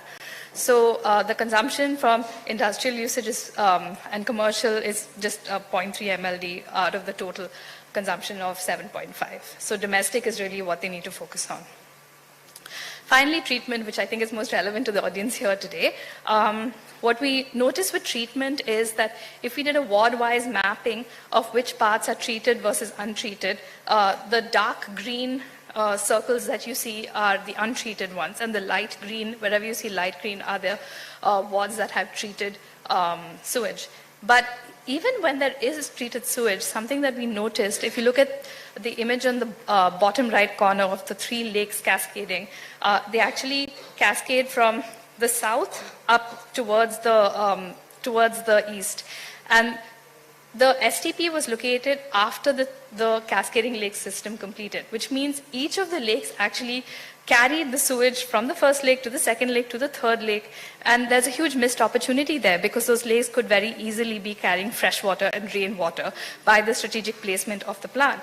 But what happened was, when they actually installed the plant, their mandate was to ensure that there was sewage treatment, not so much water from the lakes. And as a consequence, they have a plant now, but it's located in the wrong position. And if they had to actually take the water and prevent it from going through the lakes, they would have to pump the water up to that point and only then treat it. So this is why we think doing a comprehensive assessment of the water balance is really important from the sewage treatment perspective, because you shouldn't retrospectively need to do these things. And if another thing that we noticed with the rainfall, which wasn't probably evident from the graph that I showed earlier, is that even though there were years with abundant rainfall, it was concentrated over a few months. And because of and even in those few months, over a few days, and even in those few days, over a few hours. So there was recharge that happened in certain zones of the city that had more unbuilt areas, and we actually saw bore wells becoming artisanal wells, but it wasn't the case throughout the city. And as a result, we don't think it's reliable only to use fresh water in water-scarce cities, rainwater in water-scarce cities. We would also recommend the usage of wastewater to recharge lakes. And we see many examples of this across India. I think Dr. Liji Phillips' work in IIT Madras is a great example of how tertiary treated water could be put back into a lake and supplied. And she's able to achieve tertiary treated water as low as 18 paisa per kiloliter, which is very which is, in compared to decentralized systems that we're seeing in Bangalore, is much lower. So if we were able to use wastewater and recharge lakes and have a comprehensive plan for how that would actually be supplied to homes, we could not only solve the water treatment problem, but also the freshwater problem. So this is just a little bit about our approach to water management.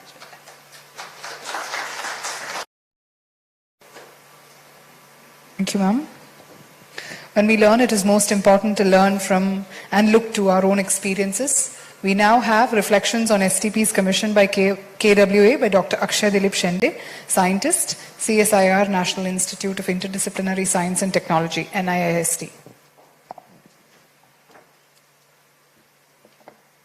Can I have the presentation, please? Okay, so a wonderful afternoon to all the extremely smart and overwhelmingly pretty audience in the hall. Thank you very much for joining. To begin with, let me thank the organizers for this opportunity. I couldn't be more glad than this. I'm Dr. Akshay, presently working as scientist in Environmental Technology Division of CSIR National Institute for Interdisciplinary Sciences and Technology, which is fondly called as NIST Trivandrum. I'm almost 4 years old in this city and the institute. And today I'm going to touch upon 2 cases of sewage treatment plants that are installed by Kerala Water Authority very lately, probably 2 years back. But to begin, let me first present few of the statistics about sewage treatment in our country. You can see 2 graphs here. One is for class 1 cities and other one is for class 2 towns. On x-axis year is plotted, and on y-axis sewage generation and treatment in MLD is plotted. In the blue box, treatment gap in percentage is plotted. You can see very well from the graph that the sewage generation in our country is increasing at a very rapid rate. That is mostly because of the migration to urban areas and rapid increase in population. And the sewage and the gap between sewage generation and treatment is close to 67% in class 1 cities. This data is as per the series that is published by Central Pollution Control Board from time to time, that is called as CUPS, Control of Urban Pollution Series. The treatment gap in year 2003-04 was 77%, which is now reduced to 67% because a lot of plans and policies were formulated basically to implement sewage treatment plant during that time period. And in class 2 towns, that is, you can see for class 2 towns, the number of class 2 towns are around 410 as of 2019, and the gap between sewage generation and treatment is around 91%, which is a very huge number. And if you see the sewage generation rate from the rural areas, we have a population of 833 million as of 2011 census, and the water supply rate as per the Central Groundwater Authority is close to 70 and 100 liters per capita per day. And if you assume 80% of it is generated as wastewater, the figure works out to be around 46,000 to 66,000 million liters a day. And the treatment gap in rural areas, it won't be wrong if I say, if I consider it as 100%. This is the graph, basically a pie chart that shows our operational capacities and number of STPs in our country. We have around 522 operational STPs. This is as per CUP series of 2015, and around 79 were non-operational, and around 145 were under construction, and 70 number of STPs were proposed during that time period. This is the graph that shows the choices of sewage treatment technologies in our country. I could compile around 632 STPs in India and came up with this particular figure. You can see that the activated sludge process is by far the most preferred treatment option. As far as sewage treatment is concerned, we have around 224 number of activated sludge processes, followed by oxidation ponds and waste stabilization pond. Basically because of bright sunshine and warm weather, waste stabilization ponds are very preferred, especially in the northern basins of our country. So most of the waste stabilization ponds are in the Ganga basin, and including in Bhopal and Sawai Madhopur in Rajasthan. And sequential batch reactors started appearing in the wastewater sector in our country after 2005 with our first plant that was installed in Tonka, Goa. It is around 12.5 MLD. And the number of MBBR, moving bed biofilm reactors, are around 63 as of 2015. I mean, of course, Professor Halvard Odegaard has worked a lot on, he's the inventor and he came up with this technology somewhere around 1995. And few of the initial installations of moving bed biofilm reactor in our country are in Jammu and Kashmir by J&K Lake and Water Development Authority. I have circled moving bed biofilm reactor because the STPs that are installed by Kerala Water Authority are based on the moving bed biofilm reactor technologies. So this is one STP at Trivandrum. We have, you all would agree that the Kerala has one iconic STP that is situated at Mottathara, that is close to 100 MLD STP. But in addition to that, we have one more STP in our city that is, which is very nearby to Sri Chitra Tirunal Medical College. And this STP is based on a technology called as moving bed biofilm reactor. And I have divided this particular figure by a yellow line. And you can see that there are two treatment trains which are parallel and identical to each other, such that 2.5 mld of sewage is treated in one train and another 2.5 mld of sewage is treated in another train. You can see one big round tank that is basically an equalization tank followed by two small round tanks, that is MBBR1 and MBBR2, followed by clarifiers. It has lamella clarifiers. And this particular STP has a design capacity of around 5 mld. But when the operator started commissioning the STP, after say 6 months of commissioning, it was found that the average daily flow rate that is coming to the STP is very low. It is as low as, you can see that the data is plotted for the month of December and, it is for the month of January and February. And you can see that there is not much variation in the sewage flow rate, but at the same time, it is very less as compared to the design capacity of 5 mld. So as of now, the average daily inflow to that sewage treatment plant is around 1 mld. And there are like dozens of reasons behind this, that most of the area that STP was supposed to serve is not sewered. So it is likely that the sewage may be more in future, but it is not the case as of now, and it may take quite a lot time as far as I can see it. So what the operator thought, since the flow to the STP is very low, why should I operate two treatment trains? So let me just not operate the other treatment train. So what he did was, he completely stopped one treatment train and started operating one treatment train, which seems logical. He is not wrong in that sense. So the capacity of one treatment train is still 2.5 mld. It can very well take care of 1 mld of sewage. We did sampling basically to assess the performance of STP from that particular point. We took samples from inlet collection chamber, equalization tanks, outlet of the secondary clarifier, and final outlet after this filters.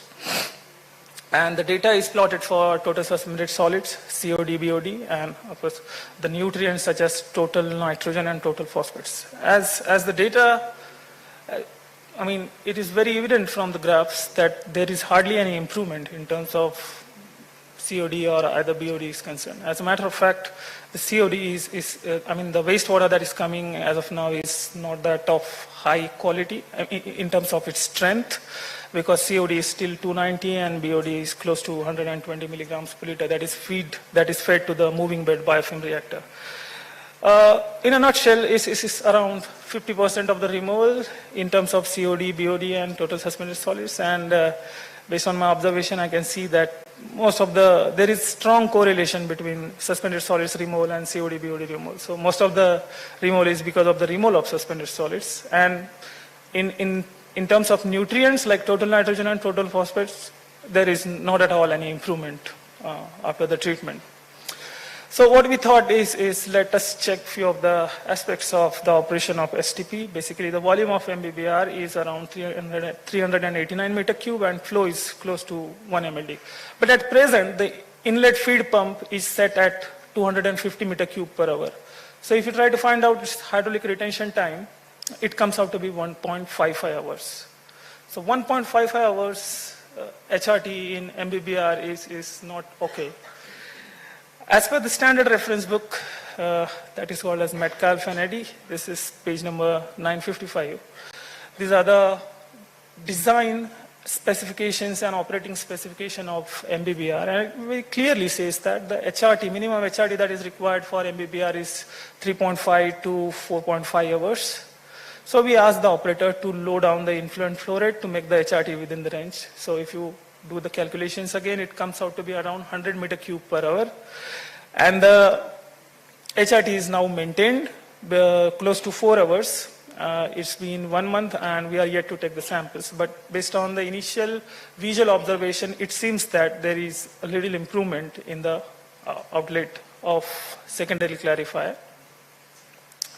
There is one more STP at Ellamkulam. This STP is also based on a moving bed biofilm reactor technology, and one of the treatment train is that in the previous STP, MBBR were in parallel, but in this case, they have provided two-stage MBBR, stage 1 and stage 2. So basically, MBBR 1 and 2 works in series.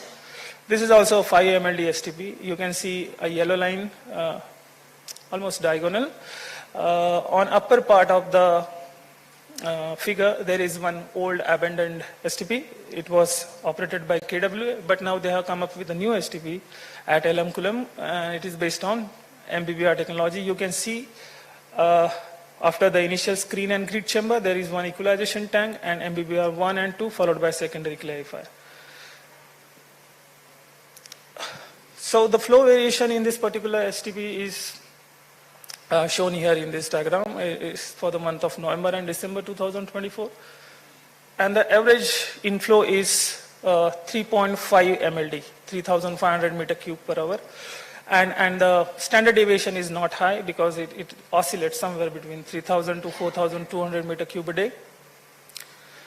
We also did the sampling at this particular place on February 7, 2024. And you can see that the quality of sewage in terms of COD and BOD is very weak. You can see the BOD that is coming to the sewage treatment plant is close to 58 and 50 milligrams per liter.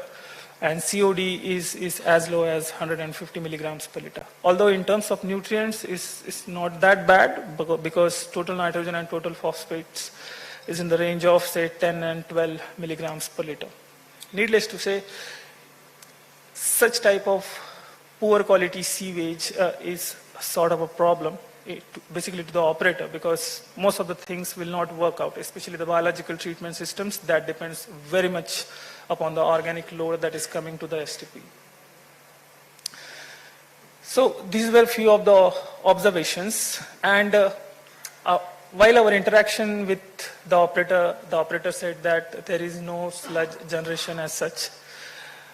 At first place, it's a good thing that there is no sludge generation because, of course, MBBR is a hybrid process of suspended and attached growth process. It is likely that there is lesser sludge generation as compared to their aerobic counterparts such as activated sludge process, but no sludge generation at all may not sound logical because they give a lot of reasons such as the quality of sewage is very poor and we have to retrospect it whether it is actually the case or not. So what we found that if you consider incoming BOD of 60 milligram per liter, that comes out to be around 0.06 kg per meter cube of BOD, and the flow, as I showed in the previous slide, it is around 3,500 meter cube a day. So the total BOD load that is coming to the STP is hardly 210 kg per day. And the volume of MBBR1 is 240 meter cube, and the loading rate works out to be around 0.875 kg of BOD per meter cube per day. As per the Metcalfe, they say that the operating range for the BOD loading is around 4 to 7 kg BOD per meter cube a day. But right now it is hardly 0.875. There are two ways to increase the loading rate. One is to increase the BOD of wastewater, which is not at all possible because what is coming is coming. You cannot change the BOD of wastewater. The other one is to increase the feed flow rate. But if you increase the feed flow rate, the HRT of MBBR reactor will be compromised. Anyway, the HRT of this particular case is hardly 2.28 hours. So, I mean, there are complexities while operating such systems because the HRT, which is a very crucial, very fundamental thing to operate such systems is not ensured. The HRT that is required is 3.5 to 4.5 hours. In initial case, it was very less. In this case, it is 2.28 hours. So it was found that the HRT is very minimum and needs to be optimized. So what are the things that have to be looked for while executing such projects? First is you have to find the flow based on the exact estimation. Rather than going with conventional approaches such as population-based things, may not realistically work out for working out the design flow rates. So it's always a good idea to measure the flow for at least 10 to 15 days. In most of the municipalities, it is done by using V notches, which is still a crude method, but is a sort of reliable method to arrive at the design flow rates. And characterization of sewage is very much required, since the characteristics of sewage decides a lot of things for a particular sewage treatment plant. If you are trying to intercept a drain that has BOD itself as 60 milligram per liter, there is hardly any point designing your treatment system for handling a BOD of around 400 or 350 milligram per liter as per CPHU manual, because that is not going to be the case in field. Hydraulic retention time is one more thing that has to be looked for while operating the moving bed biofilm reactor. OLR is one thing.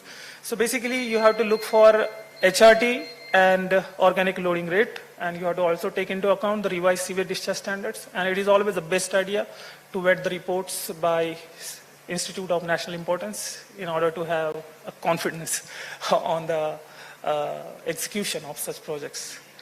Thank you very much and have a wonderful rest of the day. Thank you, sir. With the theme of keeps in with the current theme that we're going through, which we shall take up later today. For now, we pause this session. Are there any questions that our panelists may take from the crowd?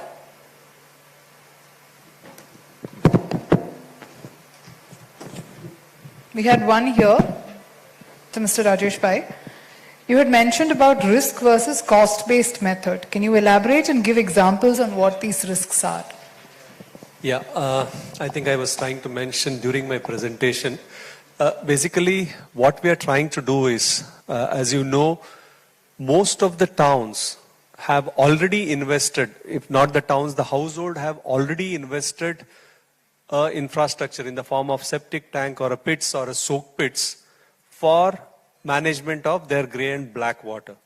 So now, as I say, that we really wanted to assess the risk of using that, the current practice. So if, for example, in Kerala, in Mavalikara, as where we are doing, each household has a septic tank with the soak pit for the black water and soak pit for the grey water, which means there is no water which comes out. So which means entire collection, conveyance and treatment is not required. In case, if the existing practice, the current practice comply to the required standards. For example, if in Mavalikara, if we assume that the groundwater table is not high, then why not the present practice itself can be a best option? Why should we again then provide a pipe or something like that if it is not contaminating the groundwater, because the groundwater table is very deep normally. So then that option can be adopted and said that it can be a safe option. And at the same time, for example, in many of the cities, this may be the case, but the groundwater table is high. So at that time, there is a possibility of contamination. Then there is also a case, if people are not using groundwater as a source of water for potable purposes, then I think we could see that till we have enough resource, we could manage with that, and whatever it is getting out into the drain, that can be handled actually. So it is basically, we are trying to exactly find with the present existing practice, whether it is sufficient, if there is any risk with that, if that is a risk, how we can mitigate that. So this is what we are trying to find out actually. Yeah, this is what I have to say.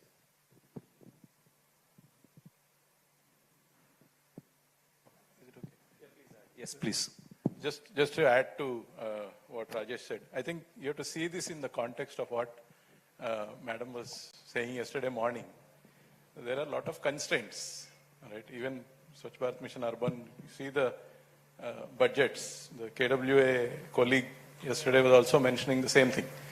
We have severe financial constraints on how these projects are supposed to be. We're not getting the state is supposed to fund the network, right?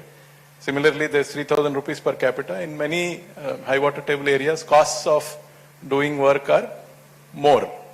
Therefore, instead of going for an engineered solution everywhere, which is high cost, this kind of risk versus cost approach allows you to prioritize where you would want to put high cost models and where you would safely manage without taking too much risk, public health risk. Yeah. So that is, it has to be risk versus cost. This approach has to be seen in the context of the constraints that we have, whether it is financial constraints, whether technical constraints, and so on. It by itself, if we had the luxury of being able to spend, maybe all of us will opt for sewerage system, maybe, if we had the water to run the pipes. But given that we don't have that luxury, what is the next best alternative? That is what Rajesh is presenting. Thank you. I have one question, sir, to you. Yeah, in my previous session, again, because I was saying that technological option for this wastewater flowing in the drain, I was very happy to see that you have analyzed. So any recommendation you wanted to give, because most of the places, as I said, now many towns will come up with the DPR, and where they are categorically going with the conventional treatment system like ASP, MBBR and other things, for a wastewater which has a concentration of around 50, 60 milligram per liter BOD, do you think there is a possibility to implement such a system actually, as you have taken the case of MBBR and many of them wanted to go with that? So what is your recommendation actually?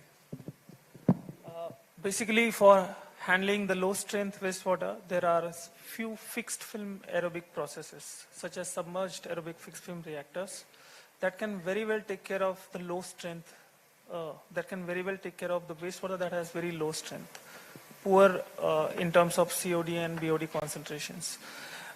Basically, it's a matter of flow, how much flow is you are going to treat.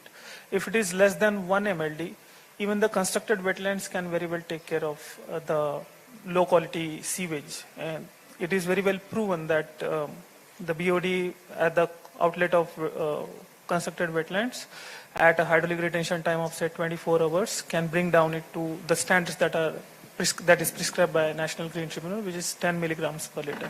But if the flow is more than 1 MLD, wetlands may not be very economical and feasible because of the obvious constraints of land. So such technological options such as submerged aerobic fixed film reactors can be very well explored, because they can very well take care of the low strength sewage.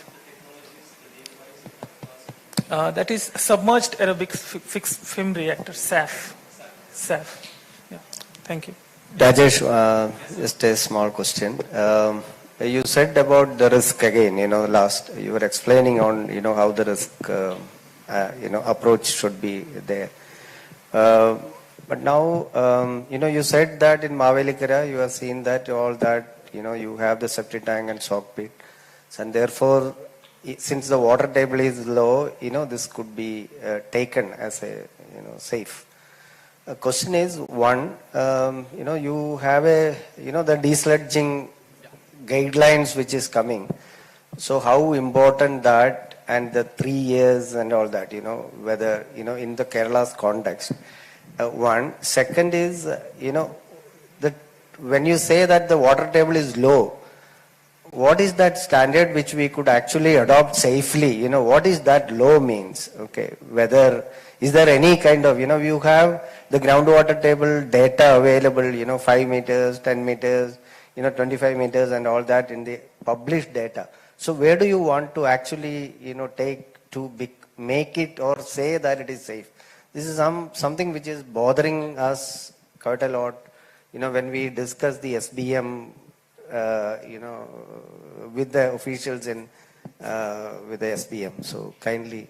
Sir, this is a good question. I have to say that I also don't have a precise answer for the second question. Last 2 weeks back, me and my colleagues, we were all sitting and debating on this actually. So what should we consider as an ideal groundwater table depth or whatever it is? So different literature says different numbers. Some people says that from the base of the containment system, if it is 3 meter deep, then it is safe. Some people says 10 meters, 30 feet horizontal and then vertical and all. So what we decided is we really wanted to now go and do the testing of a groundwater for different depth actually. For example, in Mavalikara, you have many shallow wells actually. So we really wanted to do that. And at the same time, we are also trying to figure it out whether any of such literature can help us to do that. But unfortunately, if it is there also for different soil, it may be different also actually. So that's the reason, sir, I fear that I don't have a direct answer to that, but we are in the process to find that out, and maybe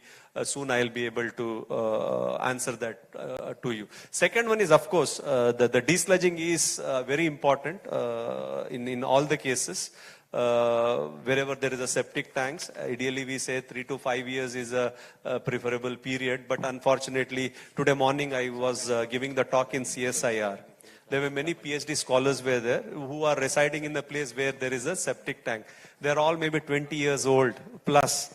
Nobody knows actually when last the desludging is done in their house. So what I'm trying to say is also it is very difficult to know when they are supposed to do. But at least if we have some kind of a regulation in place actually saying that at least once in 5 years or whatever it is good to do that. So we are also collecting the data for that also for the towns wherever we are doing. What is the average size of the containment system? What type of a containment system?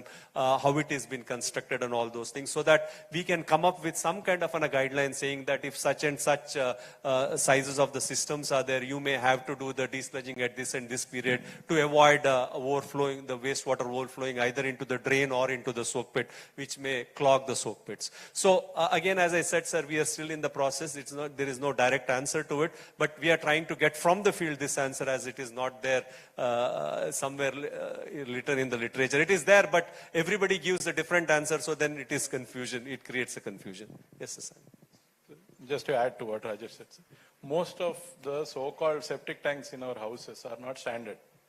They are of different sizes. So if it is a standard septic tank, at least there is some guidance in the literature that you do, even the IS code says. Because they are of different sizes and many of them don't have the baffle wall, don't have the proper system.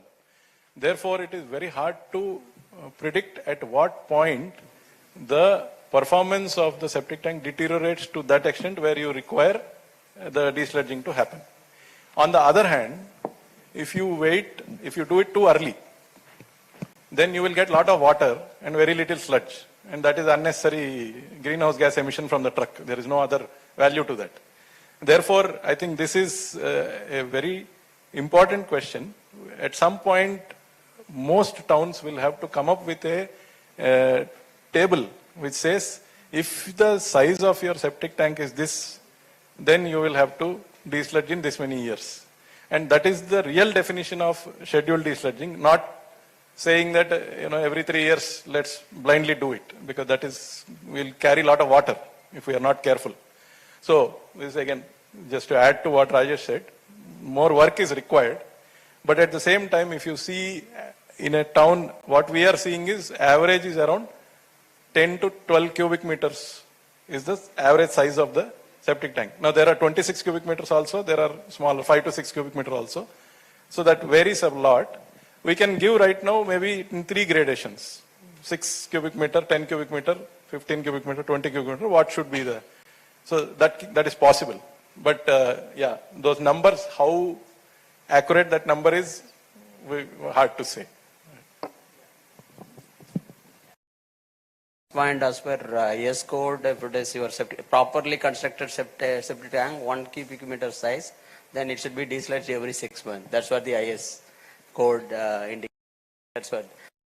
it is vary from the size of the septic tank. Your point number 2, there are a lot of study carried out by, particularly for Stockholm Environmental Institute. They have done, that's what different countries, they have done this study based on which only that the 10-meter distance and particular depth of the pit, and 9 times multiply, that's a horizontal distance, and similarly bottom of the pit to the water table should be 3 times the depth of the pit. That's how the average formula came up. There are a lot of study reports available. Again, it varies from soil condition to soil condition. Yeah. Thanks.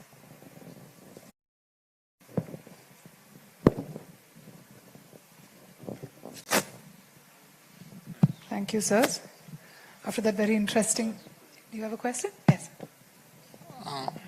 Good afternoon. This question is to Nath. This is pertaining to the groundwater potential. Actually, I have presented about the Chintamani municipality in Karnataka, in which the local body completely depends upon the groundwater, a series of borewells. So why don't we have a predictive analysis of the groundwater potential using satellite imageries or any other that kind of technologies, especially at the backdrop of the Bengaluru water crisis? I think we have heard or read in newspapers that nearly half of the borewells are dried up. So do you find any, apart from that, the climatic change, why don't we have a action plan for that? Do you have any idea regarding that, especially? Yeah. Thanks for your question. So if I got this right, you were asking why we couldn't use, satellite imagery or remote sensing to predict which borewells will dry up. And I think that's proven to be very hard in the case of a hard rock aquifer, because it's very hard to characterize where the water is actually being stored, and which is the aquifer that Bangalore has, similar aquifer that Chintamani has. What we found is a more effective way of understanding which borewells are most likely to dry up would be to actually look at depth to groundwater through existing borewells which we know are functional, or or if we're able to look at the depth of casing through the unconfined aquifer, then we're able to find out which borewells surrounding that would be more likely to dry up. In the case of Bangalore, why borewells are rapidly drying up, I mean, it's multiple things coming together at once. Post-COVID, I think the strongest drive to move back to workplaces has actually happened over the past year. So we see a lot of people coming back into the city. You can, track this with the increased rental, and there are several other indicators. And in addition to that, there was a really poor rainfall year previously. I think the biggest challenge that we're having with the hard rock aquifer is you can literally drill 2 borewells which are approximately 30 feet from one another, and one will hit water and the other won't. So it's very, very hard to characterize that using remote sensing data.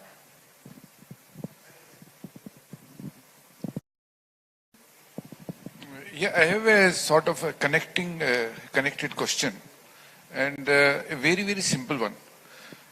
The capacity of a borewell is seen by its annual, you can say whether it is depleting or it is maintaining. So why don't we regularly collect some data? Because under the dams, we insert a sensor which tells us about the water levels. So borewell, if every 3rd year or 2nd year, you will come to know, are we depleting the aquifer or we are just able to maintain. So I don't think that has been the traditional knowledge, very, very old one.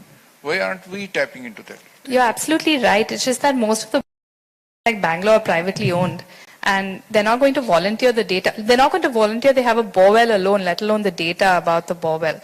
So to systematically collect that data has been the biggest challenge. So we've been working with the Bangalore Apartments Federation to convince them to get anonymized data on borewells. So the challenge is that people know which borewells are drying up within their gated communities, and they have strategies in place for when they'll redig the bore well or go further down. But that data is not systematically being logged in one centralized manner. So the data that we are still reliant on is the central groundwater board data. And that doesn't cover the private bore wells, it covers the monitoring wells and then the public bore wells. So that's something we've been working on, and I think it's an absolutely important thing for us to do. Depth to groundwater is what we are looking at, because that's and through the monitoring wells, basically. I hope that answers your question. So, we have one more question from the back.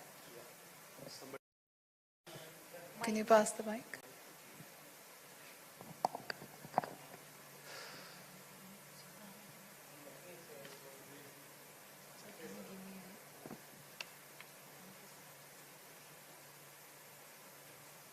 Sir, actually, in Kerala Water Authority, you are making studies in the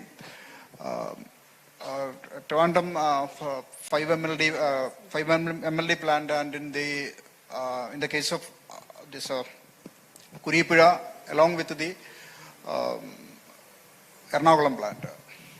I think both of all the three cases comes under the MBBR technology, but unfortunately, through your studies, it is not working properly.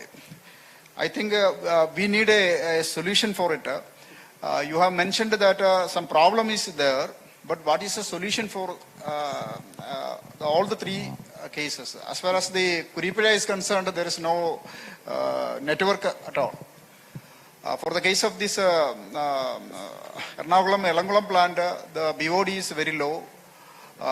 Then what we need, the Kerala Water Authorities needed a immediate solution. So in that way, what is your suggestion? Hello.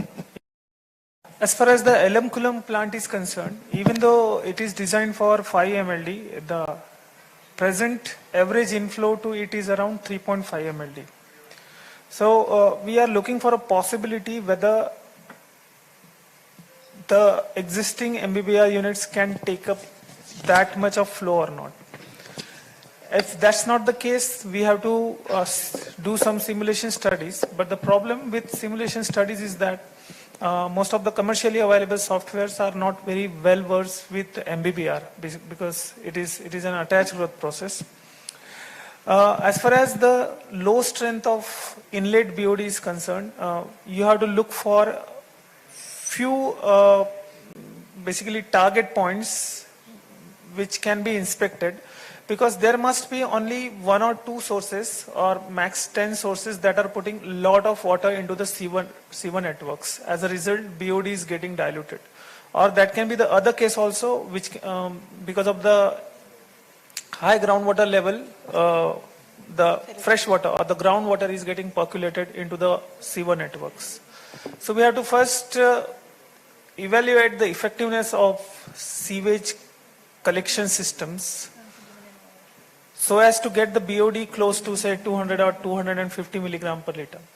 But that exercise, the magnitude of that exercise is so huge that it cannot be done at this moment.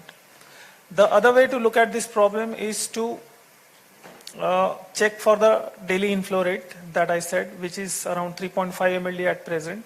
So we will try to optimize the technology, the existing units based on the daily inflow rate, which is a realistic inflow rate, which is 3.5 MLD. The sewage at present is not coming at 5 MLD and it's just at 3.5 MLD. Same is the case with STP Trivandrum. It was designed for 5 MLD, but now the sewage is coming at 1 MLD.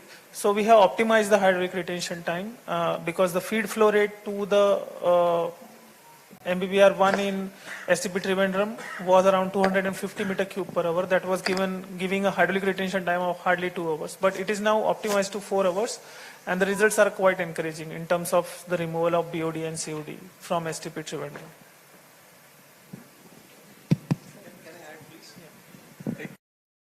Also check the possibility of co-treating the fecal sludge also in this Ernakulam plant so that you could increase the feed concentration, because it's not fully utilized.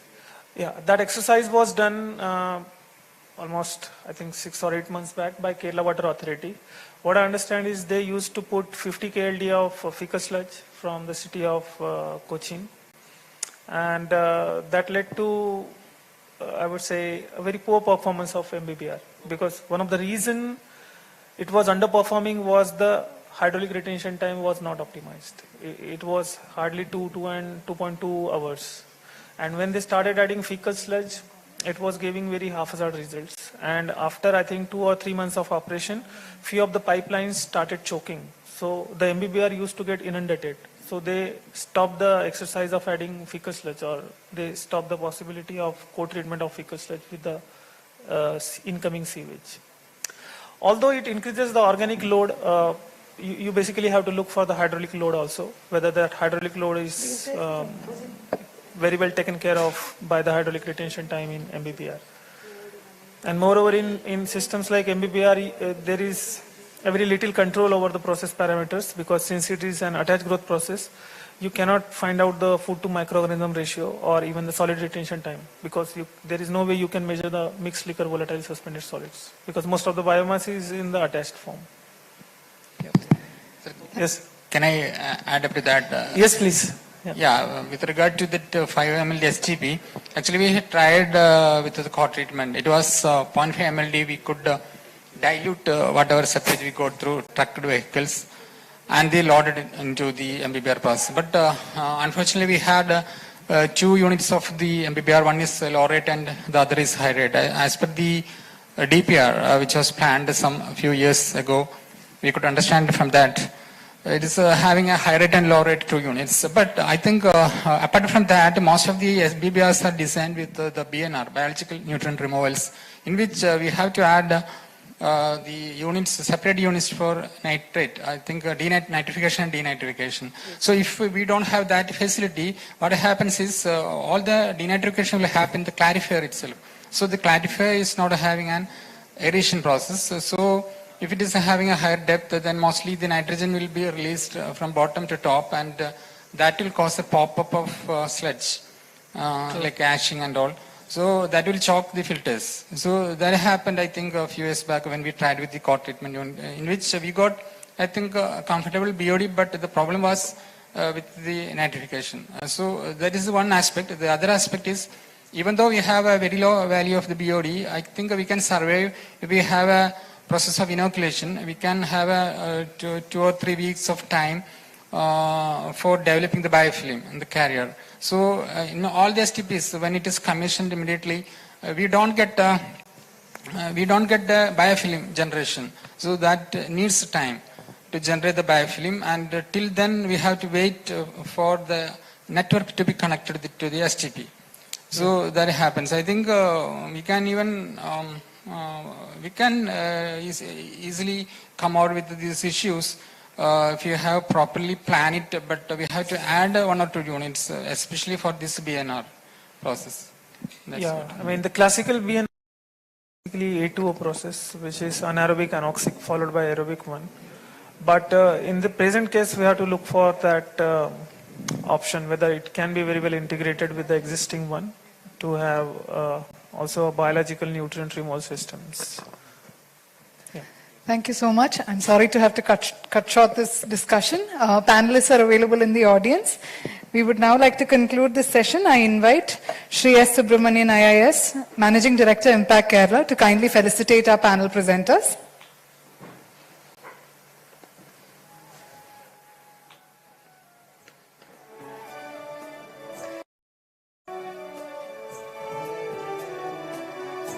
Shri Rajesh Pai, Director, Capacity Building and Chief of Party Program, Wash Institute.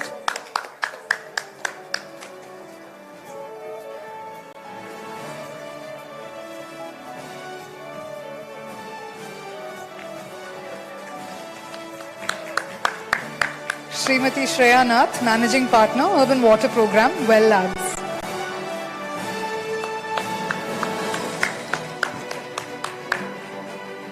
Dr. Akshay Dilip Shende, Scientist, CSIR, National Institute for Interdisciplinary Science and Technology, NIIST. A loud hand for all of our panelists, please.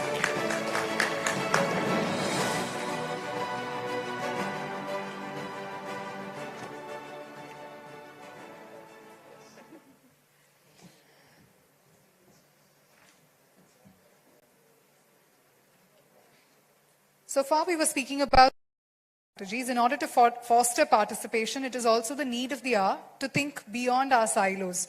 Our panel discussion hopes to delve deeper into what has worked so far in PPP, that is public-private participation, and what business models can invite private participation in UWM. For the panel discussion, I invite Shri Hari Kumar, Vice President, Kam Avida Enviro Engineers Private Limited, Shri Rakesh Kasba, Co-founder Jalodbust, Shri Arun George, Director, Gen Robotics Foundation, Shri Sampat Kumar, Founder and CEO, Tide Technocrats Private Limited, Shri UV Jose from the government side, Shri UV Jose IAS, ED, Suchitwa Mission. To moderate the session, I invite Wash Institute's own Shri Shashanka Velidandla, Director, Government Advisory, Wash Institute.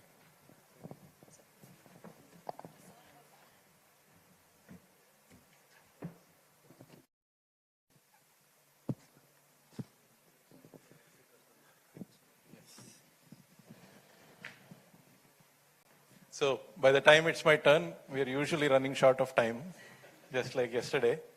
So we'll have to panel in fast forward mode. That's what I've been told. So we'll try our best to do that. So the topic that we've been given with this very accomplished and very experienced bunch of people that I have with me is business models and public-private partnerships in used water management, right? Now, most of the stuff I understand, but what exactly is a business model? That is something I've been kind of thinking about, especially in a situation where, it's a government service that's being provided. How do you define business model? So this is a question that, we've tried to answer in the last 3-4 years in different ways. But there are a couple of things which we should probably say before we get into the discussion, how exactly we look at a business model. So instead of trying to say what it is, we'll say what constitutes a good business model, right? So first thing in a good business model is what is the service that is being provided? Is there a good definition of the service that is being provided? So in the case of a public toilet, somebody is cleaning the public toilet, the service, is it properly defined? How many times do they have to clean? What are the timings, etc., etc. Simple things, but is it properly defined? Second, who owns the asset or who owns that place where the service is being provided and who operates it? Is that contractually it is very well defined or not? Third, of course, the payment. How is the contract defined? What are you getting paid for? Is it a flat monthly thing? Is it a unit-driven payment? If these three things are properly in place, then we can understand that business model well. Yeah. So with that, keep that in mind in the background when I get into this discussion. We'll start with you, Mr. Hari. Thanks for joining us. Thank you, sir. Yes, it's a common question to most of you. I will just start with that. What is the service that you provide? Just tell us a bit about that. In the sense that in your case, obviously, you are not the service provider. Your ultimate client is actually the service provider. You're speaking on behalf of them. So just tell us a little bit about that. And then, obviously, what kind of contracts and pricing models you have. What exactly is the service that you provide? So just a bit of that, and then we'll open up further into other questions. Sure, sir, sure. First of all, thank you very much. Thanks to WashI. I've been regularly, they have been giving opportunity for us to come and participate in this kind of environment where we can share our knowledge. Last 2 days, I've been gathering a lot of knowledge, and also a place where I can also share our concerns and the experiences we have. First of all, thanks for that. And just to answer the question, what kind of business we are into? I'd say that it's a business where we are into cleaning and maintenance. Used water is basically, you have to clean and then again you have to recycle and use it. That's what about used water. So we are in this cleaning business. We are manufacturers of environment cleaning equipments. And one part is that we take care of liquid waste management. So we make equipments for cleaning the drains, cleaning the septic tanks, and also provide service to the municipalities who are our customers, and also the contractors who buy these machines and deploy to the municipalities, and the sanitary workers who are in fact been doing manual scavenging earlier, and now they are getting converted to using mechanized solutions. So this is the kind of business environment we are, and our corporate philosophy, like every business has got a philosophy, or there is a kind of a target goal, like where the business has to go. So we are in the environment of cleaning and maintenance with ease and dignity. Whenever it comes to India, nice. We, so what is your role versus what is the role of your client in the service provision? Do you also play a role there, or once you have sold the vehicle, it's completely, or the... Yeah. I'm coming to that. I'm coming to that. So basically, Camovida, we are into a business where we have to take care of all the stakeholders. It's not about just manufacturing the equipment and delivering it, and after the warranty period is over, we are out. We are not in that kind of a business, and our main aim is 3 C's: cost, compassion, and compliance. So these 3 C's we follow. When it comes to compassion and compliance, there's no end to it. You have to give complete service till the machine works, till the mankind is there. We have to give service. It's not about the warranty period. So we are always inclusive with all the stakeholders, whether it's municipality or the contractor or the sanitary worker. So we are working with all the stakeholders. So if I'm a municipality and one of your clients is providing me service, can I call on you for some service? Are you obligated to give me service, or you are obligated only to your client? That's the... No, we are into everything. Like if a customer asks for equipment to be supplied and they want a BOO contract, like they want to operate and maintain. So we do that also. And in case if a contractor approaches us that they are having a bigger business where it runs to about 200 crores or 300 crores, where civil construction, mechanical, everything is involved, then we supply our equipments and we support them in maintaining the equipments till the contract is over. So it depends on the kind of business the contract is there, and what is our role to be played. So our role is always there till the end of the contract. And so what you're saying is, the bigger the contract, the larger role you play.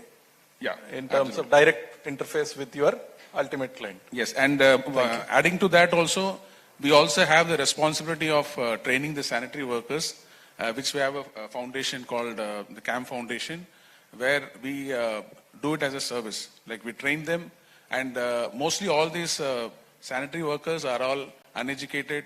They are from, I think, many years, maybe 50 years, the generation, their forefathers, they were in this business, and they are continuing.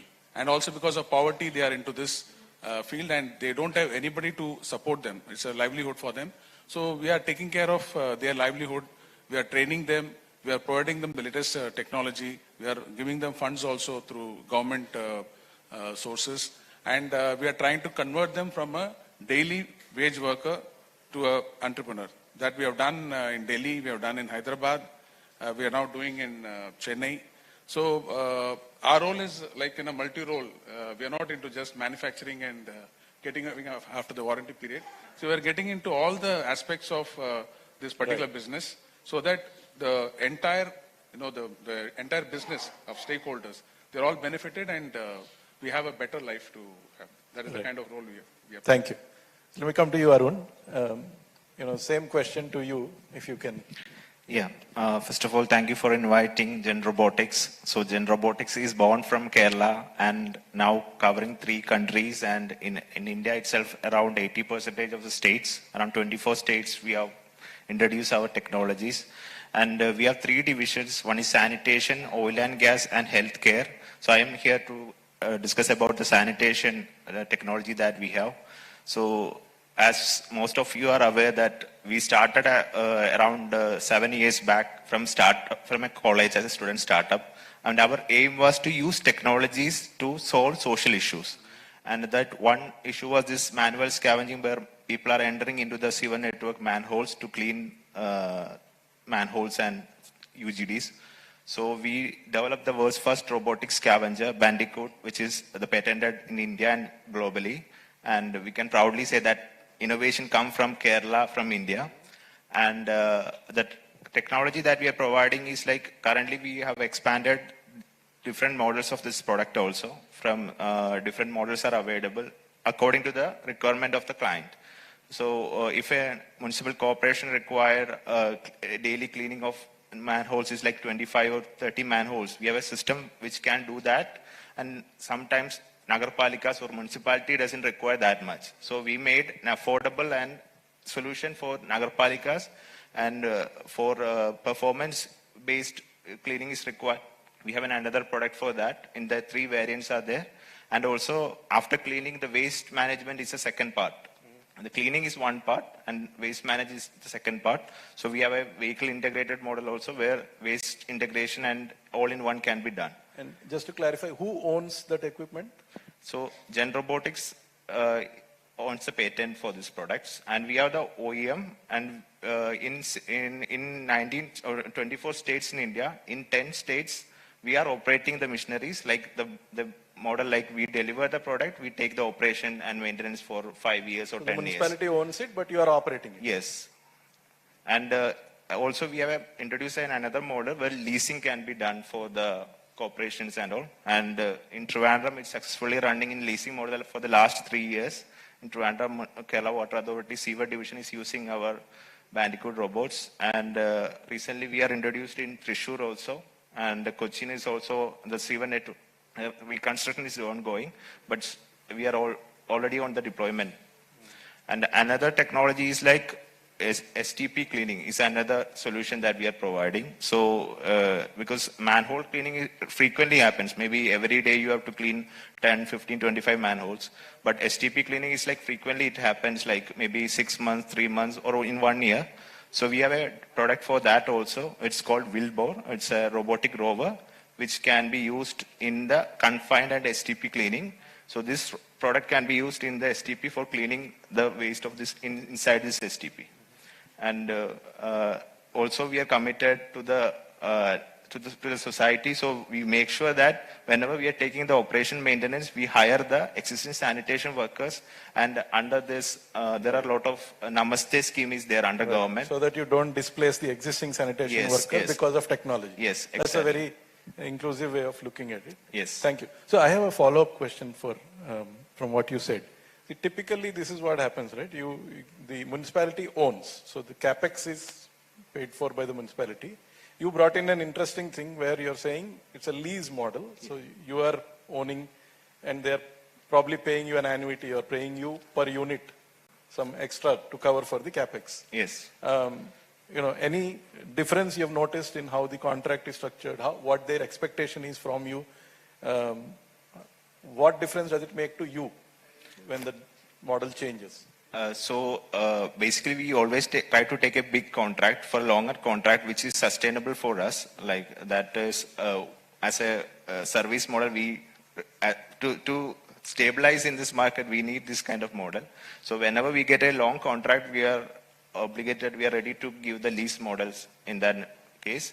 And in cleaning efficiency also, what we feel is like when we do the activity, its efficiency of the cleaning and the number of cleaning of the pits are increasing. If you say it because of the system, how this work, and that's one advantage of this system. And then the payment cycle collection part is also another follow to be done. But in a perspective of technology, so where for long run, I think if a good system is there, it can be used by even by the corporation also, where we are providing training to this to the sanitation workers plus the officials in this corporation. Some places the contractor bought our robots to clean, so we provide training to them. Right. So it all depends on the usage, who is using the technology. But we have a successful model in Trivandrum that it is currently going on for the 5th year now. Thank you. We'll come back with some more questions. Sir, Sampath sir, may I ask you? Yeah. So you are on this panel, you are the PPP dimension of, if I may say so. So, sir, share your experience with that. Of course, starting with what exactly you have, the asset that you have provided and the service that you are providing. In terms of PPP, we have done 3 different kinds of projects. Okay. The first project is what we have done is an EPC contract with an O&M contract attached to it. So this is one. So where we go, set up the plant, ready it, hand over the asset to the municipality, and then we go ahead and do an operation and maintenance for the next 5 years. So this is one kind of a contract which we have done. The second contract which we have done is which is called as a hybrid annuity model contract, where the municipality or the government pays us 50% of the cost. We go and put up the plant up front, run the operation for the next 10 years, and the payment comes over the next 10 years in certain installment with certain interest and other things. So it comes over the next 10 years. So this is the second contract. So we are responsible for part of the payment, but the payment, and also the O&M is responsibility of ours. The third kind of a PPP contract which we are doing at this point of time is where we put up the whole investment upfront, and then on a tipping fee model we get paid over the next 10 years.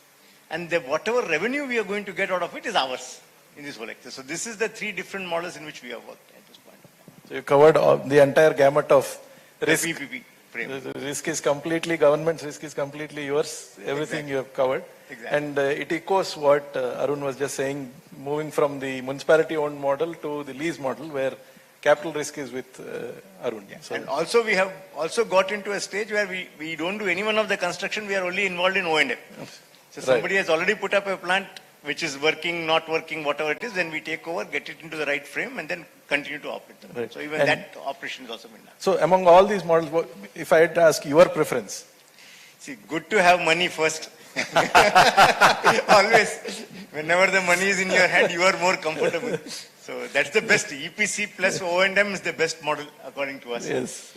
The risks are very high in the other 2 models, obviously, because if there's a delay for 3 months or 6 months, we all get into a major financial crunch.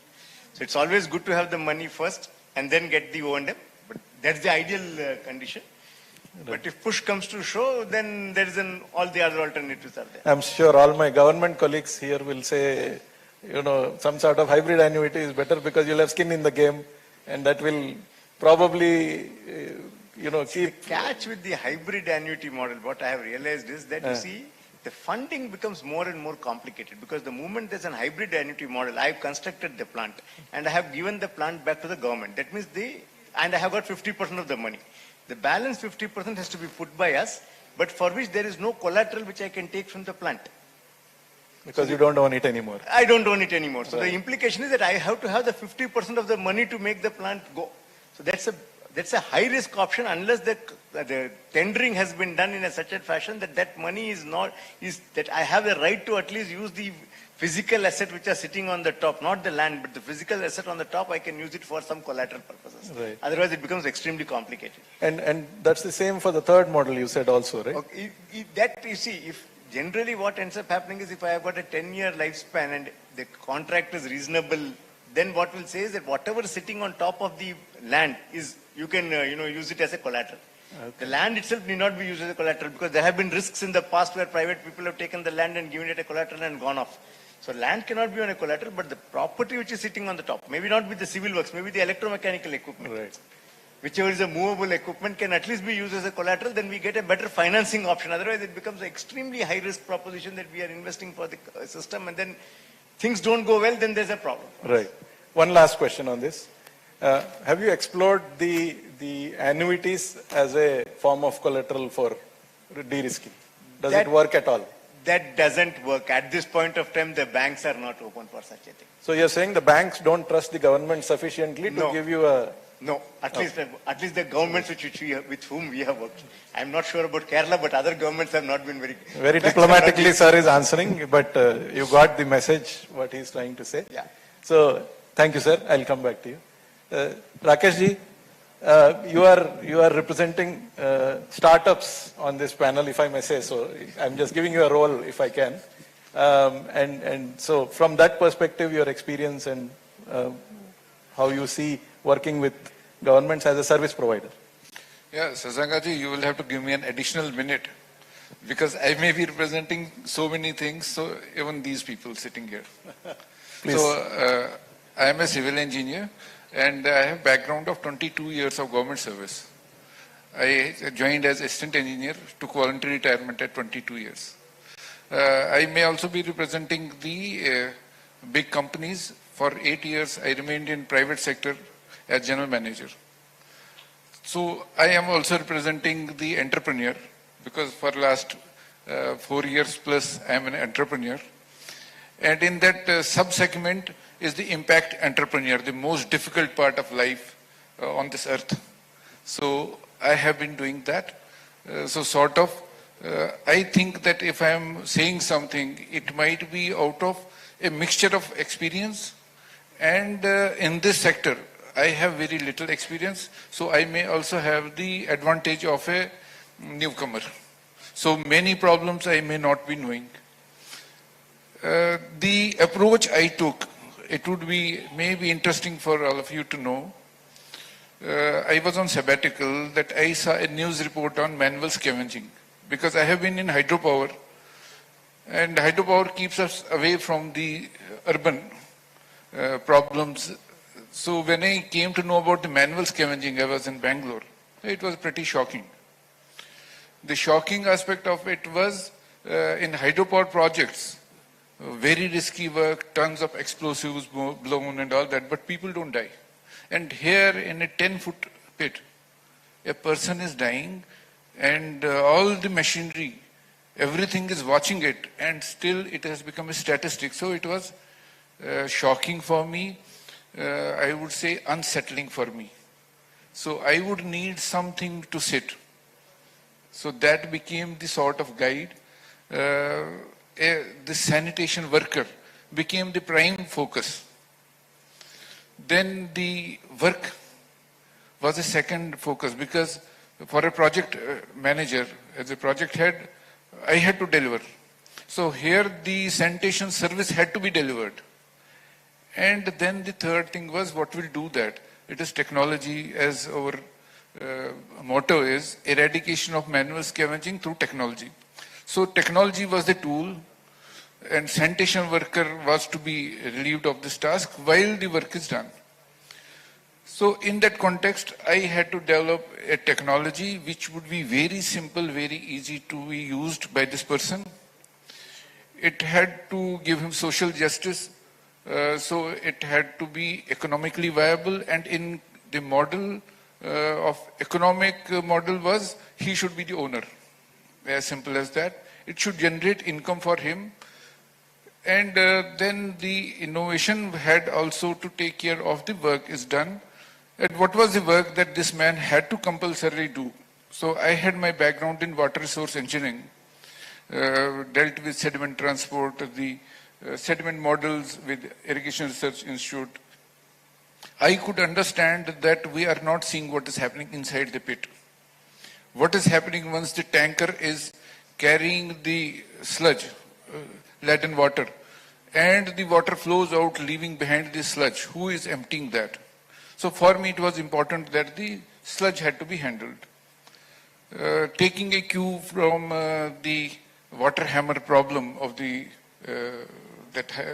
hydropower, a solution came to my mind, and it worked. And it is working far better than I had ever thought or I had ever designed.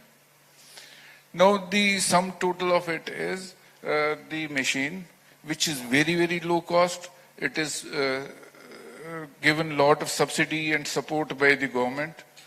And this person independently will be owning it, operating it, delivering service to the society. I see 1.5 to 2.5 lakh such machines only in my country. Across the globe they are to be used. And I want to see the eradication of this word manual scavenging. So once he enters. And for the PPP model, I have been lucky to work in very big projects. I was in one, some So 5,000. in this particular project, what is your business model? Like, so far, whenever you have provided the service with Jalod Bus to municipalities or governments, what has been the model? No, sorry. We have not reached that stage yet. The technology is developed for last 1 year. It has been used in all different situations possible. It has got 3 use cases particularly. One is the UGD manholes which get blocked and overflow. It has got use in the 12 crore leach pit toilets built under the ODF. ODF++, this is the solution to ODF++. Without a man entering into the pit, it will remove the sludge even from the wet to the driest conditions. And third use case is septic tanks which are inside narrow lanes, in slums and all places. All the equipments and systems which are working are not our competition. We don't go into that area because this machine is not designed to those tasks which are already being taken care of. Now coming to the how it should actually work. I have been working, as I said, in very big projects. So most of the big projects follow the FIDIC rules, the FIDIC contract. FIDIC contract is an internationally accepted method of working in that the government is the owner and the contractor is the service provider and there is one consultant there, or I would say facilitator, who is in between. So when the government wants a big project done and has the money and has the requirement, they get a consultant or the facilitator. Like in this case, the government of Kerala wants the solution to be done. For an example, WASH Institute comes as a facilitator who understands us, who understands the government, and we come with the solution. We don't know so many things. The contractor, when he's building a huge project, like Siemens, he's providing the equipment, doesn't know so many things. The consultant in between, he is making the connections. So that ultimately when we see in this case, the cost also does not go to the municipality. They have the task and then the model can be worked into where the person who is getting the service is paying for it. Or in case of UGDs, they have got a small regular payment going out to this worker. He gets social justice, he gets dignity, he gets safety. So the interesting thing is, of course, that, internationally contractual stuff is all out there, but the ability to enforce that contract depends on local context, which I think is a little weak in that aspect. So that's something that we can probably discuss. But I take your sentiment of eradicating manual scavenging. It's a very nice sentiment that you put together. All three of you sitting on that side of the panel are actually motivated by that and working towards that. Let me ask this question. I have noticed that CAM Avida has a CAM foundation. You guys also have a foundation, right? And so you have separated out the work of training sanitation workers. Why is that necessary to go through an NGO route to train sanitation workers? Why is it not part of the core of the business to be able to train your workers who are going to do that service to the government? So, yes, I'll answer this question. Hari and then Arun, please. Basically, a business model is a profit model. So we have to get some income and we have to show profits. And the owners of the business, they have to earn money. So that is the fundamental principle of having a business. But service, when it comes to training sanitary workers for a cause, so it should be non-profitable. So that's why foundations are there, and then a lot of funding is coming, aids are coming, CSR funding is there. So that normal business, we cannot do that. So there has to be a foundation which should not be linked to the business, and it should be a non-profitable organization which does not expect any profit, but does it as a service. I mean, it's nice to hear from you that you're saying that, but if Bangalore Metro built a metro, and they won't say that training the metro operator is a not-for-profit, it is a service and all that. They will, it's part of the contract that you will train the operators of a metro. So it's a nice sentiment that you are saying. Yeah, actually here Arun, I'll answer that question.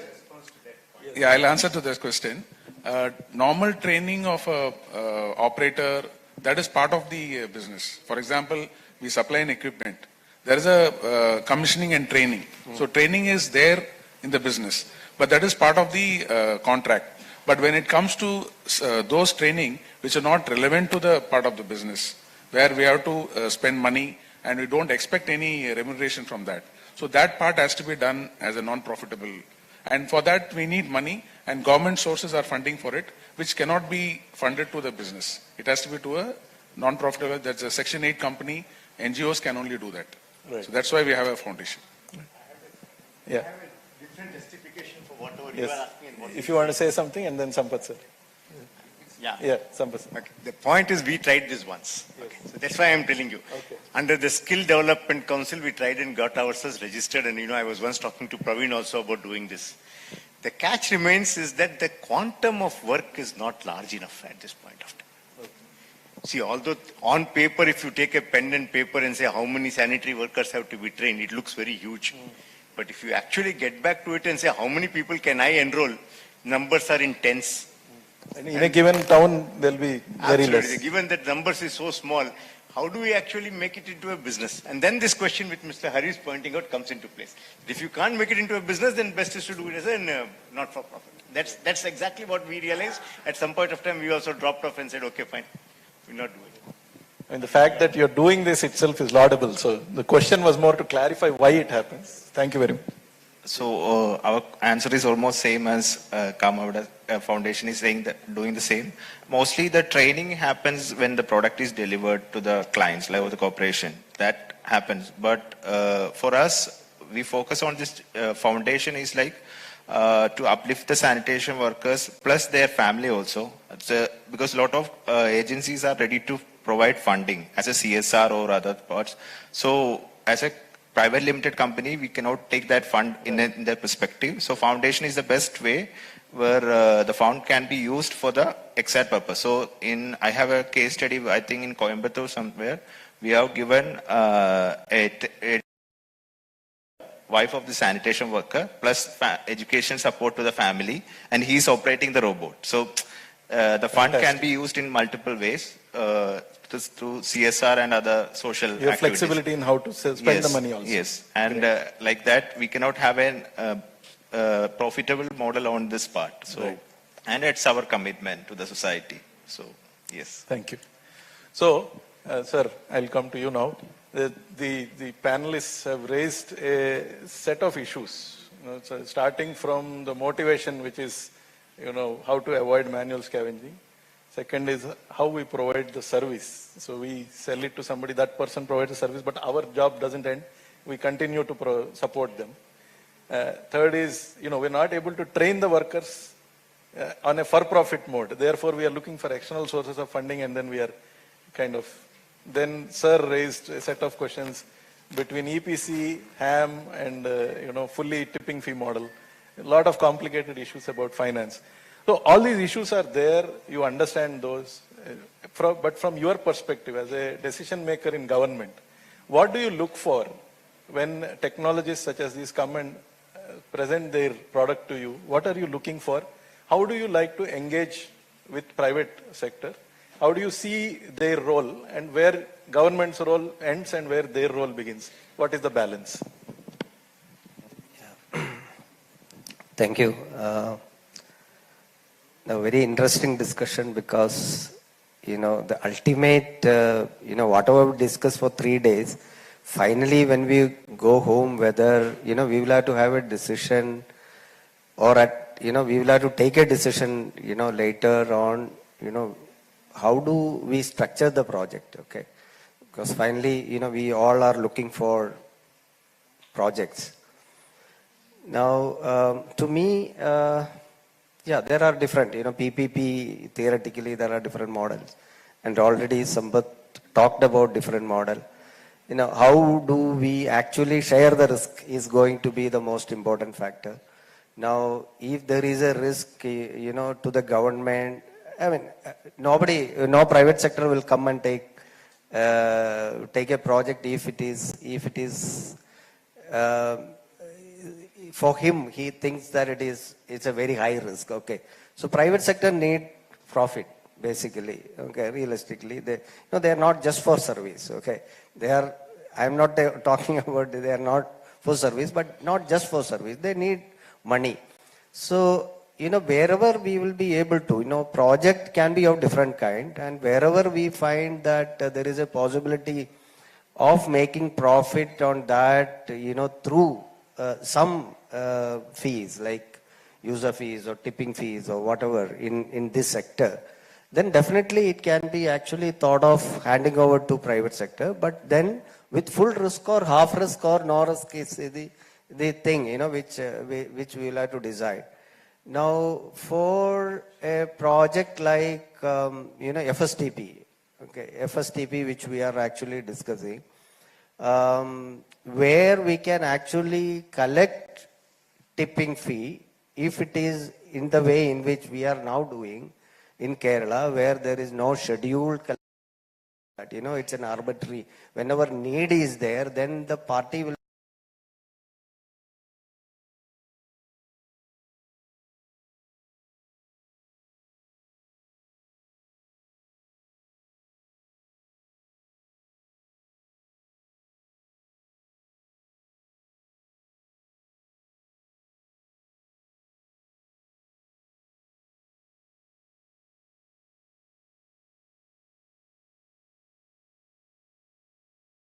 I think the sector which we are talking now, a complete private sector investment, upfront investment by is not that, possible.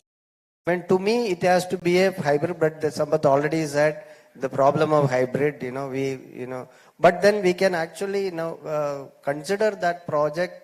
The model can be considered in such a way that, we share the risk.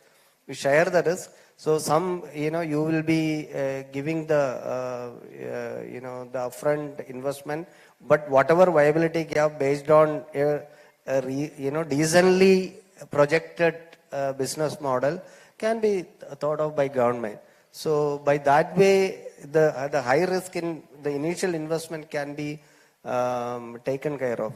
So I have a feel that many of these projects can be taken up through private sector because of one reason, just one reason. That is, this is very highly operation and maintenance intensive. All these projects, even if it is, solid waste management or, liquid, use water management, it is highly operational and maintenance intensive. And no government can actually do that in and the new technology, which is actually getting day by day. So I was hearing, very surprised to see many new initiatives and many new technology which is coming up. I heard today, both of them today morning, and the robotic we were actually hearing since every day things are changing and government cannot cope up with that. So we will have to always depend upon private sector, technology, operation and maintenance. So there is possibility, and I have a feel that is the way forward, basically. It's not that, the whole money is spent by government and government, you appoint people for operation and maintenance. Nothing, it's not going to be in that way. Very capital intensive, the government will spend, but operation and maintenance will be completely handed over to the private sector. Okay, and wherever private sector can part with, wherever the tipping fee or user fee can come, then, it could be a hybrid model which can. But definitely there is a possibility of this thing, and that is the way forward. To me, that is a way forward. And whatever SBM grant and all that, which is coming as scheme, fund can be given as viability gap funding, and then, that, and the balance could be from the private sector. And also in Kerala's context, now, what we are actually facing mostly, the major problem with us yesterday we have discussed, the NIMFI and all that, the public protest. If government want to do a plant, the public protest will be very high. And if the same thing, if some, a private investment come and do, he will manage the so-called protests. Because protests are mostly protests are created ones. Okay. It's not that, the people are just, they don't want to, it is not only because of that. Most of our protests are created by some interest group. Okay. And, that can be managed by private sector much better than the government. So in two ways, O&M and the public protest, the private sector will be better and they will succeed better. Thank you so much, sir. That was, I think, the appropriate last word on this panel discussion. There are a couple of things I wanted to explore further. What are the challenges that the private sector faces when they're working with governments? We know most of those topics, so in the interest of time, we are not going into that. I want to leave you with this last word. One of the things is that wherever it is possible, we are. So I think reading between the lines, what I took from that is, if the cost of service can be passed on to the people, the households, I think that is the best case scenario for most of these services, because then the households are directly paying, or through government they are paying, and therefore public money is used where it is most required. The challenge in front of all of us is to probably bring in the awareness among people that these services are what are basic needs, and therefore they should be paid for, and that payments, if they match the costs, then the service quality improves. As service quality improves, of course, all the outcomes improve. But I want to thank my esteemed panel here and UV Jose sir for giving us these few minutes of their time and the very interesting discussion. I'm sorry we could not continue further, but thank you all very much. A warm, a large round of applause for our panelists, please. We conclude by felicitating our panel members. I request Sri Shashanka to do the honors.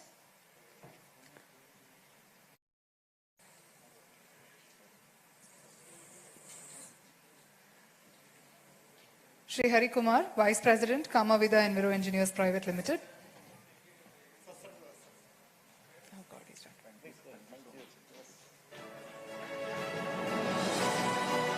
Shri Rakesh Kasba, Co-Founder, Jalod Bust.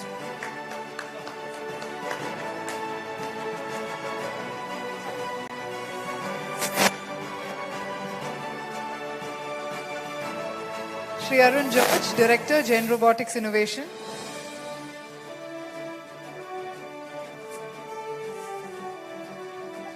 Shri Sampath Kumar, Founder and CEO, Tide Technocrats Private Limited.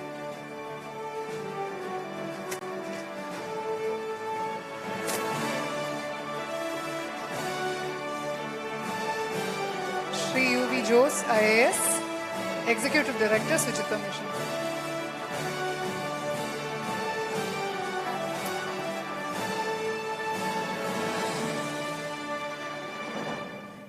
We request the Bosch Institute to kindly hand over the memento to Sri Shashanka Velidandla for moderating our panel session so efficiently.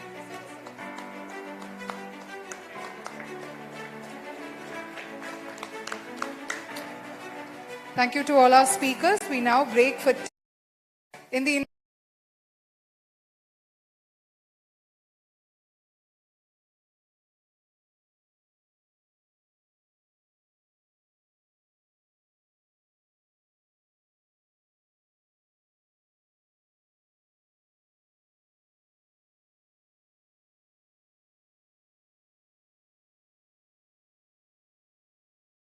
of Civil Engineering, SCMS School of Engineering and Technology.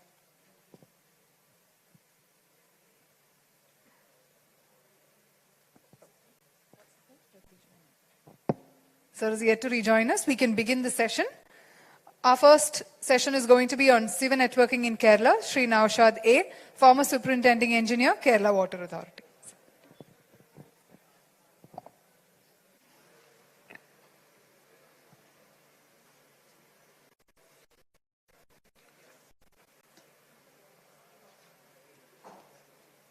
Respected dignitaries, delegates, and dear friends, good evening to you all. Kerala started the sewerage networking way back from 1945 in the capital city, Trivandrum. And later on, we had in Kochi city to a small extent. Then, of course, at a later stage, we are having in Guruvayur also. But even though we have started our network system much early, our progress is in a very slow pace. So in that context, due to various reasons, this introduction of new technologies to increase our progress of expansion of this network is important, and that is the importance of this today's topic. Advanced technologies for sewerage networks in Kerala. So here, what I have covered in this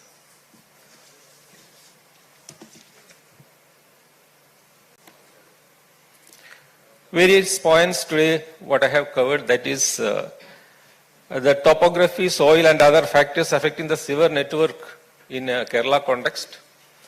Then the existing network status, that what we have already laid and what we are at present being laid. And also the future potential of networks that we have planned in the whole of Kerala. Then the ongoing network projects and materials. What are materials that we are using, then technology what what is being adopted, and the issues that we are facing at present. That my KWF friends are already engaged in this process, so they are already aware of this. Then the materials of sewers actually suitable for the future projects to increase the progress or to speed up this implementation of this network in the whole of Kerala. Then special methods for coastal area sewer network laying, because we have most of our cities in the coastal region. Then zoning and designing service area for sewage treatment plants. That is, our area is very undulating. We have different, our topography is very different. So all this will be area specific. Then finally, we are following certain trenchless technologies also. But which are the apt trenchless technologies for sewer laying applicable to the Kerala context? So as I told you, this topography, soil factors affecting sewer network in Kerala context. Kerala is having a cross-section elevation 2674 meter to 0 meter at sea level. And the cities and towns are located in the coastal belt, the hilly terrain, or the combination of both. And due to hills, valleys, natural slope, coastal plains, waterlogged areas, zoning of the area is very important. And the soil strata, as you know, we have the rocky strata as well as the silt or the sand, the waterlogged area also, high water table, then saline intrusion. Then the selection of technology and the material is very critical. Then of course the thick population and the congested roads, because already the cities and towns has already developed, and excavating along these congested roads is also very difficult. And just here I have shown some of the areas. You can see on the left side our Thiruvananthapuram coast, which is almost the seashore type, and of course we have the higher elevations also, the rocky type also. We can see a combination of both. Then the Alappuzha, you can see it is almost waterlogged in most of the places, so waterlogged area. Then the right side you can see the Munnar township. It is a tourist center.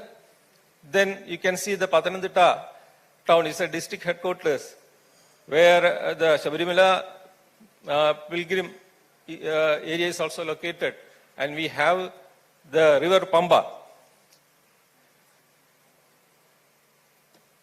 So let us see what are the existing networks and potential for the planned networks. In Thiruvananthapuram sewerage scheme, it has started in 1945, and with the area 75 square kilometer, where we have a total of 214.86 square kilometer. So we have a coverage only of 40%. Existing blocks A to E, and totally we have around 22 blocks A to L. Number of connections is 52,000 out of 2 lakhs households. STP, as you all know, it is 107 MLD, and Kochi sewerage scheme 28 kilometer with an STP of 4.5 MLD, and Guruvayur a 3 MLD plant with a related network. What are the planned projects in Kerala? We have the extension of Trivandrum network is going on, and the Kochi is also being planned. I think it is going on. And the networks in other 9 number cities, the project planning is going on, maybe the tendering also in place, I think. And we have a master plan also. This I have taken from the KWA website only, that there's a master plan that total network is assessed for 59,200 kilometer, number of collection wells, STPs 534, you can have all those details. So this is, I think it is only in the preliminary report stage. And so we can say the total cost of the project, it comes 8,351 crore to cover the whole of the urban areas in the state. So surely there is a potential for the future projects. So whether we have to apply all these modern technology or advanced technologies. So let us see what are the materials and technology adopted in the ongoing networks. Regarding the materials, gravity line, pipeline, stoneware, UPVC, RCC, HDP. HDP recently we have started UPV also. I can say mostly it is stoneware and RCC. Then the joints, hemp, then cement, rubber ring, HDP, butt joints. Then pumping lines, DI cement lined, DI pipes. Then HDP pipes, manholes, RCC without backdrops. Especially I have mentioned without backdrops. So I will in the next slide I will tell you what are the problems that we are faced due to all these problems, due to all these shortfalls. Then channels will be with the cement, concrete or mortar. Then manhole connections are done by puncturing. At site we are puncturing the walls and the connections are being done. And the technology what are being adopted, excavation, so open excavation with the shoring for deep ones. Then collection wells, well sinking mostly with the dewatering. The dewatering is done from the well and sinking process is being done. And house connection again puncturing by puncturing the manholes.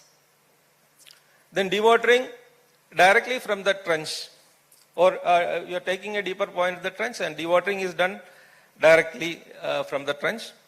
And trenchless technology followed is HDD even for the gravity lines.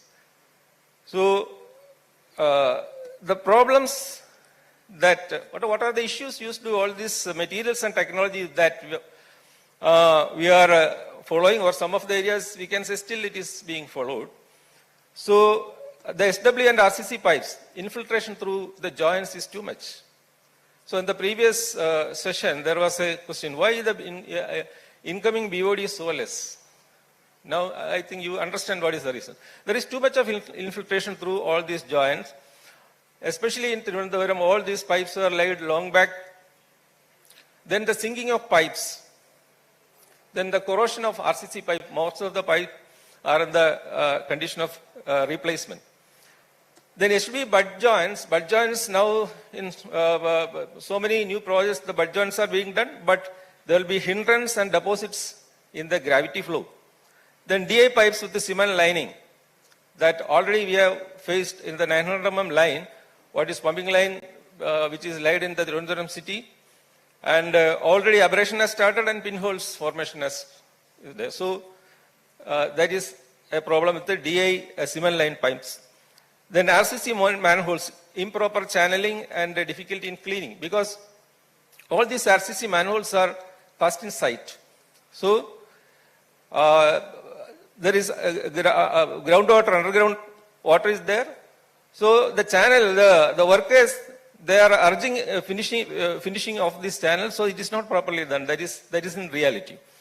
Then manhole connections, infiltration and leakage to the punctured surfaces. And regarding the technology, there is the excavations difficult for deep excavation with the shoring, and the cost is also very high. Then well sinking and dewatering, caving of trench. When well sinking is done with the dewatering, the caving occurs due to sand boiling. Then puncturing of manholes, unfinished surfaces, and of course the leaking points in all manholes. Then direct trench dewatering, waterlogged trenches, it weakens the shore, again sand boiling.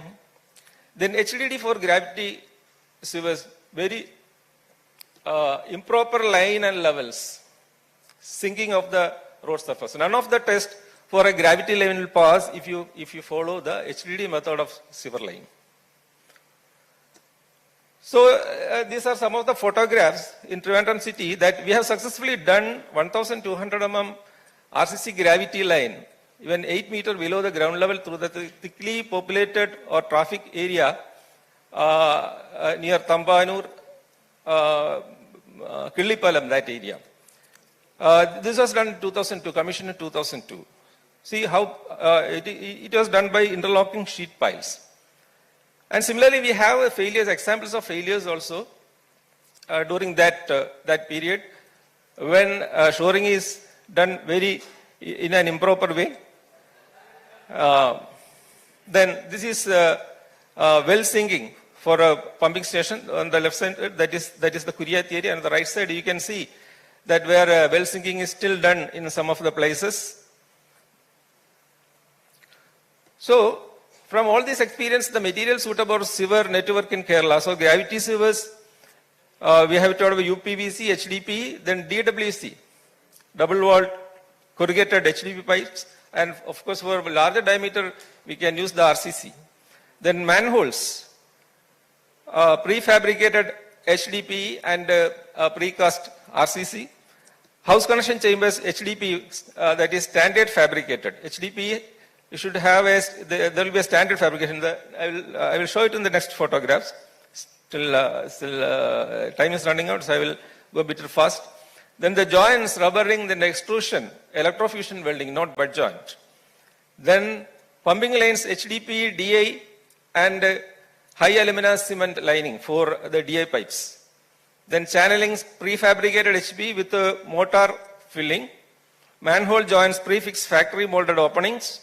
House connections with the backdrops should be prefabricated. This is the double wall corrugated pipes. You can see the push-on joints.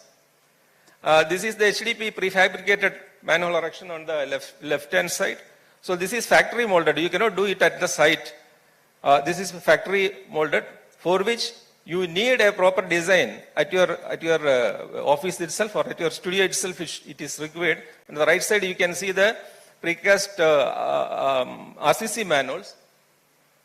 The base is separate, the barrel is separate, like that, joined with the rubber rings and HDPE liner inside. So this is the design what I told you. It should be done at office, not at the field. And this is the prefabrication shop drawings. So all these lines are designed at the office, and that you can follow the standard angle. Wherever special angle is required, that also you can make in the drawing. This is the connection with the backdrop I told you. So this is the various stages of a manhole erection, a pipe laying, and the leak test, which is very important. So all this leak test has to be passed. Then infiltration will not be there. There you will get the exact BOD of 200 or 250 watt or it is. So this is the standard property chamber. So see, when it is fabricated, different angles, so that when house connections are there, you can make the connections directly into this house connection chambers. Then technology options for sewerage network, like in trench boxes, are preferable in medium depth excavators. Then interlocking sheet piles, as I told you. Dewatering has to be done by well point system. Then follow the natural slope regime for ideal design. Then area pump station and lift stations can be used instead of main circular wells. Then wet wells of greater depths can be reduced or avoided, and well sinking excavation to be done keeping. If at all it is done, we have to do it with the water retaining in it, which is a laborious process actually. Then core cutting method has to be used when you need to cut a manhole for any new connection. Then HDD for gravity should be avoided and use micro tunneling or thrust boring. This is a trench box you can see. Trench box very well. This is a location where this on the right hand side you can see the well point system is done. This is the way dewatering to be done in the sea coast or in the waterlogged area. These are the different process of doing the well point system. First you have to, it's a very simple system. Any local contractor can also do this. Bore drilling, then jetting, then the well points with the corrugated pipes, and you have to connect a header and connect a pump and pump it out. And the bedding of geotextile, you have to protect your materials or the pipeline in the coastal area. So geotextile membrane you can use to cover it. And the ordinary way you can backfill it. Maybe you may have to follow some special anti-flotation structures also. You can see on the right side and the left side, PU-coated pipes. PU-coated may have to be done for protecting the pipes in the coastal area. Then excavating the rocky strata, what the designer do will, if it is a rock, then he will lift the pipe and say, okay, this is rock and it is very difficult to do. So he will skip the area. No, we are using with the chemical blasting, and that is the ordinary method. Rock breaker, you can go for the piston rock splitters also. Then you can see the left side bottom. Even trenches are also can be used for medium rocks. Then controlled blasting can be done. Then coming to the service area zoning principles in Kerala scenario, topographical features guide zoning of service area, which is of great importance. And contour maps are to be prepared. Then low-lying corridors are to be identified for the main sewers. Then identify the settlement areas. Then the connections, collectors, then laterals. Existing underground service lines are to be identified. That is very important. Then as far as possible, priority has to be given for gravity lines. Because once you construct the gravity lines, then the power savings is much. It is, especially in the Trivandrum city, you can see how the gravity system works. Then as far as possible, provide the lift stations or area pump station instead of main pump station, as I told you. Then sewers to be designed from the higher to lower. No, don't fix the lowest level and go back and leave some of the places. Then isolate the low-lying areas within the zones if you cannot connect it, and pump it to the stilling chamber in the main sewer. And prioritize desalinized STPs and adopt recycling or reuse wherever it is possible. This is the area pump station, lift station, which is very small. You can construct it within 5 cents of land, but you cannot provide any screens, which is order generating screens you cannot provide. So you have to adopt these methods, the grinder or the grinder pumps and submersible pumps, order control units. This is a small pump station, lift station, where you can see in a waterlogged area where interlocking sheet pile method has been done. Now I will come to the final session, that is trendless technology. This technology being used in many of the places on the ongoing projects. It is not suitable for the gravity sewer lines because none of the tests these gravity lines will pass, and in the future we will be facing a lot of problems. So even even in some of the road crossings also this method is being followed. If a road crossing has to be done, you can do this a very simple method, that is by thrust boring. And for sewer laying, this is the better option for the process of micro tunneling, where you have the driving pit and a receiving pit. See, in any area, in rocky strata or in waterlogged area, any area you can adopt this. These are the different process. Even you can you can use even the jacking pipes itself as the carrier pipe. So these are the advantages. The best choice for places having high water table, extensive dewatering causing sand boiling is avoided, floating of casing of carrier pipe avoided, collapse of road surface avoided, settlement of nearby structures avoided, environmental impacts, disturbance reduced, chances of settlement of pipes avoided, suitable for any soil strata, then this work is faster, very precise and well defined. And finally, this slide, just look at this slide. See, these are the various tests at international level. Testing has been done. That is, the simplest one is the mirror test. There is the CCTV inspection. If you are doing with the HDD, none of this test will be passed for the gravity sewer.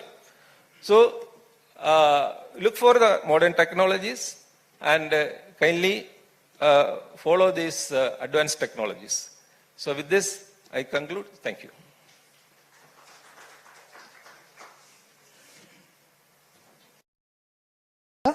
I request if there are any questions for Sir, He will be taking them now. Are there any specific questions you would like to direct to sir? All right. We can then move on to the next session on vacuum sewer technologies. We have Sri J.B. Venkatakrishnan, Director, Quavac, India Private Limited.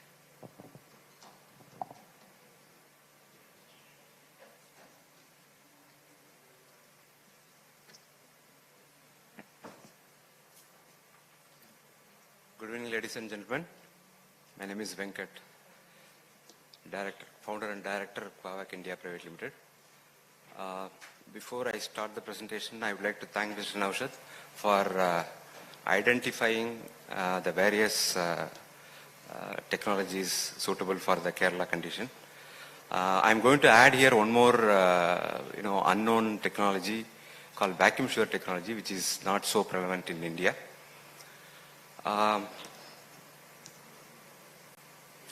So I'm going to talk about the vacuum sewer technology, how it is easy to install and why it is environmentally friendly. So considering the time, I'm going to skip the introduction about the company history and the organization. Rather, I would like to talk about the vacuum technology. As a company, we design, manufacture, supply, execute, operate and maintain the complete sewerage system. And we operate in 3 different segments like infra, which is public network, buildings, which is vacuum toilets, which is commonly used in the airplanes but suitable for buildings, and in the marine sector. And we provide the system only for the wastewater collection, and we are totally environmental friendly solutions. We are internationally oriented. Our presence is in almost 43 countries now. So the history, as I said, history is very old, actually, from 1865. In fact, we are the founders of the vacuum sewer technology. The current company came into existence in 1989 until we have 35 plus years of experience in this. And in India, we started in 2009. As I said, we have more than 645 installations across the globe. And we have 50 years of knowledge. So as I said, we are a globally present company on the vacuum sewer. So here I am going to walk you through a simple 1-minute video where we can understand how the technology works.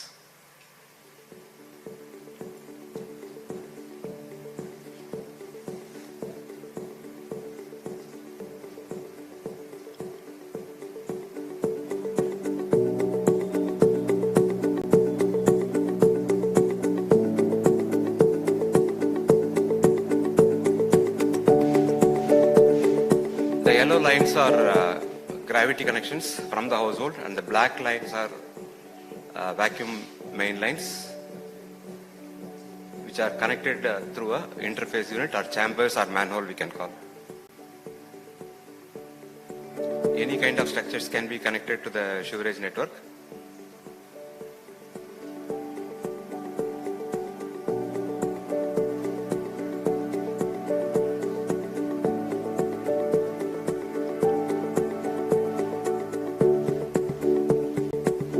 Here we are going to see how the household connections are going to be connected through vacuum sewer and how we differ from the conventional system.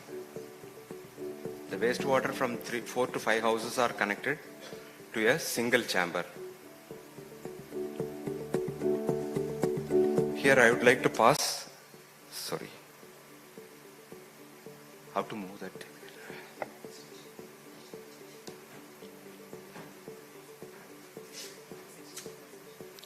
I'd like to move further.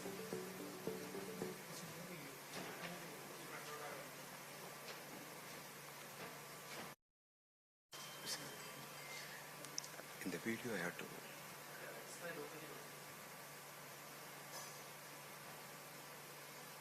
Further. Yeah.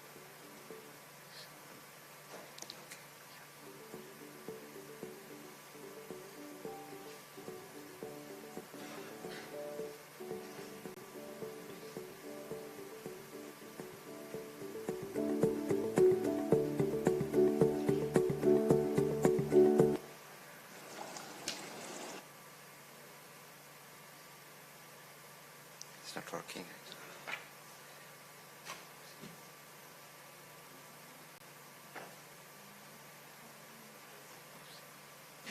Sorry. Pause and then place it.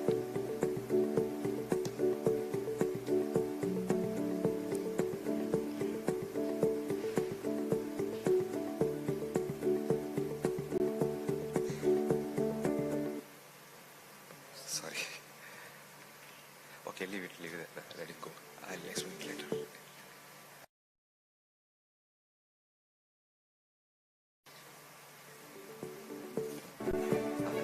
Back from here. Yes, play, let it play. No, I think That's okay. So this is a manhole which has a piston and a float ball mechanism and an activator where there is a batch volume of water is drawn. Once it is drawn, the float ball raises and the activator makes the piston to open, and due to the atmospheric pressure, it pushes the wastewater into the main line.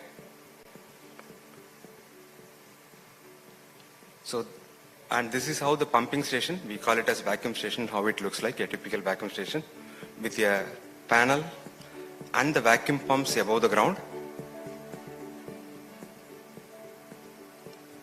and a vacuum collection vessel with the discharge pump below the ground. And it is a very space, conservative pumping station.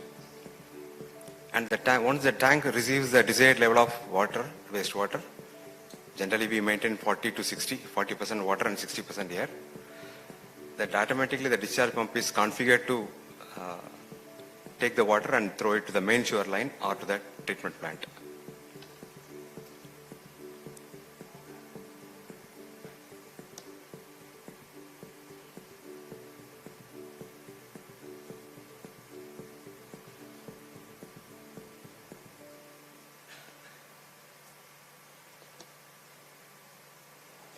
This is how the chamber interface unit works. Once the wastewater comes, the float raises, through the activator, the valve is open, the vacuum is present till the piston. So the atmospheric air pushes the wastewater into the network. So again, it is a representative of the video. So here I am going to explain about the collection chamber once again.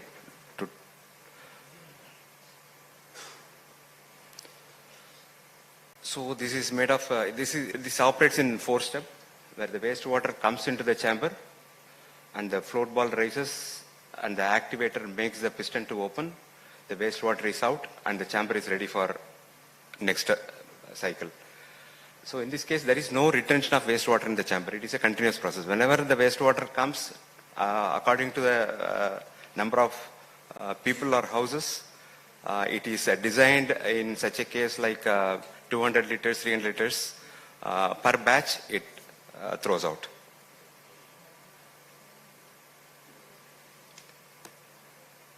So we always have a buffer volume in the chamber. In case of any failure in generating the vacuum, still the chamber has a buffer capacity to hold the water up to 8 hours.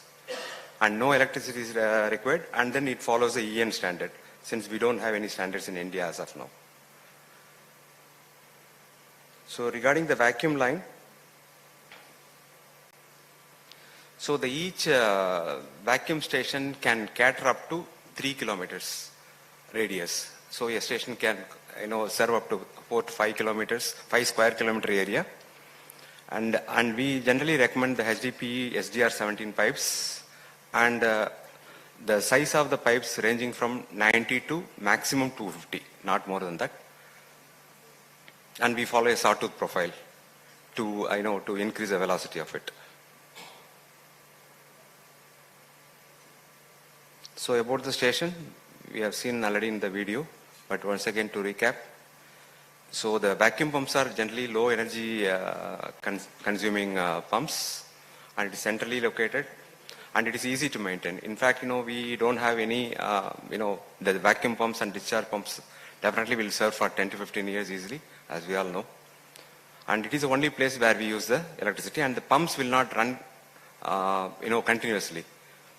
The vacuum pump will work only when the vacuum is needed, when it goes beyond the operating pressure of minus 0.3. And it stops when it reaches minus 0.65 kilopascal. And the discharge pump also operates only the desired volume of 5 cubic or 6 cubic water is reached in the vacuum collection vessel.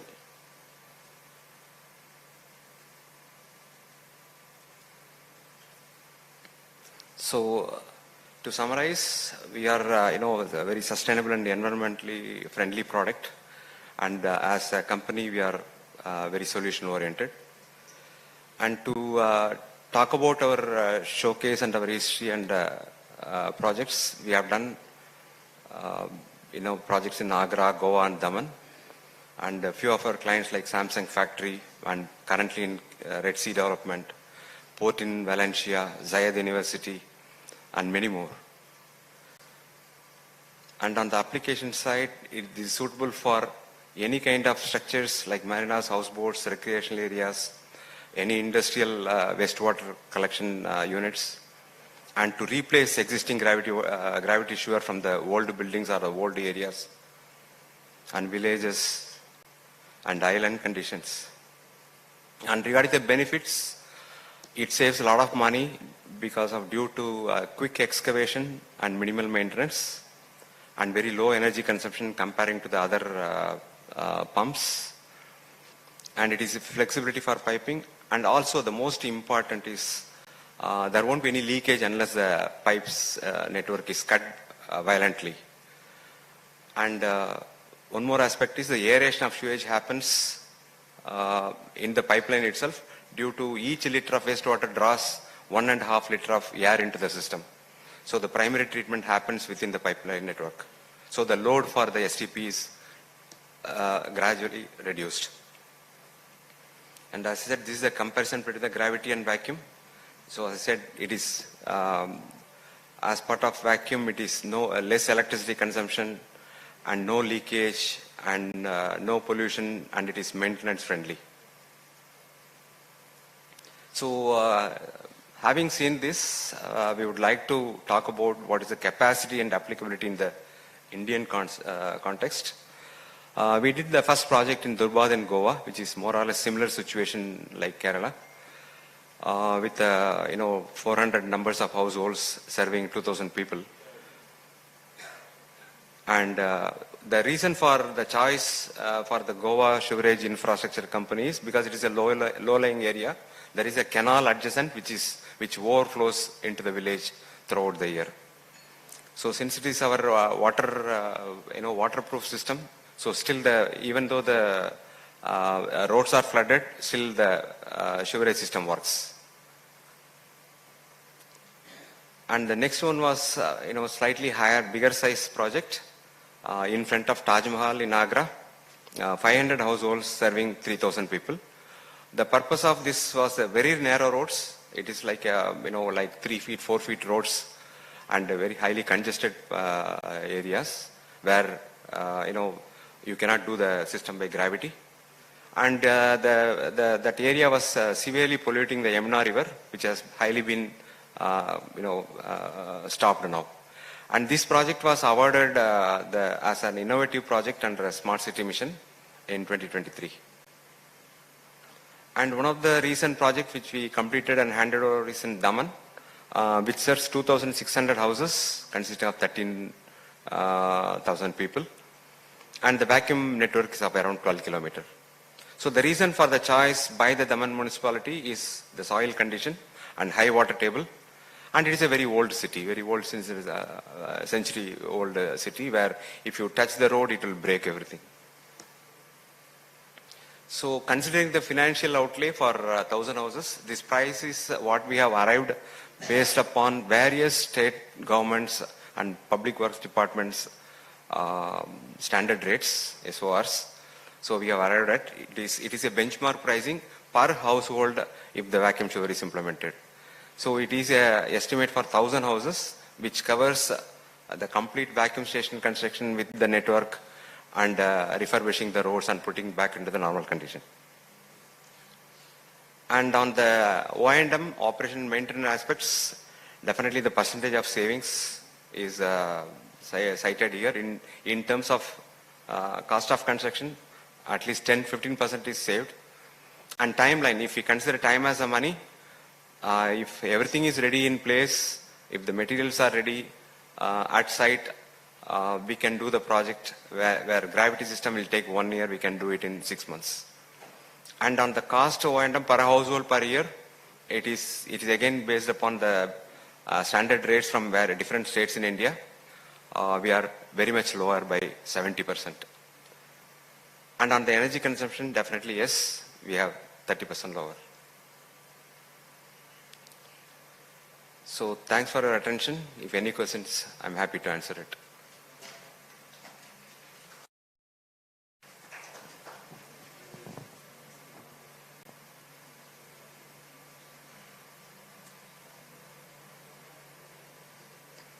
Do we have any questions for sir from the audience? We can take one.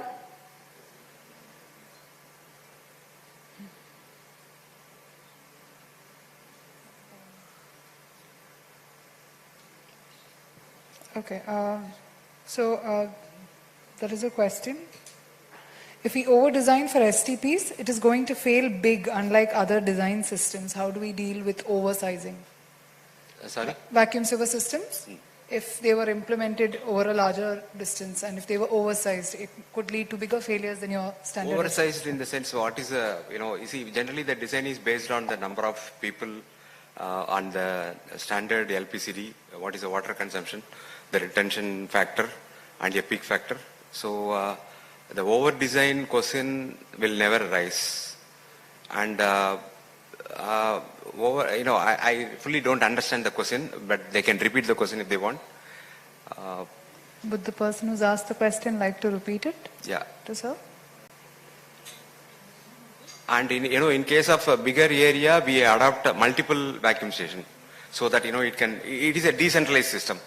So we will adopt different multiple vacuum stations to cater to that. We will never go for the oversized design. I have a question.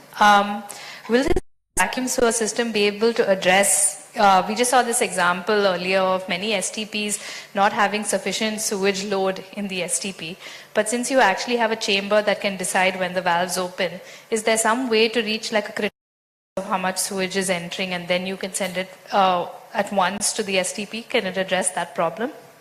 No, it won't be a problem actually. You see, as I said, no, there is no retention concept in the vacuum system.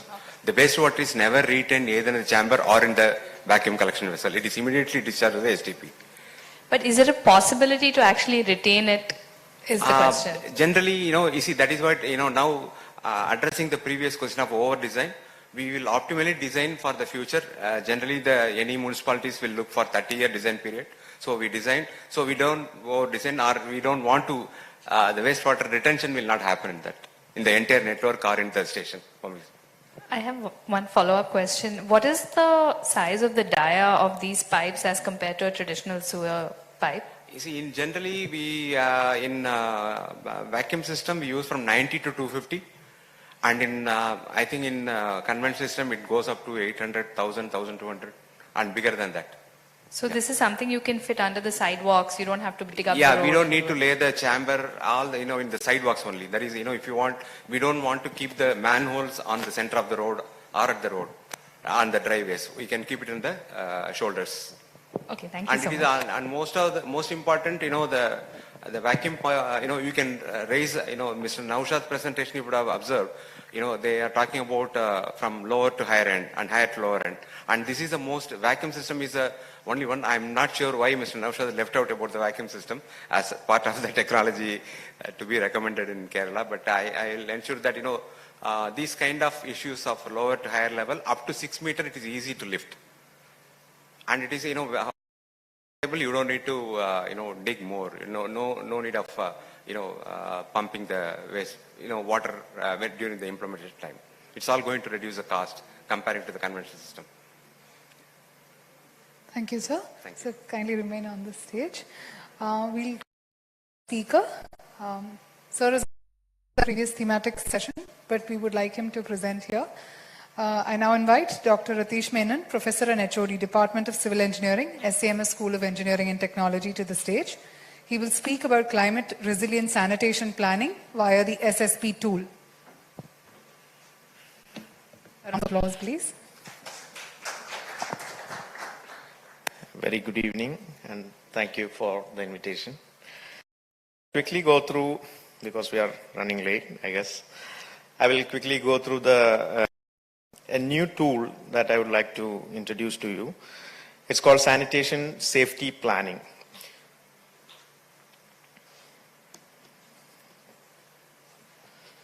Okay. Where's the slide changer? And I have brought in the term climate resilient because, at least for Kerala, the climate change is getting real, and how the sanitation will get affected during the climate change scenario, and how that is going to compromise the safety aspect of sanitation. So, you know that the sanitation chain starts from capture or the interface, the toilet, then we have the containment, emptying, transport, treatment, finally safe reuse or disposal. So during each step, there are n number of hazards and also risks associated where the public health will be compromised.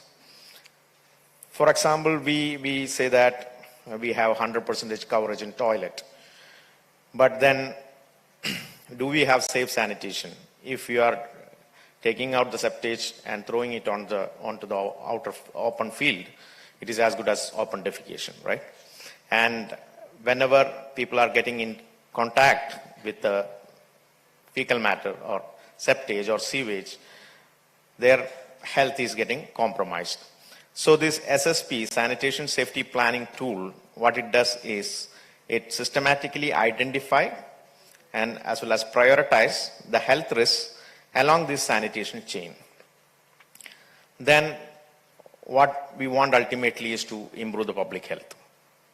So when we have money, so where do I invest? In which step of the sanitation chain I should be investing? Each step may need different kinds of investment. But if we do not have that much of money for having a treatment plan, or what are the things that I can do? What are the little things I can do so that it gets maximum health benefits? So that's how that's the objective of this particular tool. And it also provides an assurance to public as well as the authorities on if you are utilizing the final products of sanitation and services, so how safe they are. So it gives an assurance to the public. Now, the sanitation safety planning is a cyclic process. It's not a one-time approach. It has to be done continuously and regularly. So it has 6 steps. First one is the preparation for this SSP. Then second stage will be the description of the sanitation system. Third is the key stage where we identify the hazard events and the risks associated with these events. Then fourth one, we develop and implement an incremental plan on how to improve. Then, of course, making a plan doesn't work unless we monitor it and verify the performance of our implementation. So that's the stage 5. And finally, it has to be supported with capacity building programs, awareness creation, and of course, reviewing the sanitation plans.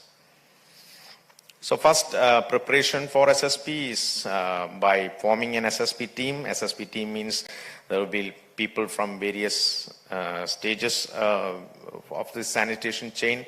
For example, there will be public health experts, there will be city authorities, there will be climate change experts. All these people can be part of the SSP team. Then we have to do a stakeholder analysis, looking at each sanitation step. Who are the stakeholders for that particular sanitation step? And what is the role of the stakeholder? For example, if you are dealing with the sanitation step called conveyance of septage, who are the stakeholders? They are the tanker lorry people, the association, or even public who deals with or act as the customer for this service are also stakeholder. Then what are the motivating factors for these stakeholders? What are the constraining factors? What is the importance and what is the power or influencing power they have? And also what kind of participation is required. Now, in a city, we know that there may be multiple kind of sanitation systems. There can be sewerage network. There can be on-site sanitation system. For example, in Trivandrum, not all homes are connected to the sewerage. Only partially, some houses are connected to the sewer networks. Others are using on-site sanitation. So we have two lines there. So we have to look at how the excreta flows in the city. So that's called excreta flow diagram or SFD. So that's a particular tool we can utilize to see how this flows in your city. So how much is getting treated and disposed properly and how much is not. Then there is another tool called SaniPath, which is assessing the exposure. So exposure may be through the treated water to the worker or to the farmers if they are using it for agricultural purposes, or if somebody is consuming a produce that is made out of this wastewater irrigation, then what is the safety of that? So what kind of exposure? Street food, for example. There are many cases where we have found that there are coliform in the food items that street vendors are selling. So how the coliforms get into the street foods? Because they are coming in contact with the water, which is then again contaminated by the fecal matter. So in a sense, we have a higher exposure in Kerala to the fecal matter because we see the coliforms in all the wells. So SaniPath exposure assessment tool also help us in prioritizing what sanitation system we have to select for conducting this SSP. Then the next stage will be describing the sanitation system. So basically mapping the system in your city, characterizing the system flows, how the flows are going, then identifying exposure groups. Exposure groups mean it can be sanitation worker, it can be public, it can be wider community. Then identifying the exposure groups, after that gathering supporting information from the city, confirming the system description. So describing the sanitation system means you map out each and every sanitation step, starting from the collection, then how it goes, pumping stations, treatment plant, septic tanks, all these things are properly mapped in a diagram. Then we look at who all are going to get impacted, what are the health risks associated with each and every step. For example, at the toilet, it's a user that's more likely to get exposed. If you are using a public toilet, what are the exposure risks? It may not be clean, it may not be sanitized, so there is a high chance that you may come in contact with different kinds of disease-causing bacteria. So that's a user. Then, of course, if the sanitation worker is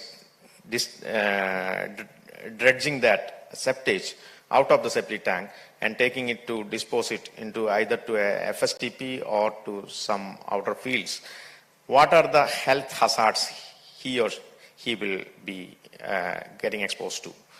If the workers are not properly protected, there is a high chance that the worker may get health impacts out of it. So we have to map out what are the exposure groups and what is the kind of exposure we are expecting there. So for example, in containment storage system or disposal, suppose we are disposing it to a nearby river. So if people are using that river for swimming or bathing, then there is a high chance that the contact is more, the exposure is more. And this exposure is also changes with season. In summer season, there is a high chance of this exposure because the water levels will be lower, the contamination will be more, the concentration of the sewage will be more in the river. So it also varies from season to season.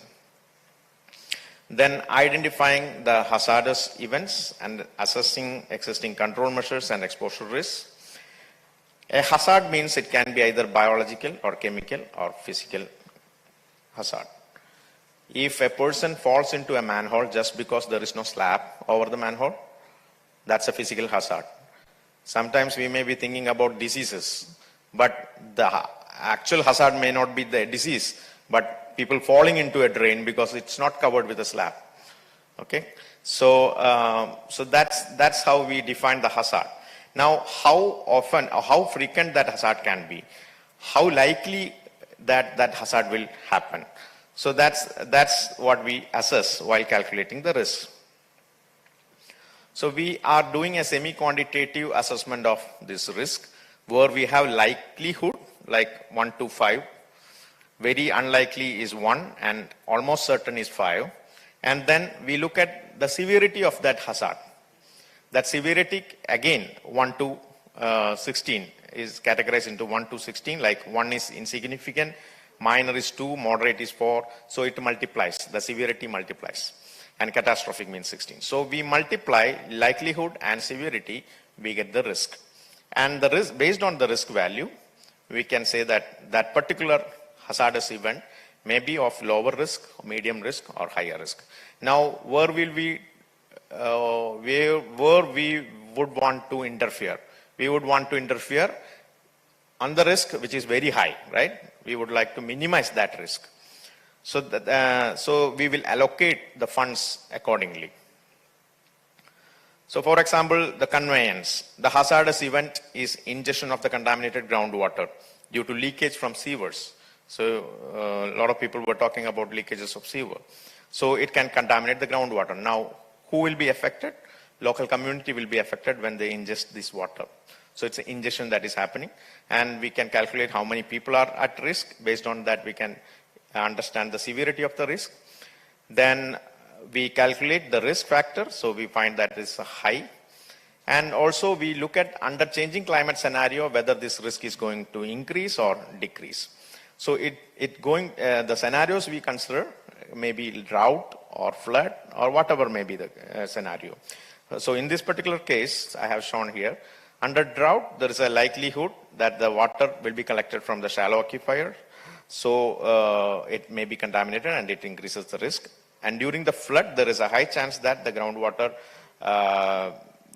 will be affected by the flooding of this wastewater. So again, it increases the risk.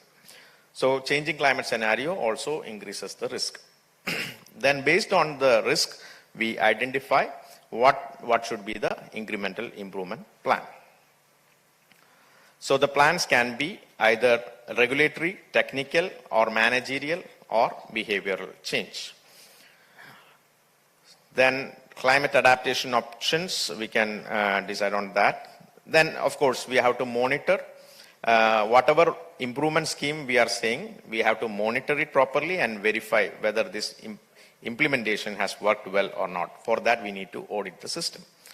Then again, after doing all these things, we have to have the supporting programs like awareness program, IEC, then periodical review of the SSP, etc. Then again, going to a study in Kochi, we did for 2 wards the SSP there. So we did for Ward 54, Alamkulam, that earlier it was mentioned that there is a STP that Alamkulam, and in Panapalli Nagar, it's very close to the canal. We did the SFT work, so only 80% is, 20% is treated, 80% is going into the environment. So we describe the sanitation system, identify who all are getting affected, then calculate the risk assessment metrics.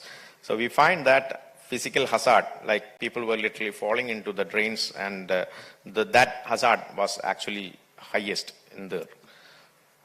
So key takeaways from this presentation is SSP is a useful tool.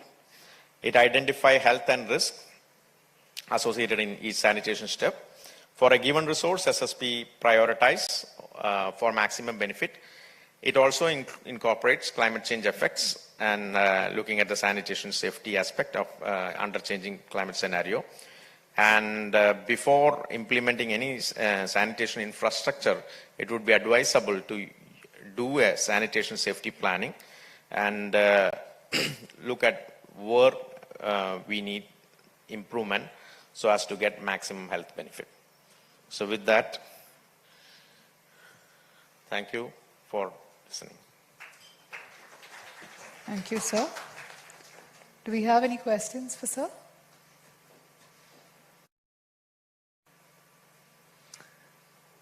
We have a question from the online session. Who should be doing the SSP exercise? How would you say, is Kerala Water Authority the ideal, or which organization should be carrying this out ideally? Ideally, the city administration should be, and of course, Kerala Water Authority has to be a partner or stakeholder in the whole SSP. Yeah. Anything else?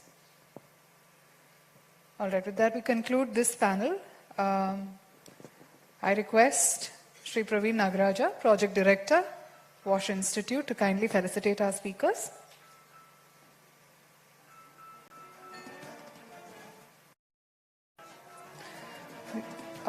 Shri J.B. Venkatakrishnan, Director, Huavac India Private Limited. Dr. Ratish Menon, Professor and HOD, Department of Civil Engineering, SCMS School of Engineering and Technology. Thank you.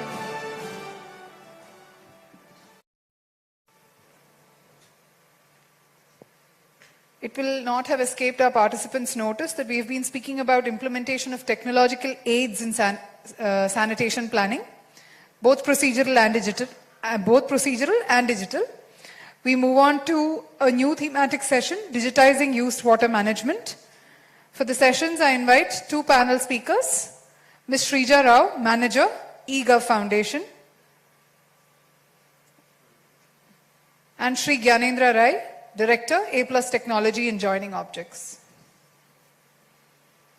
A round of applause, please.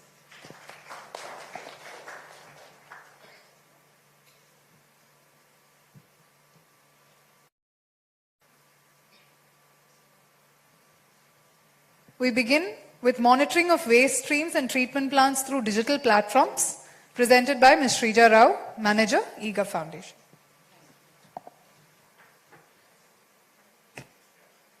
Can change from here.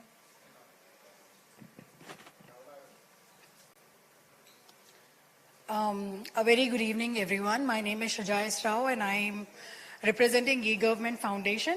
We'll talk briefly about what eGov does, and also how is it relevant for Kerala UWM Conclave. So the topic today I'll be covering is monitoring of waste streams and treatment plants through digital platforms. That is digitizing the waste value chain, making invisible visible. We have been talking today since morning about a lot of numbers, a lot of operational data, monitoring data, groundwater, fresh water, connections, everything. But when I was actually looking into data, I came across only approximations, not the actuals. So we'll start with, and there are a lot of numbers floating across, civil society organization, government, and market players. So to start with, what we do is, it's a digital public infrastructure in waste management value chain. The Digit Sanitation platform, what it does is, I'll talk briefly about what digital public infrastructure is and how is it different from the current ERP system or the application-based system or the software that are being developed. So we'll talk about deeply into next slides. I'll skip this. About eGov Foundation briefly. So it was founded by Nanda Nilekani, Shrikant Nadamani and Professor Sadgopalan in 2003. So we recently finished 20 years. What we do is we partner with civil society organization, market players, and very extensively work closely with government. What do? We provide digital platforms to make ease of citizen service delivery and citizen experience.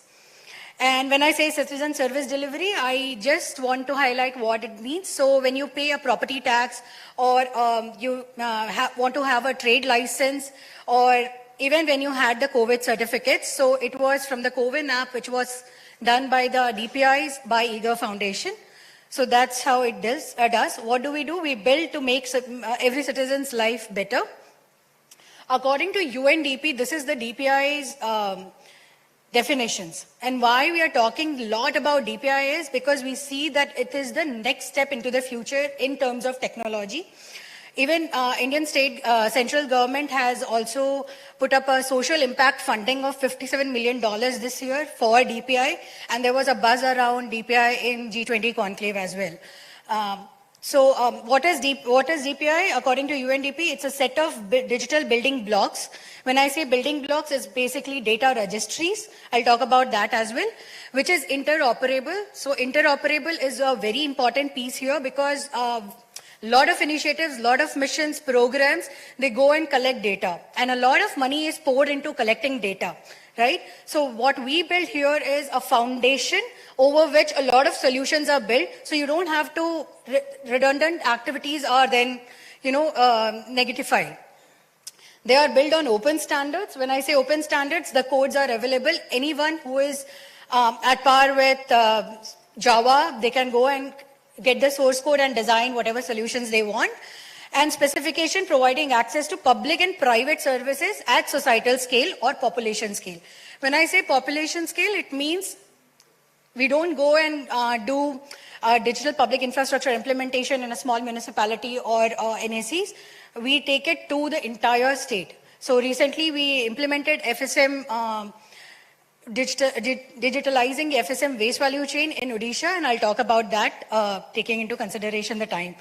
So what it does is it enables transparent, equitable, and accessible public service delivery. So this is a very basic metaphor. I can I can bring you up to speed about digital infrastructure. So what public infrastructure means is like a road, right? So if you don't have a road, there is restriction in mobility, the prices are low, a lot of economical activity doesn't grow up. But when a road is constructed, it not only increases the mobility of the citizen, it's like innovative ideas comes through, there can be shops set up, there can be, the real estate prices goes up. This is public infrastructure. That means road become the foundation and a lot of other solutions are across, playing across roads. Similarly, in a digital space, it is a basic foundation of data registry upon which basic services and solutions are being built. So as I said, we work very closely with government, civil society and market. We are not the domain specialists. So what we do is we work very closely with the sector partners, knowledge partners, understand what the theme is. We also work with government to understand what their requirement is and blend these three into one solution. So similarly, like I draw the parallel between roads and public infrastructure. So the major principles on which DPIs are based out is reusability, because you can reuse the data registries again and again for different modules, different solutions. It works at scale, at speed, so you just can launch into the entire context of any geography or state, and that can be accessible to everyone. All the stakeholders in that particular ecosystem, when I say, for example, in the sanitation ecosystem, we talk about ULB, we talk about state, we talk about citizens, everyone is working on the same platform and interacting. So that's the beauty of what DPI does. I'll skip this. This is, so the DPI, or the Digital Public Infrastructure that eGov Foundation has built, is called as DIGIT. It's an open source digital public infrastructure with reusable building blocks and ready to use solutions. So DIGIT has been now taken up by the central government and rebranded as OPIOG, so where multiple modules are available for citizens' use. Since we are talking about Kerala UWM Conclave and tomorrow it's World Water Day, I would like to bring some attention here, just throwing some numbers. Bear with me because you have been hearing these numbers since morning and maybe yesterday as well. So where are we heading? I mean, looking at this slide, we are coming across every day in the newspapers saying that water is being scarce. It's the lifeline of any civilization and a living organisms. To survive, they need it every day. What are we doing with it? So if we only look at India, this diagram that you see as a pie chart, it tells about the population, and that tells about the scarcity of water that we are facing currently. 18% of global population or global population is residing in India, that is, India is home to that 18%. How much water do we have globally? The freshwater percentage that we have is 4%, in which it is again divided into two parts, groundwater and surface water, which can be used by us. Why did I bring this? Because whatever domestic purposes we are using, whatever for domestic purposes, the water we are extracting is from groundwater. Just hold on to this thought, because I'll be closing the loop when we close the session. So this 18%, in this 4%, maybe 39% is only groundwater, which is extracted extensively for domestic purposes every day. These are some of the news clippings that we are regularly seeing, and Bengaluru is one of the new use case in India. Let me bring your attention to waste value chain. So like the earlier panel was already discussing what the waste value chain looks like. It starts from generation, then it's containment. Containment is nothing but the on-site sanitation system. Then it is transported, treated, and then reused. Why am I taking this waste value chain? Because in our country, 60% household is based on on-site sanitation system. That means only 30 to 40% is having sewerage connection. So this becomes very important for us to understand what happens. This chain is applicable to not only liquid waste, it is applicable to solid waste, it is applicable to e-waste, it is also applicable to medical waste. So what we did before getting into, I will also drill down from a forestry to a tree view, talking about only FSM for today, because we don't have much, we don't have time and also much to talk about that. So what are the pivotal problems that we identified before getting into providing a solution for this? There are citizens, there are local governing bodies, which we call as urban local bodies or municipalities. There are desludging operators, which are also called as cesspool operators, who drive cesspool. There are sanitation workers who are extensively involved in the entire sanitation waste value chain. And there are treatment plants. What happened, what are the basic problems or the foundational problems that we identified in the waste value chain? First is there is broken chain of custody. We don't know how much waste is generated. We don't know where it is contained. We don't know how it is being transported, because there is no real-time tracking of any of these things. And also there is lack of visibility of what is happening after it reaches to a treatment plant. Is it even getting treated? And the treated wastewater is getting out in the environment. Very quickly, okay, so because I have already talked about problem, I'll lead to solution because I only have 5 minutes. So why a new approach is needed? Why we are talking about DPI? This is what the application look like. So when you use a conventional system, you build a separate application for, say, FSM, separate application for solid waste, separate applications for medical waste and e-waste. Right? And you collect you do the entire process again and again. You collect the data, you maintain the software, you get the cloud space, everything. What in DPI is, you only have to build the data registry. That means you collect data once, which is trusted and verified. Then you build shared services such as location, programs, vendors, the billing services, invoice, etc. And then on the top of that, the solutions are being built for fecal septage, for fecal treatment plants, for solid waste and the medical waste. That means the data that you get from DPI is all transactional data. What do I mean when I say transactional data? It's when the citizen is interacting to ULB, ULB is interacting to FSTP, FSTP is giving the data ultimately. So it's the interactional data that is being captured, not collected, not filled in any Excel sheets. So that's one thing what I wanted to bring the light into, the data privacy and data, trusted verified data. Very quickly, I'll take you through what our application look like in a demo.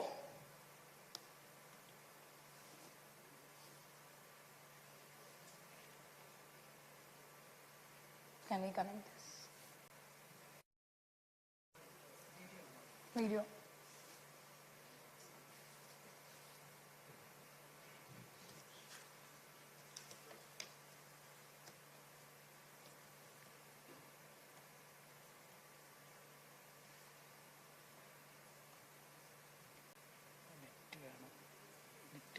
Is says it?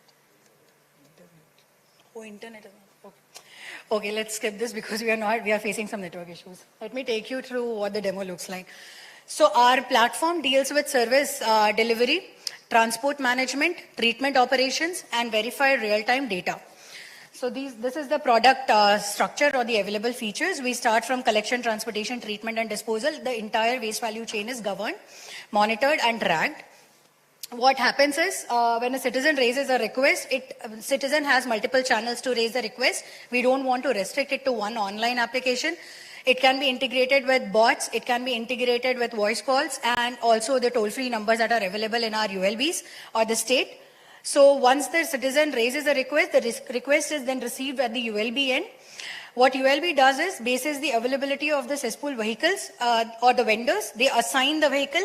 This here also, what we can do is we can dynamically assign the vehicles available.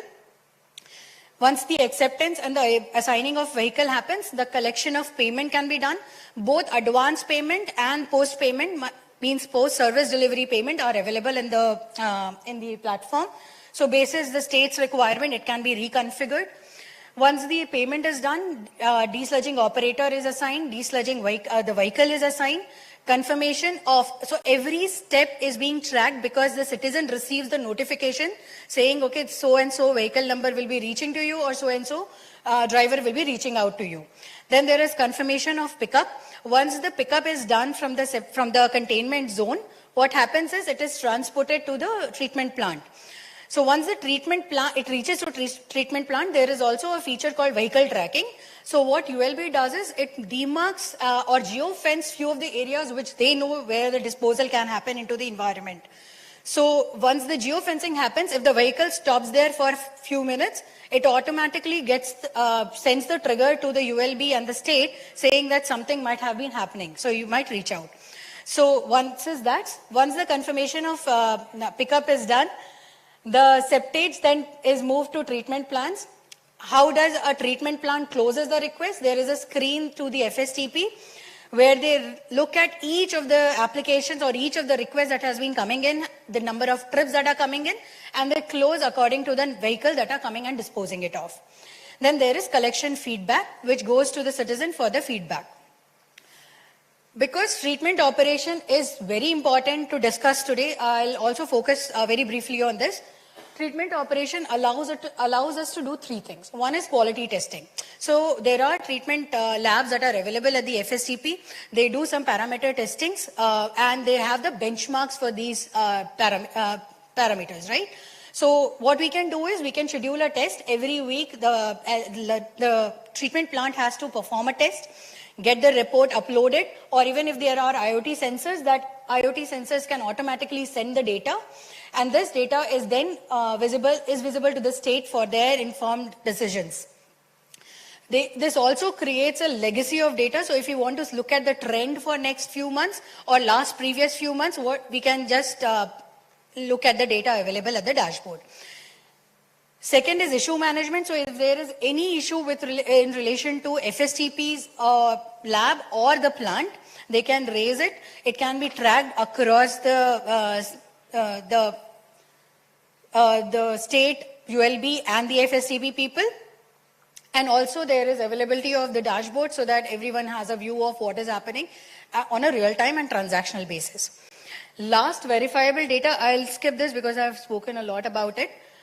So just giving an overview what it covers. It covers the coverage, that means the area that it is being covered, because we also spoke about how is the rural coverage happening, because on-site sanitation is not only in urban, it's also in rural, and mostly 90 to 99% it is on-site sanitation. So so we can do urban-rural convergence, we can tag the FSTPs to rural areas, gram panchayats, ULBs, etc., and we can map that out. We can also look at service delivery location-wise, then at a household level. Also, this collects data while the desludging is happening, so that is also available. Capacity, so how much capacity of the FSTPs are being utilized, how much capacity of the vehicles are being utilized. Then waste custody, where, how much waste is being treated, generated, etc. Everything is available here. Of course, then revenue and the treatment. So I'll just... Lastly, to close this, solving for FSM, why using platform approach? First, it lowers the cost. So it's an open platform, and that's why it's available on the Digit's website. So there is no cost, no vendor locking for the government to take it, or any private party or the market players to take it. So only the cost that they have to occur, that they have to incur, is of the enhancements that they want to do. So if they want to develop a senior developer, they want to pay for that. Then it's a reusable building blocks. It's a shared data registry. It is interoperable through open APIs. So if say there are some sanitation level apps are functioning in your area, you can easily call APIs and then integrate these two. And it is free and open software. So closing with what Digit is currently, it is called as Upyog in the national level. And there are these modules that are available starting from property tax to FSM. This is the level of traction that we have. So we are live in 1540 cities and 2,700 under implementation, and way to go ahead. Thank you.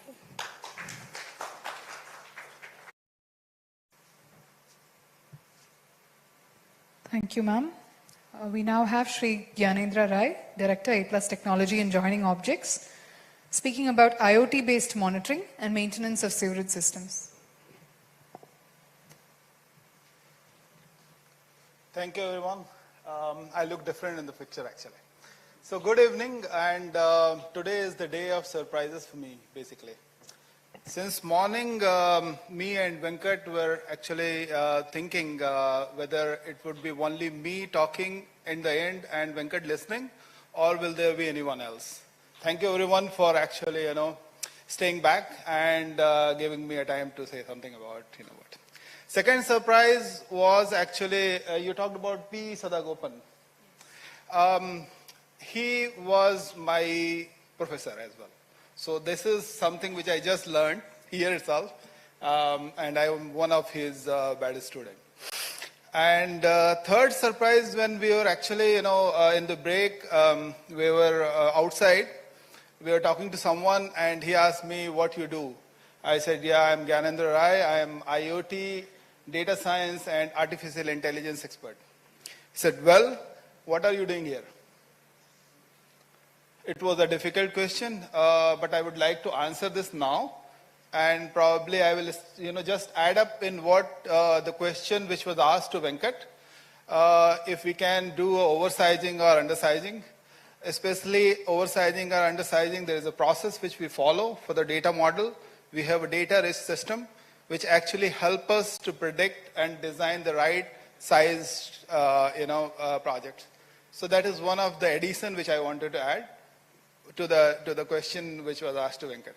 Okay, then coming back to my slides over here, we have in collaboration with COVAC, we have developed an IoT-based system, and also what is IoT?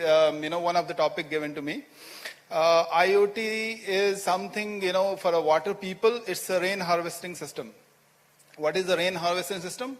You have a data raining, right? And then you have some sensors and some nodes and some devices to collect those data, only a little bit of it. And that is what IoT does.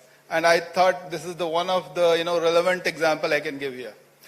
Okay, so do I have to scroll or what is? Yeah. So talking about the project background, we have vacuum sewer system which Venkat has taken us through.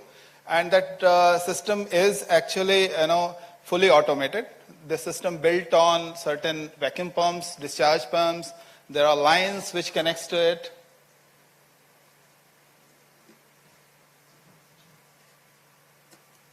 Oh, technical error.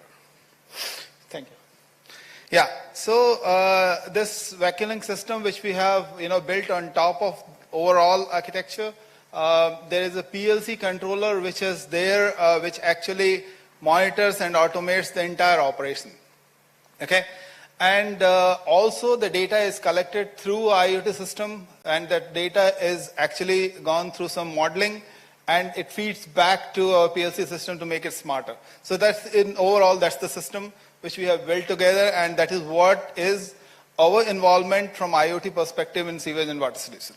Okay, so we have done a lot of projects in India and abroad, and there is something called LP-WAN technology which I would like to emphasize on. This is a low-powered wide area network which is basically used for any IoT sensors or IoT nodes to collect data and send across over the network.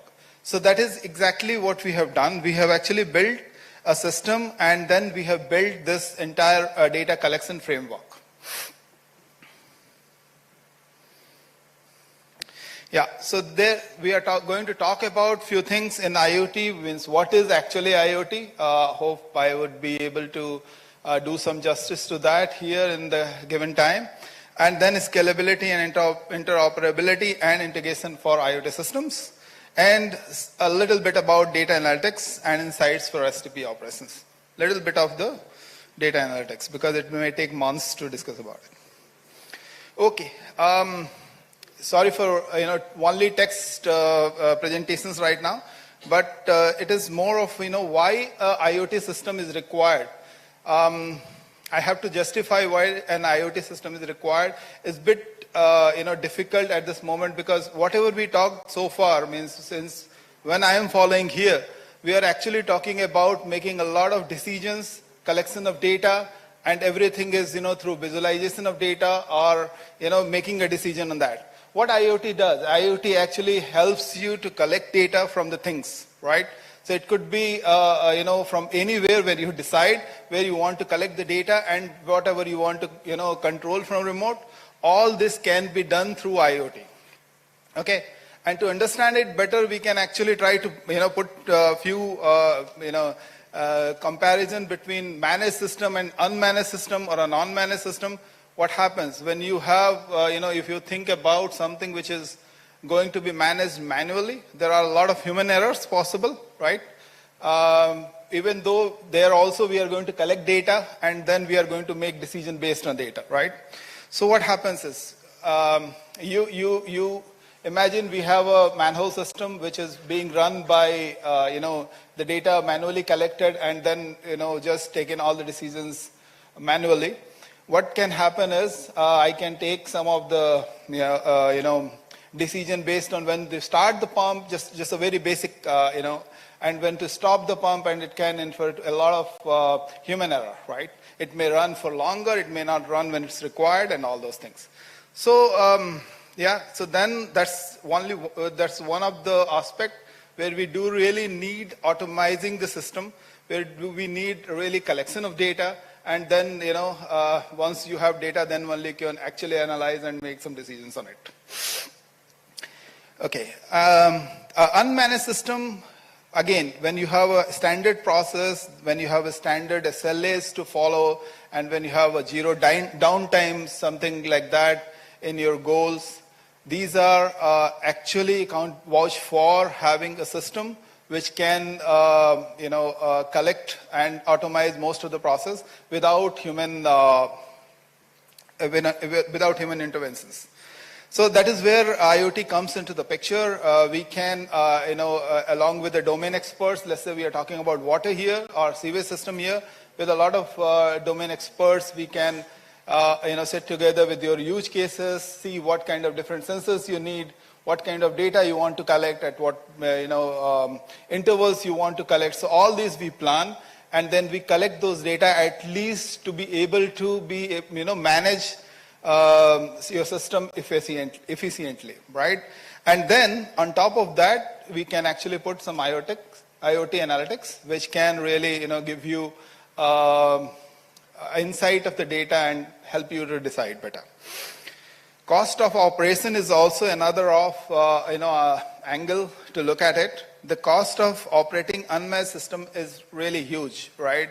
A typical 1 kilometer to 2 kilometer of vacuum sewage system will require minimum 12 people's team to cover it, 7 in the level of service which we are delivering.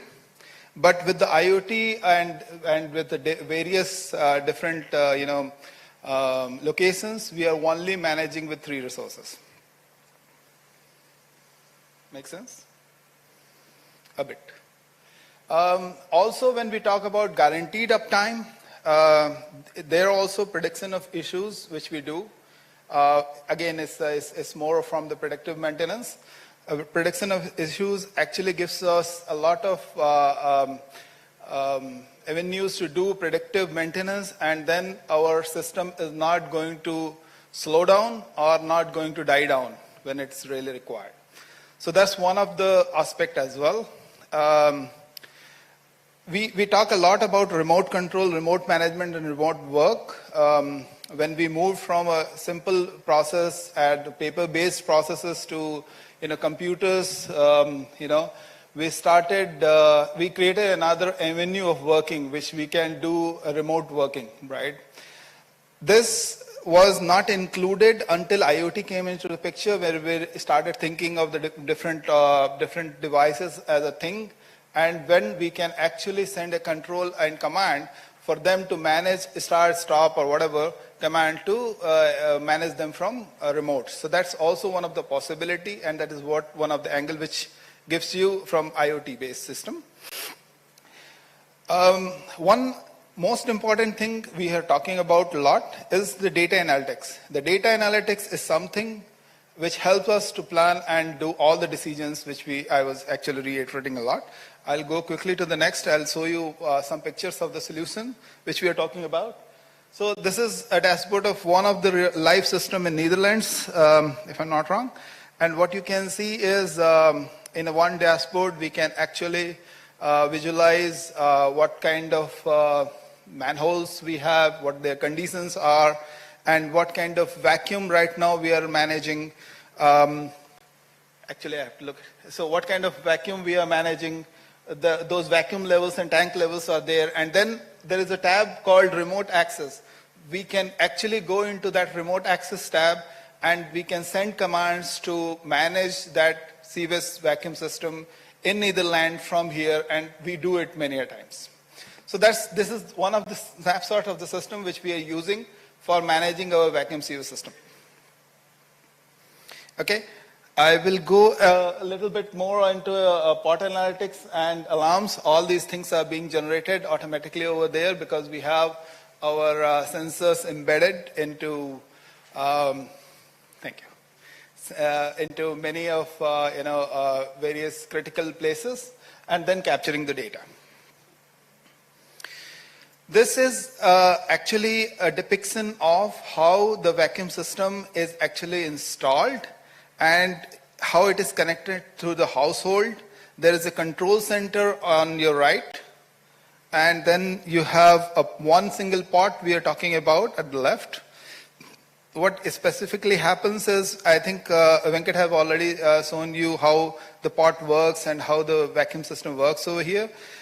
We collect a lot of data from the pots to manage those pots, and those greens which you are able to see in the dashboard. Those are all coming from the sensors which we have installed in these pots across. And then coming back to the line which we are talking about, or the line where the water actually flows. And the last one in that is a control center. In the control center, you have your discharge pumps and vacuum pumps, and which are all managed remotely from our software, as well as there are sensors connected which continuously keeps taking the data, send it across, which we also use for planning our new center wherever we are new implementation going to happen. Quickly moving across. Scalability and interoperability, I would like to skip here in the, because we don't have much time for going through it. But what happens is, in the same system, and it can be scalable from the vertical and horizontal perspective, we have, it's only limited from the infrastructure which is required, okay? And infrastructure in this current world is actually only limited to your budget. This is a quick overall architecture of the picture did not come well. The architecture of how the vacuum system internal architecture is, how the data are being collected and pushed through across the system. This actually consists of various layers. One is your machine layer or the sensor layer. I hope I'm not boring everyone with the technical details. Then there is another layer where we actually augment the data and then send it across over the cloud. End of the day to store it and be able to make right and good decisions. Also generate alarms, also generate, send back some commands to operate from remote. It consists of two systems which we are showing on the left and right. One left side is actually our vacuum CV system, and the second part is basically which is for the pot monitoring system. I would talk about a little bit about data analytics here. In the tab which in an earlier presentation or earlier slide I shown, we can actually go to our vacuum analytics and take a lot of data which we are capturing from more than 10 years now into the system, and then we use this for various calculations, various optimization, and also some of the use cases like how the vacuum pumps and the discharge pump program has to be optimized. It's not only the time-based system where you can say, okay, 4 to 6, don't run the discharge pump or the vacuum pump. No, it's more of an intelligent system which actually predicts per day when is the high or low volumes are expected, and also managing the vacuum through the system accordingly. That's one of the use case which we are doing over here. And also we are using our data model to predict or calculate a lot of a different kind of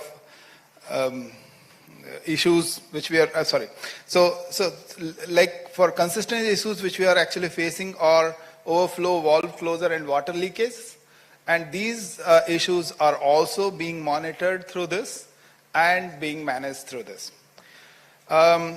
This also helps a water flow when it is high or low during the daytime, or when it is high or low during, let's say, a week, month, or year, and accordingly we optimize. So that's the way we are using our data analytics for our operations. And that's it from my side. Thank you very much. Thank you. We'll take a few questions from the audience. I have some online. Are there anyone in the audience who wanted to raise a question? Okay, so from what we got online, how can Kerala start using the treatment plant? This is for Ms. Shrija Rao. How can Kerala start using treatment plant monitoring or desludging service platforms? Does eGov help hand-holding organizations like Kerala Water Authority house such systems?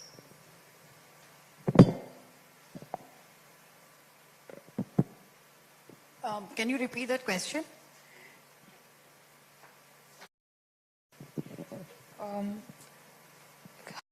Start using treatment plant monitoring or desludging service platforms. Does eGov help hand-holding organizations like Kerala Water Authority house such systems? So yes, we help. There are also source code that are available. So in terms of hand-holding or enhancing, the entire module is ready to use. If you need any context-based configuration in your area, that can be done. So yes, we do handhold and support. I think this is a personal question. When we have so many organizations working parallel to each other within UWM, is it possible to kind of start up a system and then add on? Or is it going to be like you have to design for convergence and then begin creating the platform? So the beauty of platform is it evolves. And it has immense possibilities. So you can build on different modules, different services. You can integrate existing services. So for example, when we are working in Odisha, UMC, our partner, has worked on Garima, which is the Namaste scheme that was talked about. So what we did is the FSM platform then got integrated with Garima. So now for each T-sludging request, we know if the sanitation worker that are being assigned for the desludging services are the authorized workers or not. So we are integrating APIs so multiple integrations can happen across. So that's how the convergence with partners happen. Thank you. We have questions for Mr. Gyanendra Rai. While you spoke about IoT for vacuum systems, can they also be adopted for existing gravity sewers? Certainly, yes. So IoT is not restricted to any of domain which we talk about. It's all about how we have a domain expertise in terms of where you want it to be implemented, and you have to come up with your use cases. And certainly, yes, we have all the hardware and software and expertise to deploy it almost in every domain. Not only gravity-based system. I'm not only talking about water sewage here. It can be anything, any other domain. Thank you. Makes sense? We have one more question. I think we missed it out earlier. It's for Sri J.B. Venkatakrishnan. Is the vacuum sewer a suitable solution for terrains having large variations in elevation? Exactly, it is the most suitable system for undulated areas. The reason is, from down to up and down, both vacuum system can cater. As I said, we can raise up to 6 meters, and when you reach at the ground level, below ground level, this is the most suitable system. Okay. Do we have any other questions for our panelists? All right, so we close today's session on digitizing UWM. I request Ms. Rupa Anand Rao, Deputy Project Director, Wash Institute, to kindly felicitate our presenters.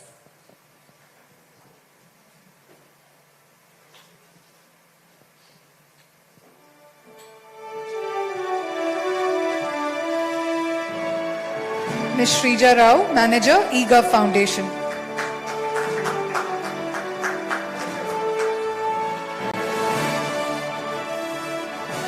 Shri Gyanendra Rai, Director, A+ Technology and Joining Objects. Thank you, panelists. Thank you, Rupa. We are today's session. I would like to remind all participants that they have heard nearly 25 speakers today, so I can understand the mental situation that most of you are going through. But we have a couple of announcements. Tomorrow, kindly, after you have your breakfast, kindly check out of your rooms. Okay, before you attend the sessions for tomorrow.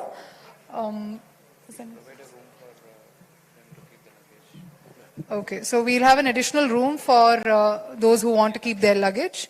It will be near the reception, but we request you all to kindly check out after your breakfast tomorrow. Breakfast